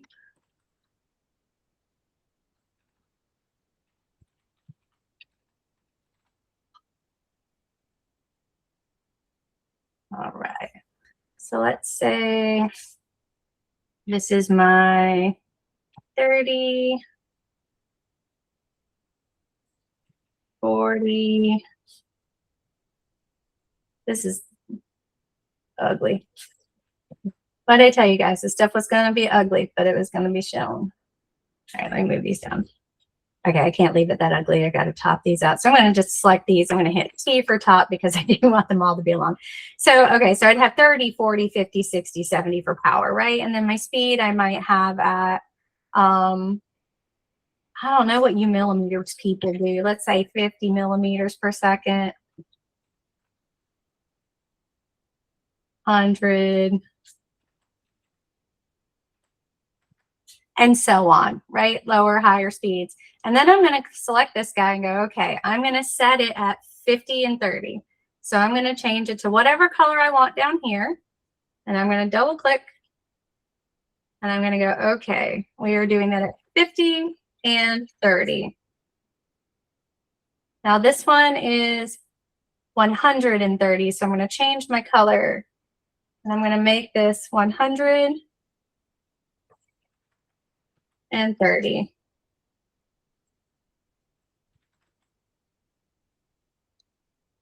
And then 50 and 40. And I'm going to keep changing the colors. That's what these guys down here indicate. They're indicating what color this layer is going to be. And then once you've chosen that layer, you can go in and decide what power and speed you're running that specific color at. And you can name it. So once all of these are all 25 different colors, right? We're going to use 0, 0 up to 25, 26, 27.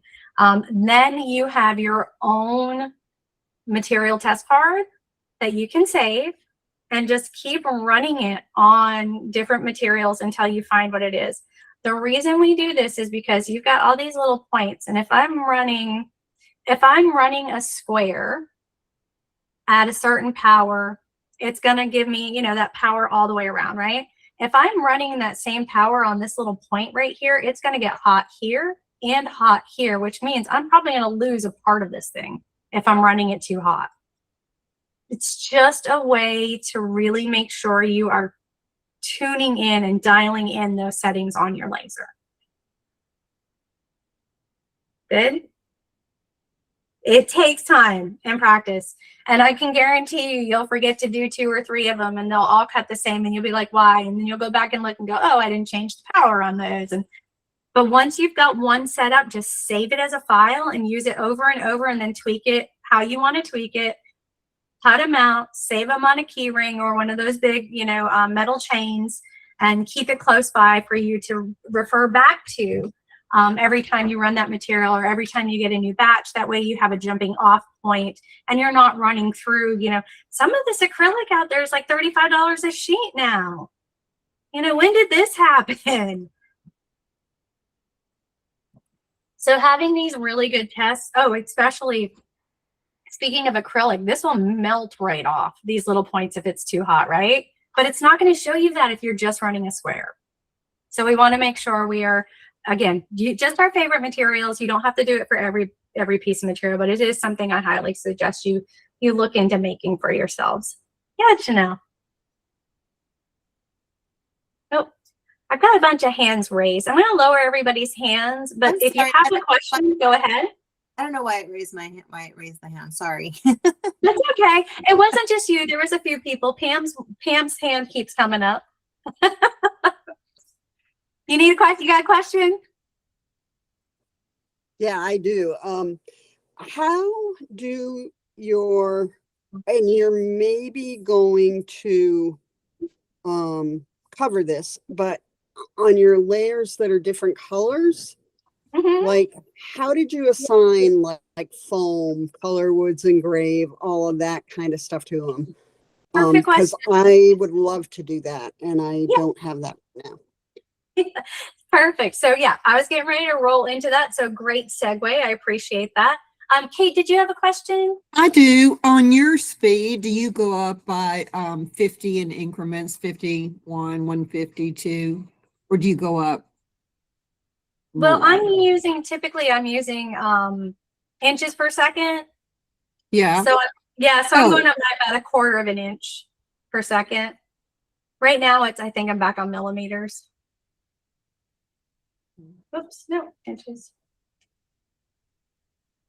All right. So your next one after your 50 and your 100 is going to be 150. Yeah, 150 Okay. to if I was using, now that's if I was using millimeters. If I'm going to use inches, I'm starting at like my slowest is going to be like 0.2. My laser will only go 8 inches per second. That's as fast as it'll go. So I'll start at 0.2 and get myself like all the way up to 2 or 3. Okay. I'm thoroughly confused. I'm sorry. That's all right. I'll watch it again and again. So Okay. when I was going over these, I'm just saying if you are using millimeters per inch, you'll start with like 50 and go up by there. If you're using inches or millimeters per inch, millimeters per second, if you're using inches per second, let's start at like 0.2. And then, you know, maybe this would be 0.5. And those are really, again, those are going to be dependent on how you run your laser. I have a 70 watt. So these are my settings. So if I'm running, let's see, I pull up my 1/4 inch.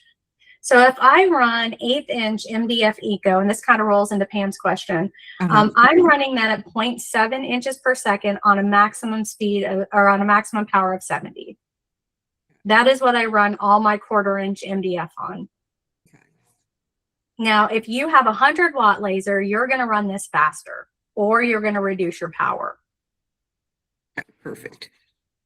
So Okay, I'm I good now. would say that again. I'm better now. Okay, good. It's a lot. And especially when we're talking about two different units of measures, and we've got 11 or 12 people on today and everybody has a different laser. So yeah, it's a lot. So with that, if I am in here, this is where I'm going to change the name of that. I'm going to say, so maybe I'm actually not going to change. This is probably the only one I ever keep the same. So let me do this one here. So let's say this is 1/8 inch birch wood. And maybe I'm getting it from Home Depot. I'm not getting it from Home Depot, but maybe I'm getting it from Home Depot. Their stuff has got a lot of glue in it.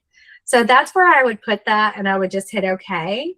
And then once you've done that, you can go to your material library. So even here, so once you've got this all set up, let's say we go and name all of these.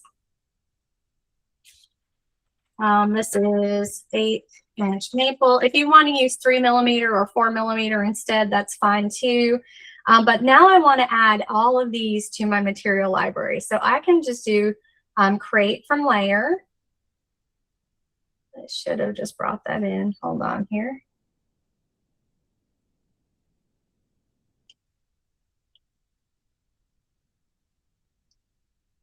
So make me do a new layer.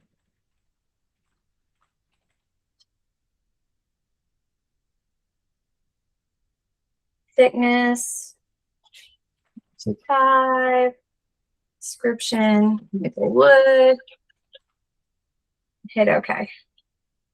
And now this color, whenever I open this library in a file, this 01 blue will be set to 1/8 inch maple 150. And sort of, again, this takes a lot of time. There are a lot of libraries already out there that you can go in and just adjust. So Etsy has some, but I think if you go to Louisiana Hobby Guy on YouTube, I think he shared a bunch of his on a Google Drive, and he's got a bunch of different lasers too. So check out Louisiana Hobby Guy on YouTube and do a search for Lightburn material libraries, and they have a bunch. That's a great way to jump off. But if not, if you want to set this up, so if this is my library and I want to create this number 17, I want to assign it, I'm going to go in here, whoops, create new from layer.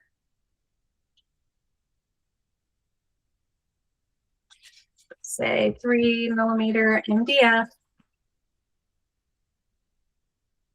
0.125 MDF. Hit OK. Now I've got 2 different materials in there. You can go into manage library, so you can load library, save it, create a new library, merge with an old library.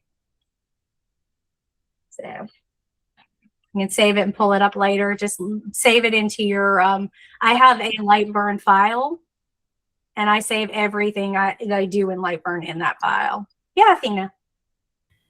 So with that material library, yeah, that color is always, no matter what project you pull up, that color 01, that's blue, 01, is going to be that setting, 1/8 maple, no matter what project. Yeah, no matter what project, with the caveat, as long as you have that library open in that file.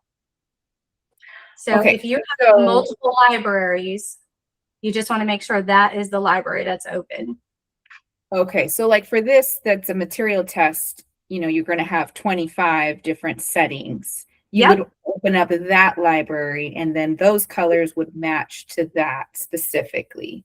Perfect. So if you were doing a sign project, you know, on acrylic, you would have your acrylic library pulled in to pull those settings in specifically for the acrylic project. Perfect. Yes. Okay, so it gets really specific to project or type or library. Okay, yes, that's great.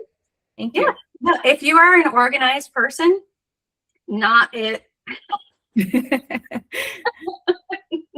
That is a great way. That is the way, and that's the way we used to do it. We used to set it up at the sign shops too. Is depending on project. We actually did it depending on we had material libraries for our clients. So specific clients use specific materials, and we could just pull up that client and run that library. So you can really drill down and get very specific with this. I don't necessarily have the organization skills or the brain power to do it and to get everything that I have into different libraries. But if you do the same type of things over and over, it's just like the art library, right? It can be a big help to have all that stuff kind of saved in one place so you don't have to redo it. Yeah. Yeah. Okay. And Great. as I'm saying it out loud, I'm like, I should be doing material libraries. But you're right. It's probably so time consuming in the front end of it. I mean, maybe Yeah. once you get going, it's probably a time saver, but yeah. It Yeah, could- exactly. Yeah. take a lot. Putting the time, it's like anything, right? If we put the time in up front, it usually saves us time in the end, but we're not all creatures of habit that way. So, all right. Yeah. But that is how those things work. So that is all my big guys here that we want to go over before we go into doing some design work. So let's take a quick break. Come back ready to kind of follow along. Promise you I'm going to go a little bit slower of a pace than I do here. So I do want you guys to try and follow along. We're going to try and do a clock and a box. If we don't get to the box today, because I do have to jump off at 5, we have a concert out of town. So if I'm not in the Jeep by like 5:15, I'm going to be in trouble. But if we don't get to the box today, I promise I will send you guys that tutorial as well. But we will at least build a clock that you guys are going to make from scratch, okay?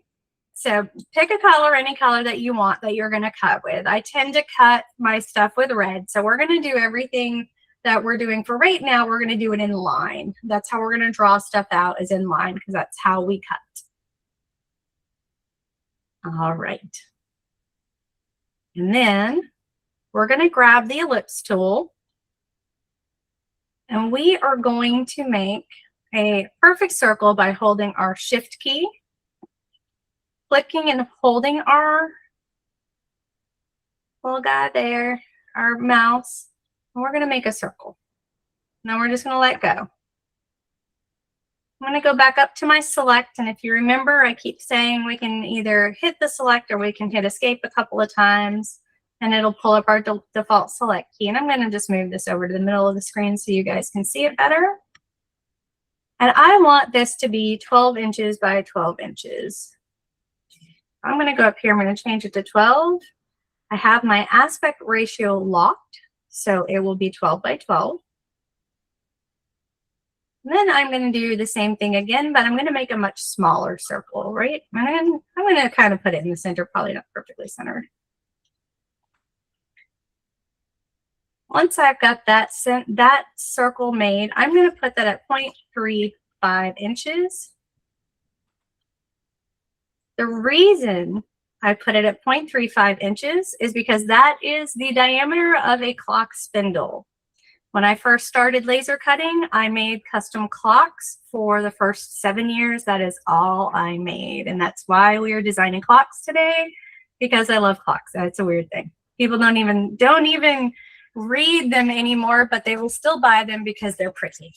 So the clock spindle is 0.35 inches in diameter. We've got those two. I'm going to go back to my select tool, and I'm going to swipe from right to left using my green. And I'm going to grab both of those objects. I'm going to hit C to center and hit E to center horizontally. Again, we don't know why it's an E. We just know it's an E, and we're going to call it E. All right, so now we have both of our circles selected. They're both centered up to each other, and I'm going to go Control G, or I'm going to right click and hit group so that those two pieces are grouped together. So now we've kind of got a back plate for our clock. Hey, Jesse, you said the middle circle is what again? It is 0.35 inches. I'm so sorry, Jesse. Can you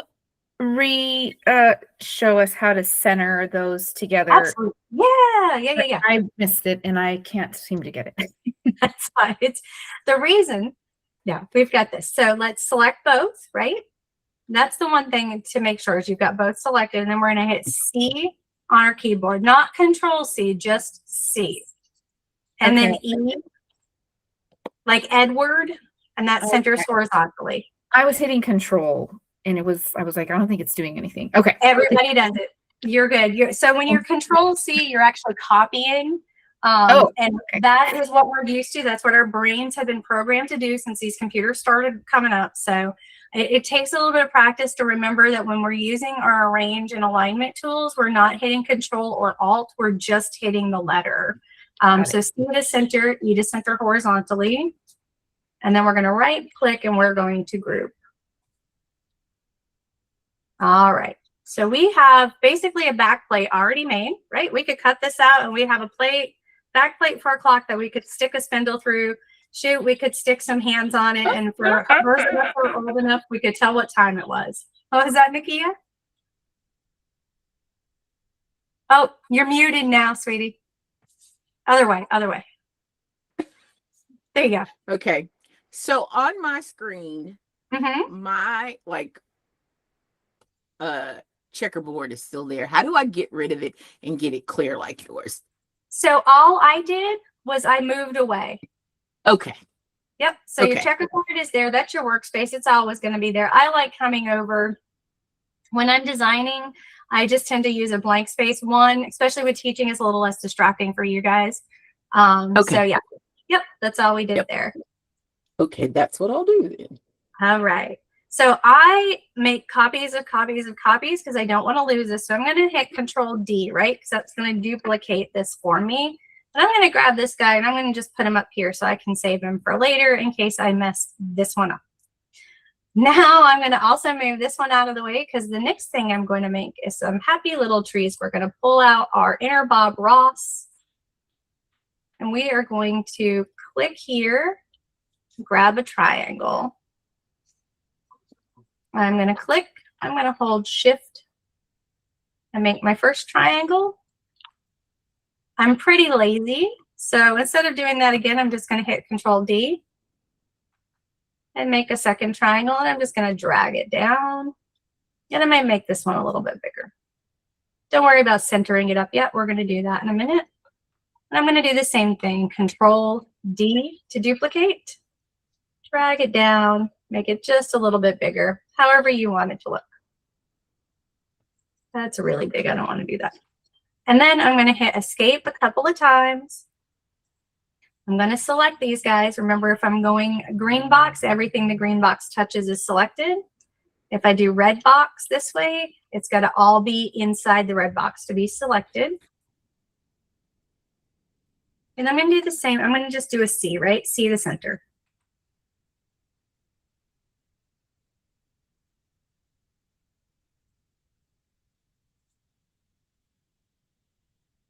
I didn't do anything when I hit C. Were they already centered up? No, well, no, not really. No. Do you have to hit E after you do it? I No, think the for this problem one- is because Go I ahead. was just doing that. They have to be selected. You have to do the green box over them for them to select them for them all Yep. to do that. You've got marching ants around all of them so that they're all Yep. selected. And then hit C on your keyboard. Yeah, it didn't work. Let me try this.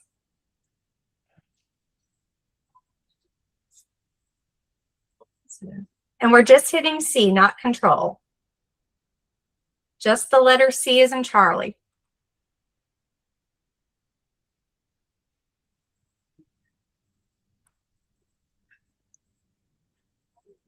So if it's not working that way, we can always go up here and hit Align Selected Objects vertically. That should give us a line. Does that work for you, Kate? Yeah. Well, actually, finally, it did work. Okay. I think Okay, they good. were pretty well aligned, which I That'll pat myself happen. on the back for. You'll get surprised at how good you are at making things centered after a while without centering. And you're like, why isn't this thing moving? All right. Right. So now we're going to weld. We're going to hit Control W, or we can go over here and hit weld. And we've got this Christmas tree kind of shape, right? And you can go in now if you want to. What do we do before we manipulate? We make sure it is converted to path. It is because we welded, so we're good. You can go in here if you would like and change some nodes around. Maybe I want it to be a little more artistic. I told you I am going to draw ugly trees. You guys draw pretty trees.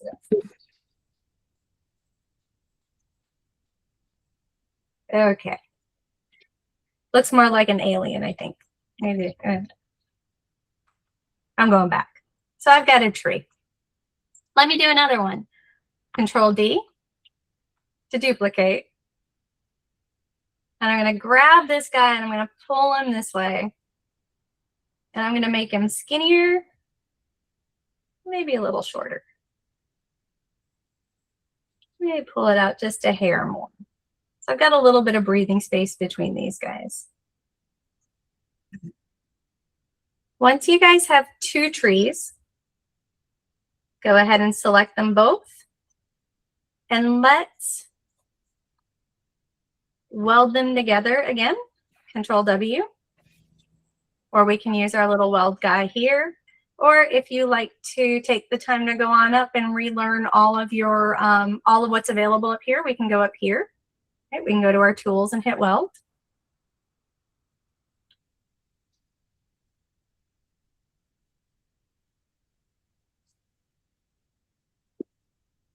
Yeah, go ahead, Janelle.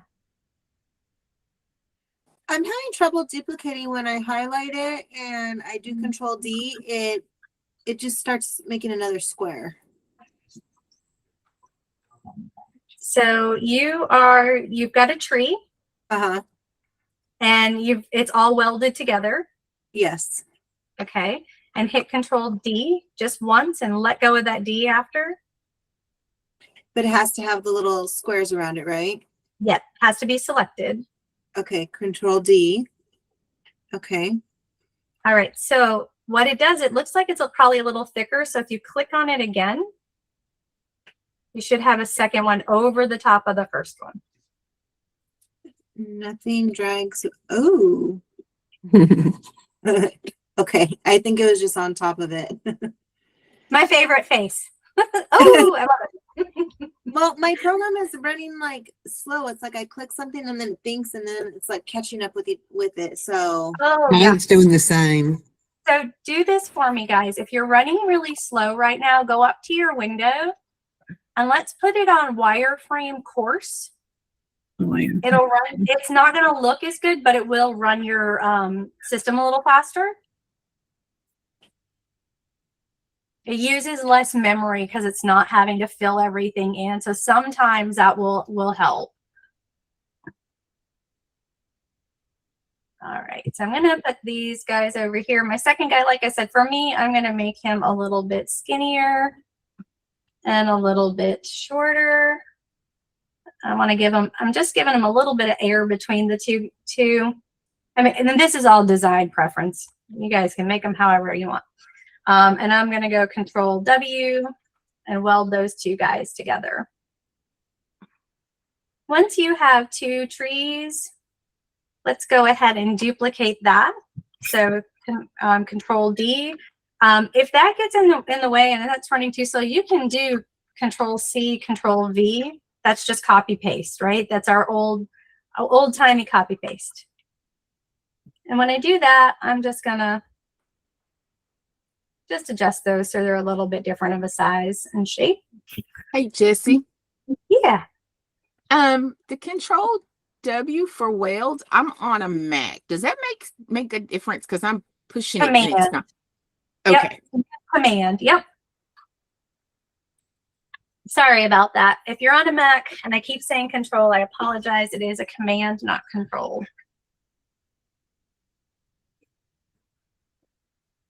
Okay. So if we have these two sets of trees, we need them to kind of fit in our circle. So I'm just going to grab this point here. I'm going to hit my Shift key and I'm just going to resize it a little bit, move it kind of into my circle to see where I want it to go. And really, I'm going to do the same thing with this one so I can kind of get everything on the same page. And I'm just resizing and moving. This is all personal preference, guys. Happy little trees. My husband's a Bob Ross fan, like big time. He grew up on Bob Ross, so we have all kinds of Bob Ross stuff. All right, so I'm going to take this one because I kind of want my small trees together, right? Just for design purposes. So I'm going to go up here and I'm just going to flip it. So I'm going to mirror it over a horizontal line.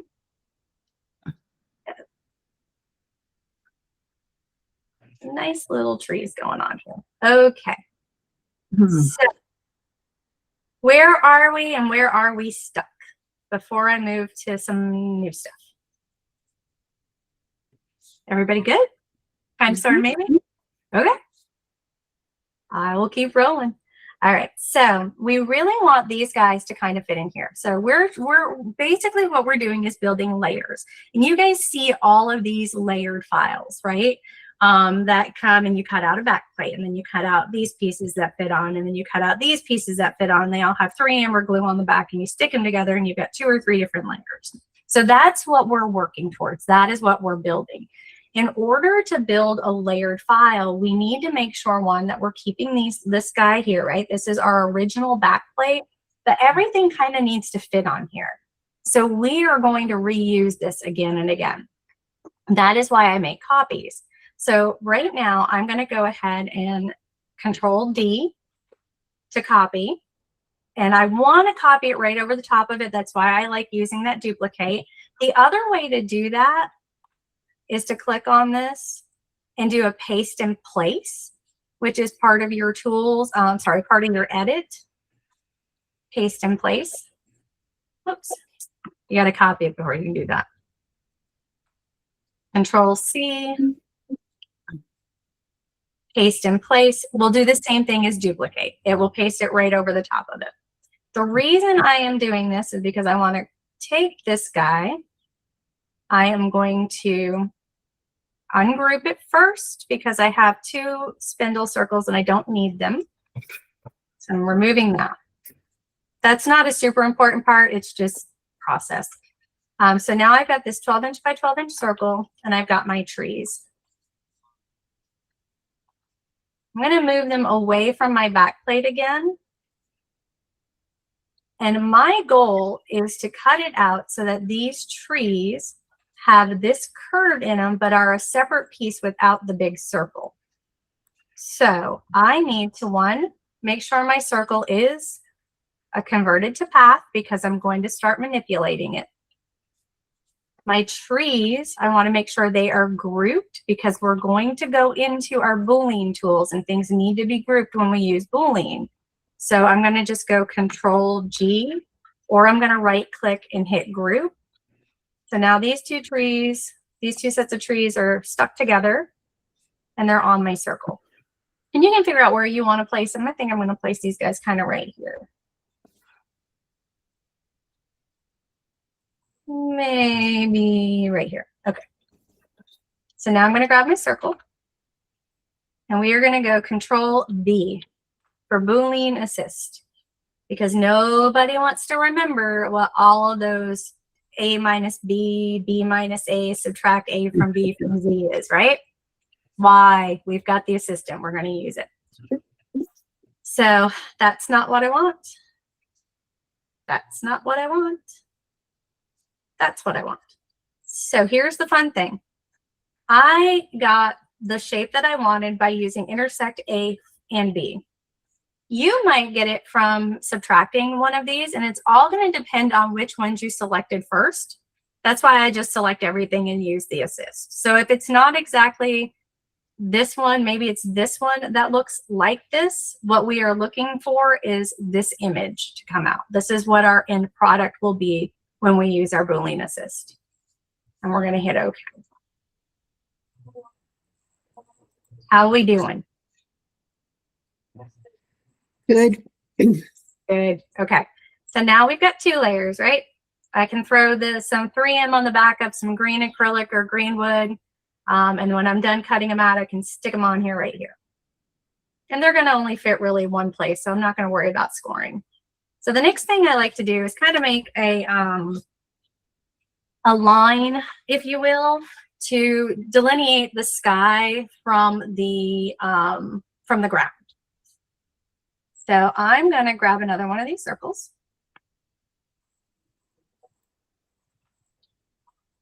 And there's a couple of ways we can do this. I'm going to use this, but I'm trying to show you all the tools today. So I'm going to ungroup these. I'm going to get rid of this guy. I don't need it. All right, I'm going to use this circle right here. And I'm going to go and convert to path. Go to my nodes. I'm just going to pull this node down.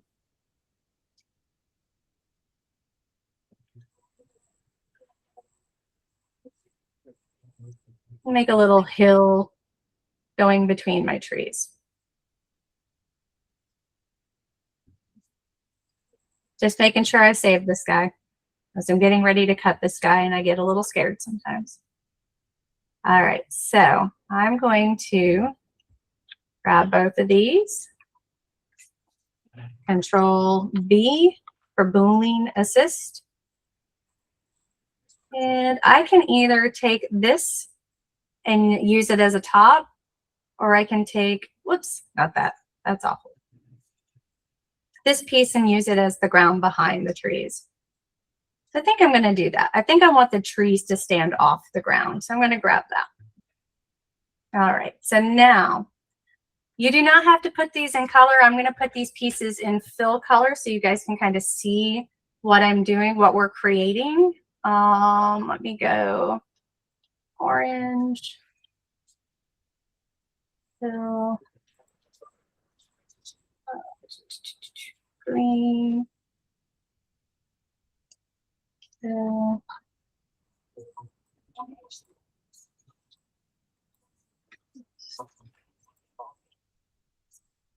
green. Okay. So when we put all these pieces together, so the first thing I'm going to select them all. I'm just going to center, and then I'm going to move them. Let's see, just scoot this up a little bit. So we've kind of got this like dynamic 3-dimensional, right? We've got 3 different dimensions, and we can go in now and just add some like little rectangular tree trunks if we wanted to. No sweat. We've already cut the big pieces. But so we've got this dynamic little clock that we've started to build, and we've got 3 layers. So this is a layered file. That's all. I know I'm going to say this and you're going to be like, no, that was hard. That's all there is to it, guys. It is just shapes. It's shapes and practice. And the more you do it, the more complicated your shapes will get, and the different, layers you can start building on tops of things. Great. Where is everybody in this? Because the next one's going to be a little bit of a, I don't want to break it. Where are you guys at? My nodes are not moving. I couldn't get the nodes to work either. Okay. Me neither. So So for your nodes, make sure that you have converted to path. So if I've got this, I have to right click, convert to path, and then I should be able to use some nodes.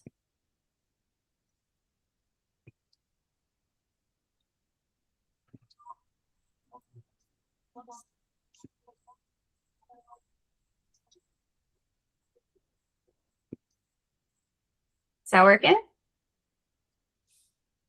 I'm back That's on what I the. forgot to do. Convert to path. Okay. So before we manipulate a shape, we always have to convert to path.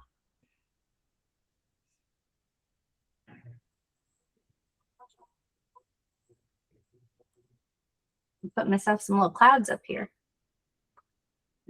Okay.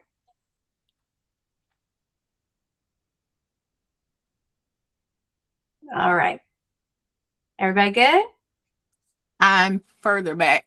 I'm at after you make the 2 trees and then you put them in there, the Boolean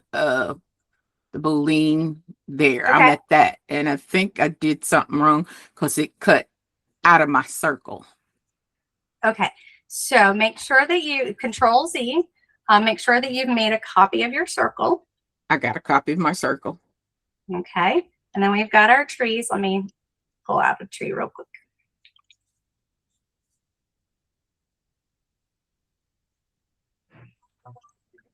Oh, y'all, that's an ugly tree right there. You ain't seen my tree yet, but hey. All right, so I got a rocket ship. We're gonna call it a rocket ship. Okay. All right, so this is kind of where you're at. Yes. Okay, so, and your circle is converted to a path. Not yet. So Okay, convert to path. convert to a path. Mm-hmm. Mine is saying convert to bitmap. Did I do something wrong? Nope, that means you probably already converted to path. If it's not, Okay. if convert to path isn't highlighted, you should be good. Okay. So now we want to grab both of these. So marching ants around everything. Okay, hold on. Okay, put these there. Marching ants around all of them. Okay. All right, Control B, Boolean assist. Okay. Command B. Okay. Command B. Sorry. All That's right, okay. and then we're just gonna kind of hover over each one of these until we get this shape, or a shape that doesn't have your circle, it just has your tree with a piece There of you the go. circle sliced off the bottom. Okay. And Got then hit that. OK. Okay. So then you'll have your trees. Trees. Bring my trees down. I still have my circle.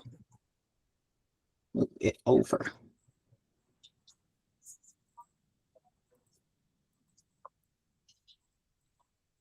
All right. And for the circle part, for the ground part, we're going to just make another duplicate of this guy. And we're going to duplicate that. Let me make sure I'm going to make a second one for myself here. Duplicate. All right. March And it. then we are going to make sure this is a path. So I always right click and just double check. If you notice, it's habit for me to right click and double check whether it's a path or not. Okay. That will save you some aggravation down the road. Sure. And if it's already grayed out, that's fine. Okay. We're going to hit the tabs. Oh, so, okay. So this might be something folks are running into. If we did not delete, so we're going to ungroup, right click ungroup. If you don't ungroup it, you're trying to do nodes on 2 objects and you can only do one at a time. So I'm going to get rid of that little inner circle again. With the little inner circle. Oh, well, not that. Convert to path.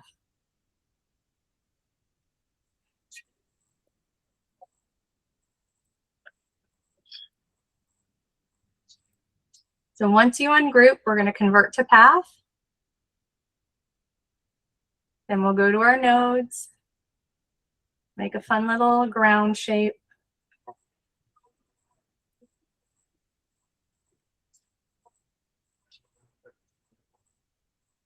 Make sure everything is selected. Control B, Boolean assist. And then we're looking for this little hill.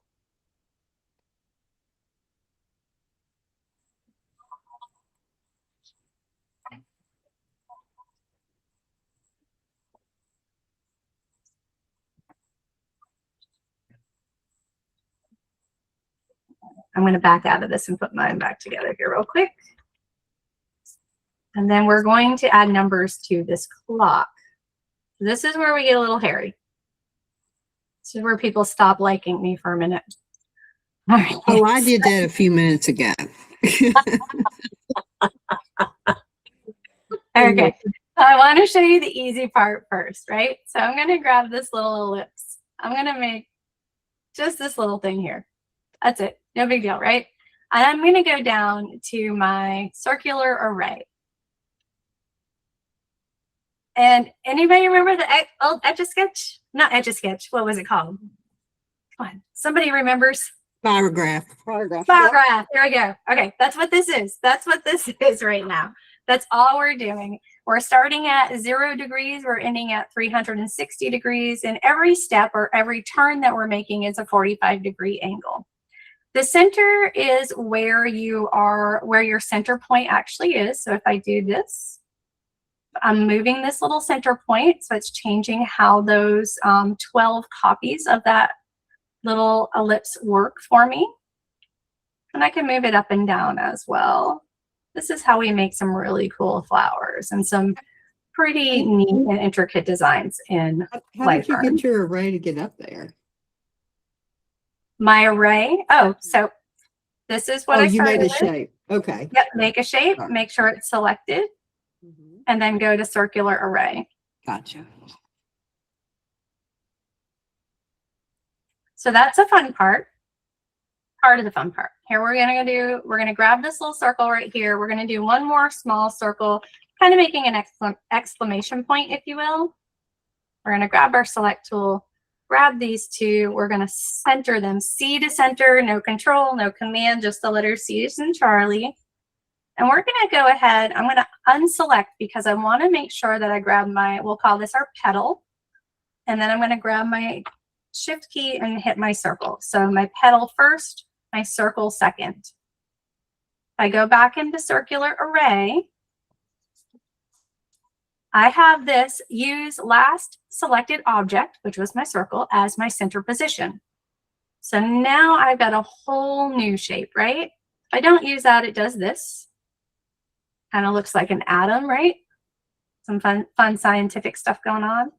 But if I do, I now have a whole new shape, and I can add copies to that.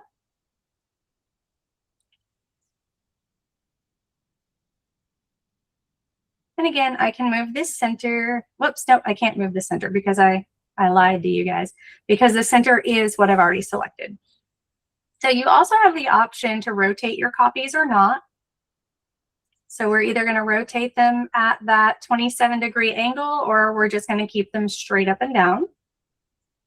Auto increment variable text is going to come in really handy in about 5 minutes, and that's when you guys are going to stop liking me. I'm always going to group my results just so I can make sure to select them and then select the results when I'm done. So when I click OK, all of this is grouped and it's already selected. That way I don't have to worry about moving one petal out of my circle already that I made, but I don't always need that center. So let's put this into practical use other than just making pretty flowers. We need to put numbers on a clock. I am going to select this guy and do this. Actually, I'm going to grab just this. If you want to grab and make just a copy of your backplate of your clock, you copy paste, you can Control D, but let's start with just a copy of that and then just put your already built clock or your pieces of your clock somewhere safe.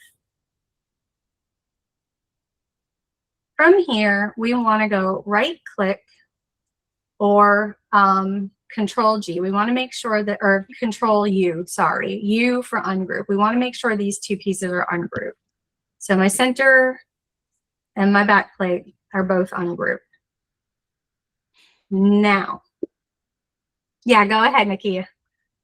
Before we get Yeah. can you, okay, so I have don't have the mountain. I'm trying to make the mountain. Okay. And I've made a bunch of extra circles. Okay, cool. So grab one circle Okay. and then another circle. Okay. Make sure that top circle is a path, right? Move this up to there.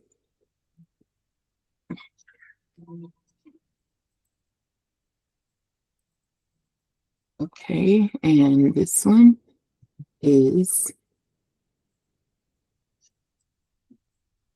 to be a path before I try to put them together. Yep. Before you can manipulate, it's got to be a path. Hey, Janelle. Any tips? My program is just, I can't even do anything. It's just so like I'm still trying to duplicate because it's not responding, and I don't know if I should down and start.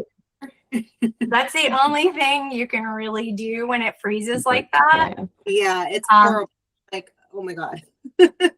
Okay. If you want, we've got about 20, 25 minutes left. If you think you can jump off and jump back on, I don't want you to miss this next part, but it is all recorded. So it's completely up to you. No, it's my Lightburn program. Like, Okay. so should I just shut it down? And Oh yeah. If it's just Lightburn, just shut it down and try restarting it and try reopening Lightburn.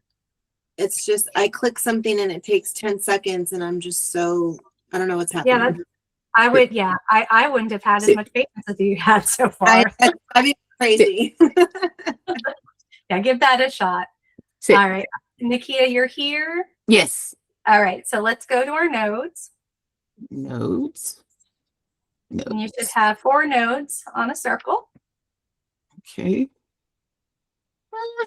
No nodes are showing up. All right, So so select it. yep, and you don't have Okay. any. You've gotten rid of your center, right? It's Yes. just the circle. Okay, Yes. selected and it's converted to path. The top one is converted to path, or both of them? Both of them is fine, but you need Okay. at least one of them. Yep. Yes, the top is converted to path. Okay, is the bottom one? Let's see. Let's see. Yes, because the bit. Got you. All right. So if you click on this top one and it's converted to path and it's just one object, there's no other objects selected, just this one circle. When you hit nodes, it should give you 4. Okay. Okay, I did that wrong. I hit both of them. Okay, yep, just one at a time for this Yep. part. But it's more than 4. It's okay. That happens. All right, so we're gonna just pull down a couple of nodes. Or actually, here, I'm gonna give you a shortcut. You can probably now I'm gonna make you pull down the nodes. Pull down the Okay. nodes. Okay, so we pull down the nodes. All right. And then we're going to go to our select tool. So we're going to get off of our nodes tool and go to select. Select back to our select tool. All right. Select both of these guys. Select both of them. Control B for Boolean. Or Command B. Command B to Boolean. Okay. And then start clicking on these options until you get a little mountain. Little mountain. Let's see. No. I got a spaceship. It looks like Star Trek Yep, Enterprise. select that one. Okay. Well, yeah, I guess. All right. Then hit OK. Okay. And then that one, when we cut it out, we'll have tape on it and paste it right on the bottom of our Oh, font. Jesus. Excuse me for just 1 minute. My daughter just messaged me. My grandson busted his face open. Oh, no. Uh-oh. Take the call. All right. Thank you. Yep. All right. So where was I now? Oh, yeah. I was about to make you guys mad at me. That's where I was. So we've got our back plate to our clock. This is the only thing that is selected. I want you to go into your fonts. Oh, I hope he's okay. Poor babies. We're going to hit, I want you to just type DD, lowercase DD. David. Up here in our little font selection area, we have this one little drop down that says normal. We want that to be on a serial number. So we've got DD in our font selection, serial number. And you want it fairly small because this is going to create the numbers on our clock. Before we get too far, I'm going to remind you this is recorded. You guys can watch this over and over again because this is a tricky part. All right, so I'm going to hit select. I'm going to pull this over to right about where my 12 o'clock would be. And I'm going to select my, my big circle and I'm just going to center it up. Okay. DD means, layman's terms, easy to remember, double digit. It is a code or a formula created by Lightburn to tell Lightburn what we want to do with this serial number. These codes are in Lightburn's in their manual and on their website, and I'll send you a link to all these codes if you want to use them. You can use them if you want to. This is pretty powerful if you want to do like wedding venue table layouts for people. If you do like mail merge kind of stuff where you've got name tags and you've got 100 of them and you just want to put in a list of names and it populates all of them for you, this is the kind of stuff you're going to use to do that. It does it all right here. Like we used to do the old Microsoft mail merge in Word. You can do it all in Lightburn and engrave with it. So we've got DD, we've got it on serial number, we've got it on the top. So I'm going to go ahead. Where do we find the serial number? So up here where it says font, Yeah. go height and keep Yeah. going over H space align middle. Gotcha. Okay. Yep. Drop Yep, down. instead of where it says normal. Gotcha. Ah, You got it. All thank you. right, down here, let's go ahead and click on our variable text. This is going to be a whole new world, a whole new window for you guys who have never used it before. All right, Ooh. so now we still got this selected, right? Wait, We're where'd gonna you get that?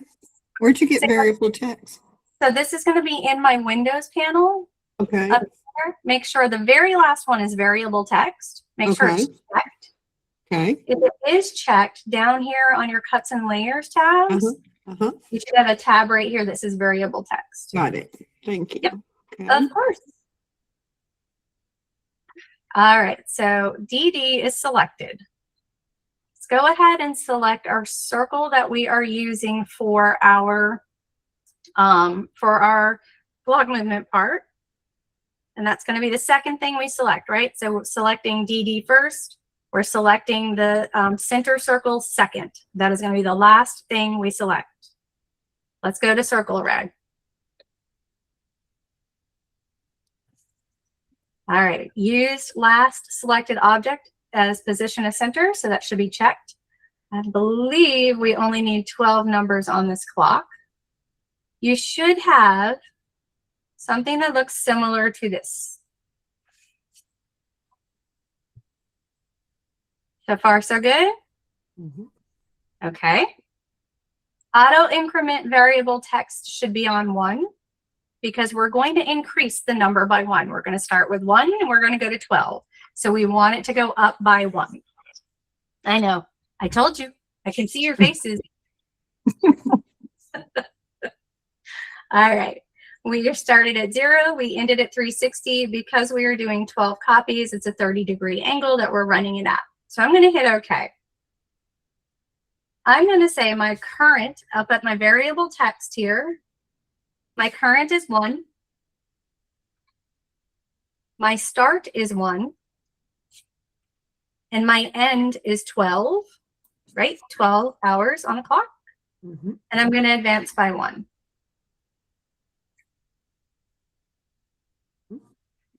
Then go ahead and hit test.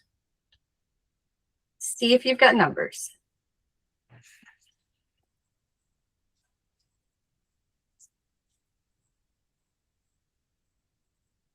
Just when you hold it down, but it goes back to DD. Yep, that's going to go back to DD when you let go of it. Could this be, could you, Oh, you cut out on me, Deborah. sorry, could you do a clock like this with military time? Like Oh, yeah. 1300, 1400, same process Yep, same process. instead of the double digits. So how do you make it? Because it's So 4, it is DD colon DD. DD colon DD. Okay. Yep. Thank you. Yeah. I teach ROTC, so I Oh, great thing to put in my classroom. yeah, I love it. Yeah. Yep, Thank you. that's great. My husband's a Air Force vet, so Okay. There we've you done some military stuff too. All right. So once we have, and I know 12 is not in the right place. I can remember how to read a clock. But once we have all of our numbers 1 through 12 done, let's go ahead and hit bake. Once you've hit bake, you are committing. Okay, so think about it. We put all these ingredients into this clock. And once we bake it, it's done. We can't change what we've done to it, right? So once we hit bake, we are committing to these numbers. So we need to get the 12 at the top. We're going to just grab our little rotate tool here. I'm going to hit my shift key. because I don't want anything to move. So I'm grabbing this here. You can see my pointer changed. I'm clicking. It kind of disappears on you, but it's still there, I promise. Hit shift. All my numbers are in marching ants, and I'm just going to turn my dial. And we now have a perfectly aligned, perfectly numbered clock. So I am going to probably engrave these numbers on, or you could put them on something and use 3M and then stick them down. Usually on my clocks, I'm engraving the numbers. It's just a lot easier. So I'm going to throw this on, and let me see. Let me throw it on this engraved level. And then I can grab these numbers, or I can grab the whole thing and pull it up here. But I'm just going to, for the sake of time, I'm going to grab my numbers because they're already selected. I'm going to grab my back plate. I'm going to use C to center and then E to center horizontally.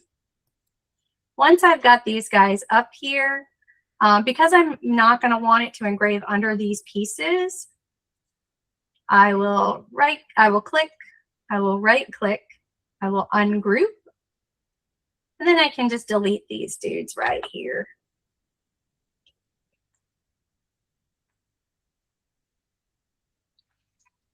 All right, so I'm going to color this all in so you guys can see it again. Yeah, this is orange. Oh, it's going to do that to me.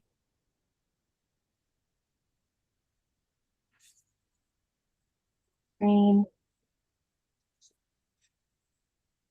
And green. See this whole push to front back thing? This is where this should really work. Push to back. Yeah, not going to work. Why would we do that?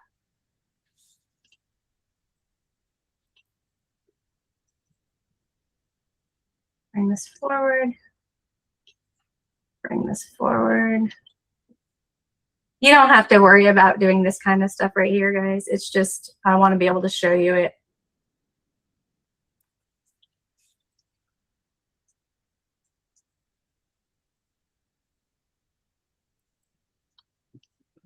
I don't know why this won't come forward.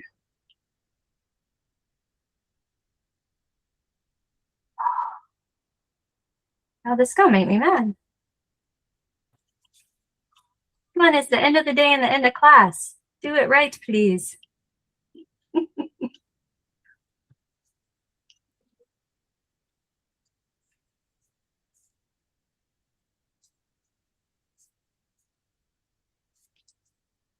All right. So it's not perfect, not perfectly aligned right now, but we're going to cut it out and put it together, right? So we've got a clock. You now have a 3-layered clock using, 3 different types of material that you're going to cut. And then you can engrave your numbers. All right. You're not too mad, are you? Okay. That was so cool. Again, you can watch this over and over again. I will try. So I've got a list. Like I said, I've got a list of things that I usually send out. But if I forget anything, guys, like if I forget to send out, I'm going to send you a video of how to make a box. I'll also be sending you the formulas for these. If you're not following me on TikTok or Facebook, Lightburn Video Vault, I have a video where I actually do wedding table settings for people, where you can create, 100 table settings, pull in a Excel spreadsheet and have it line up for you using this same technique. It's just variable text. It's mail merge on steroids, if you will, for an engraver. All right. Questions. We got about 9-10 minutes here before I have to run away. Remember, you can always reach out to me. I promise you guys will have this full video all edited by Saturday. But what do you want to throw at me before we jump away? I don't want to talk about this clock at all, but I would like to, I would like to ask you, when you, I don't know if there's a snap button or whatever, but like when you just want to move something over just a little bit and you want to hit the arrow key, but in Lightburn it jumps way over. Oh, so yeah. How do you get rid of that? So you can hit shift and it'll move in smaller increments. Or sorry, shift will move bigger. I think it is in your settings. It's not jog. Okay, nope, not default. Arrow shift right here. So under units and grids, Uh-huh. editor settings, units and grids, your arrow shift is right there. So would you just put 0 if you don't want that thing to snap around?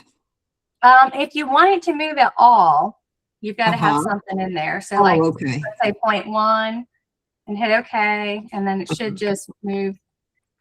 Yeah, perfect. I hate Yep, that snap. smaller and smaller. And then if you don't want it to actually snap to the grid, which might be what's happening, Uh-huh. I have mine shut off too because that drives me nuts. So make sure this is off.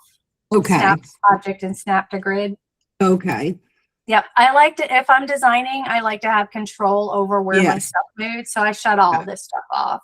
Okay, good. Good. Thank you. You're welcome. Anything else? Janelle, did you get it working?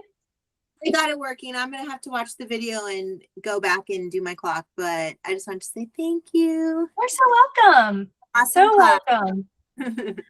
So I am, as you guys have probably figured out, I'm a one-woman show around here. Bless my husband's heart, he works like 60 hours a week for the Veterans Association, for the VA. So I can always use a boost. You don't have to leave me a bunch of reviews. If you want to, I would love one. But anytime you see anybody that needs help in a group, that's really more about what I'm doing. I don't like doing a whole lot of commercial advertising. I try to put my stuff in groups. People see it. That's great. I don't like spamming them because that's not what these groups are for. But if you do see someone struggling and you want to throw my name out there, I greatly appreciate it. Those people can always reach out to me on Messenger or through email or through my website. It's just joneslasercraft.com. Other than that, I mean, like I said, I'll have all this out to you guys. And if you need me, just holler at me. This is, hopefully you can tell I enjoy this. So I love to do this. I love to have this kind of fun. So I want to keep doing it. That's why I'm getting a bigger shop and more machines so that I can just keep teaching people more fun stuff. Thank you so much. Yeah, You're that's so great. welcome, guys. All right. That's Holler. great. Thank you. Have a great weekend.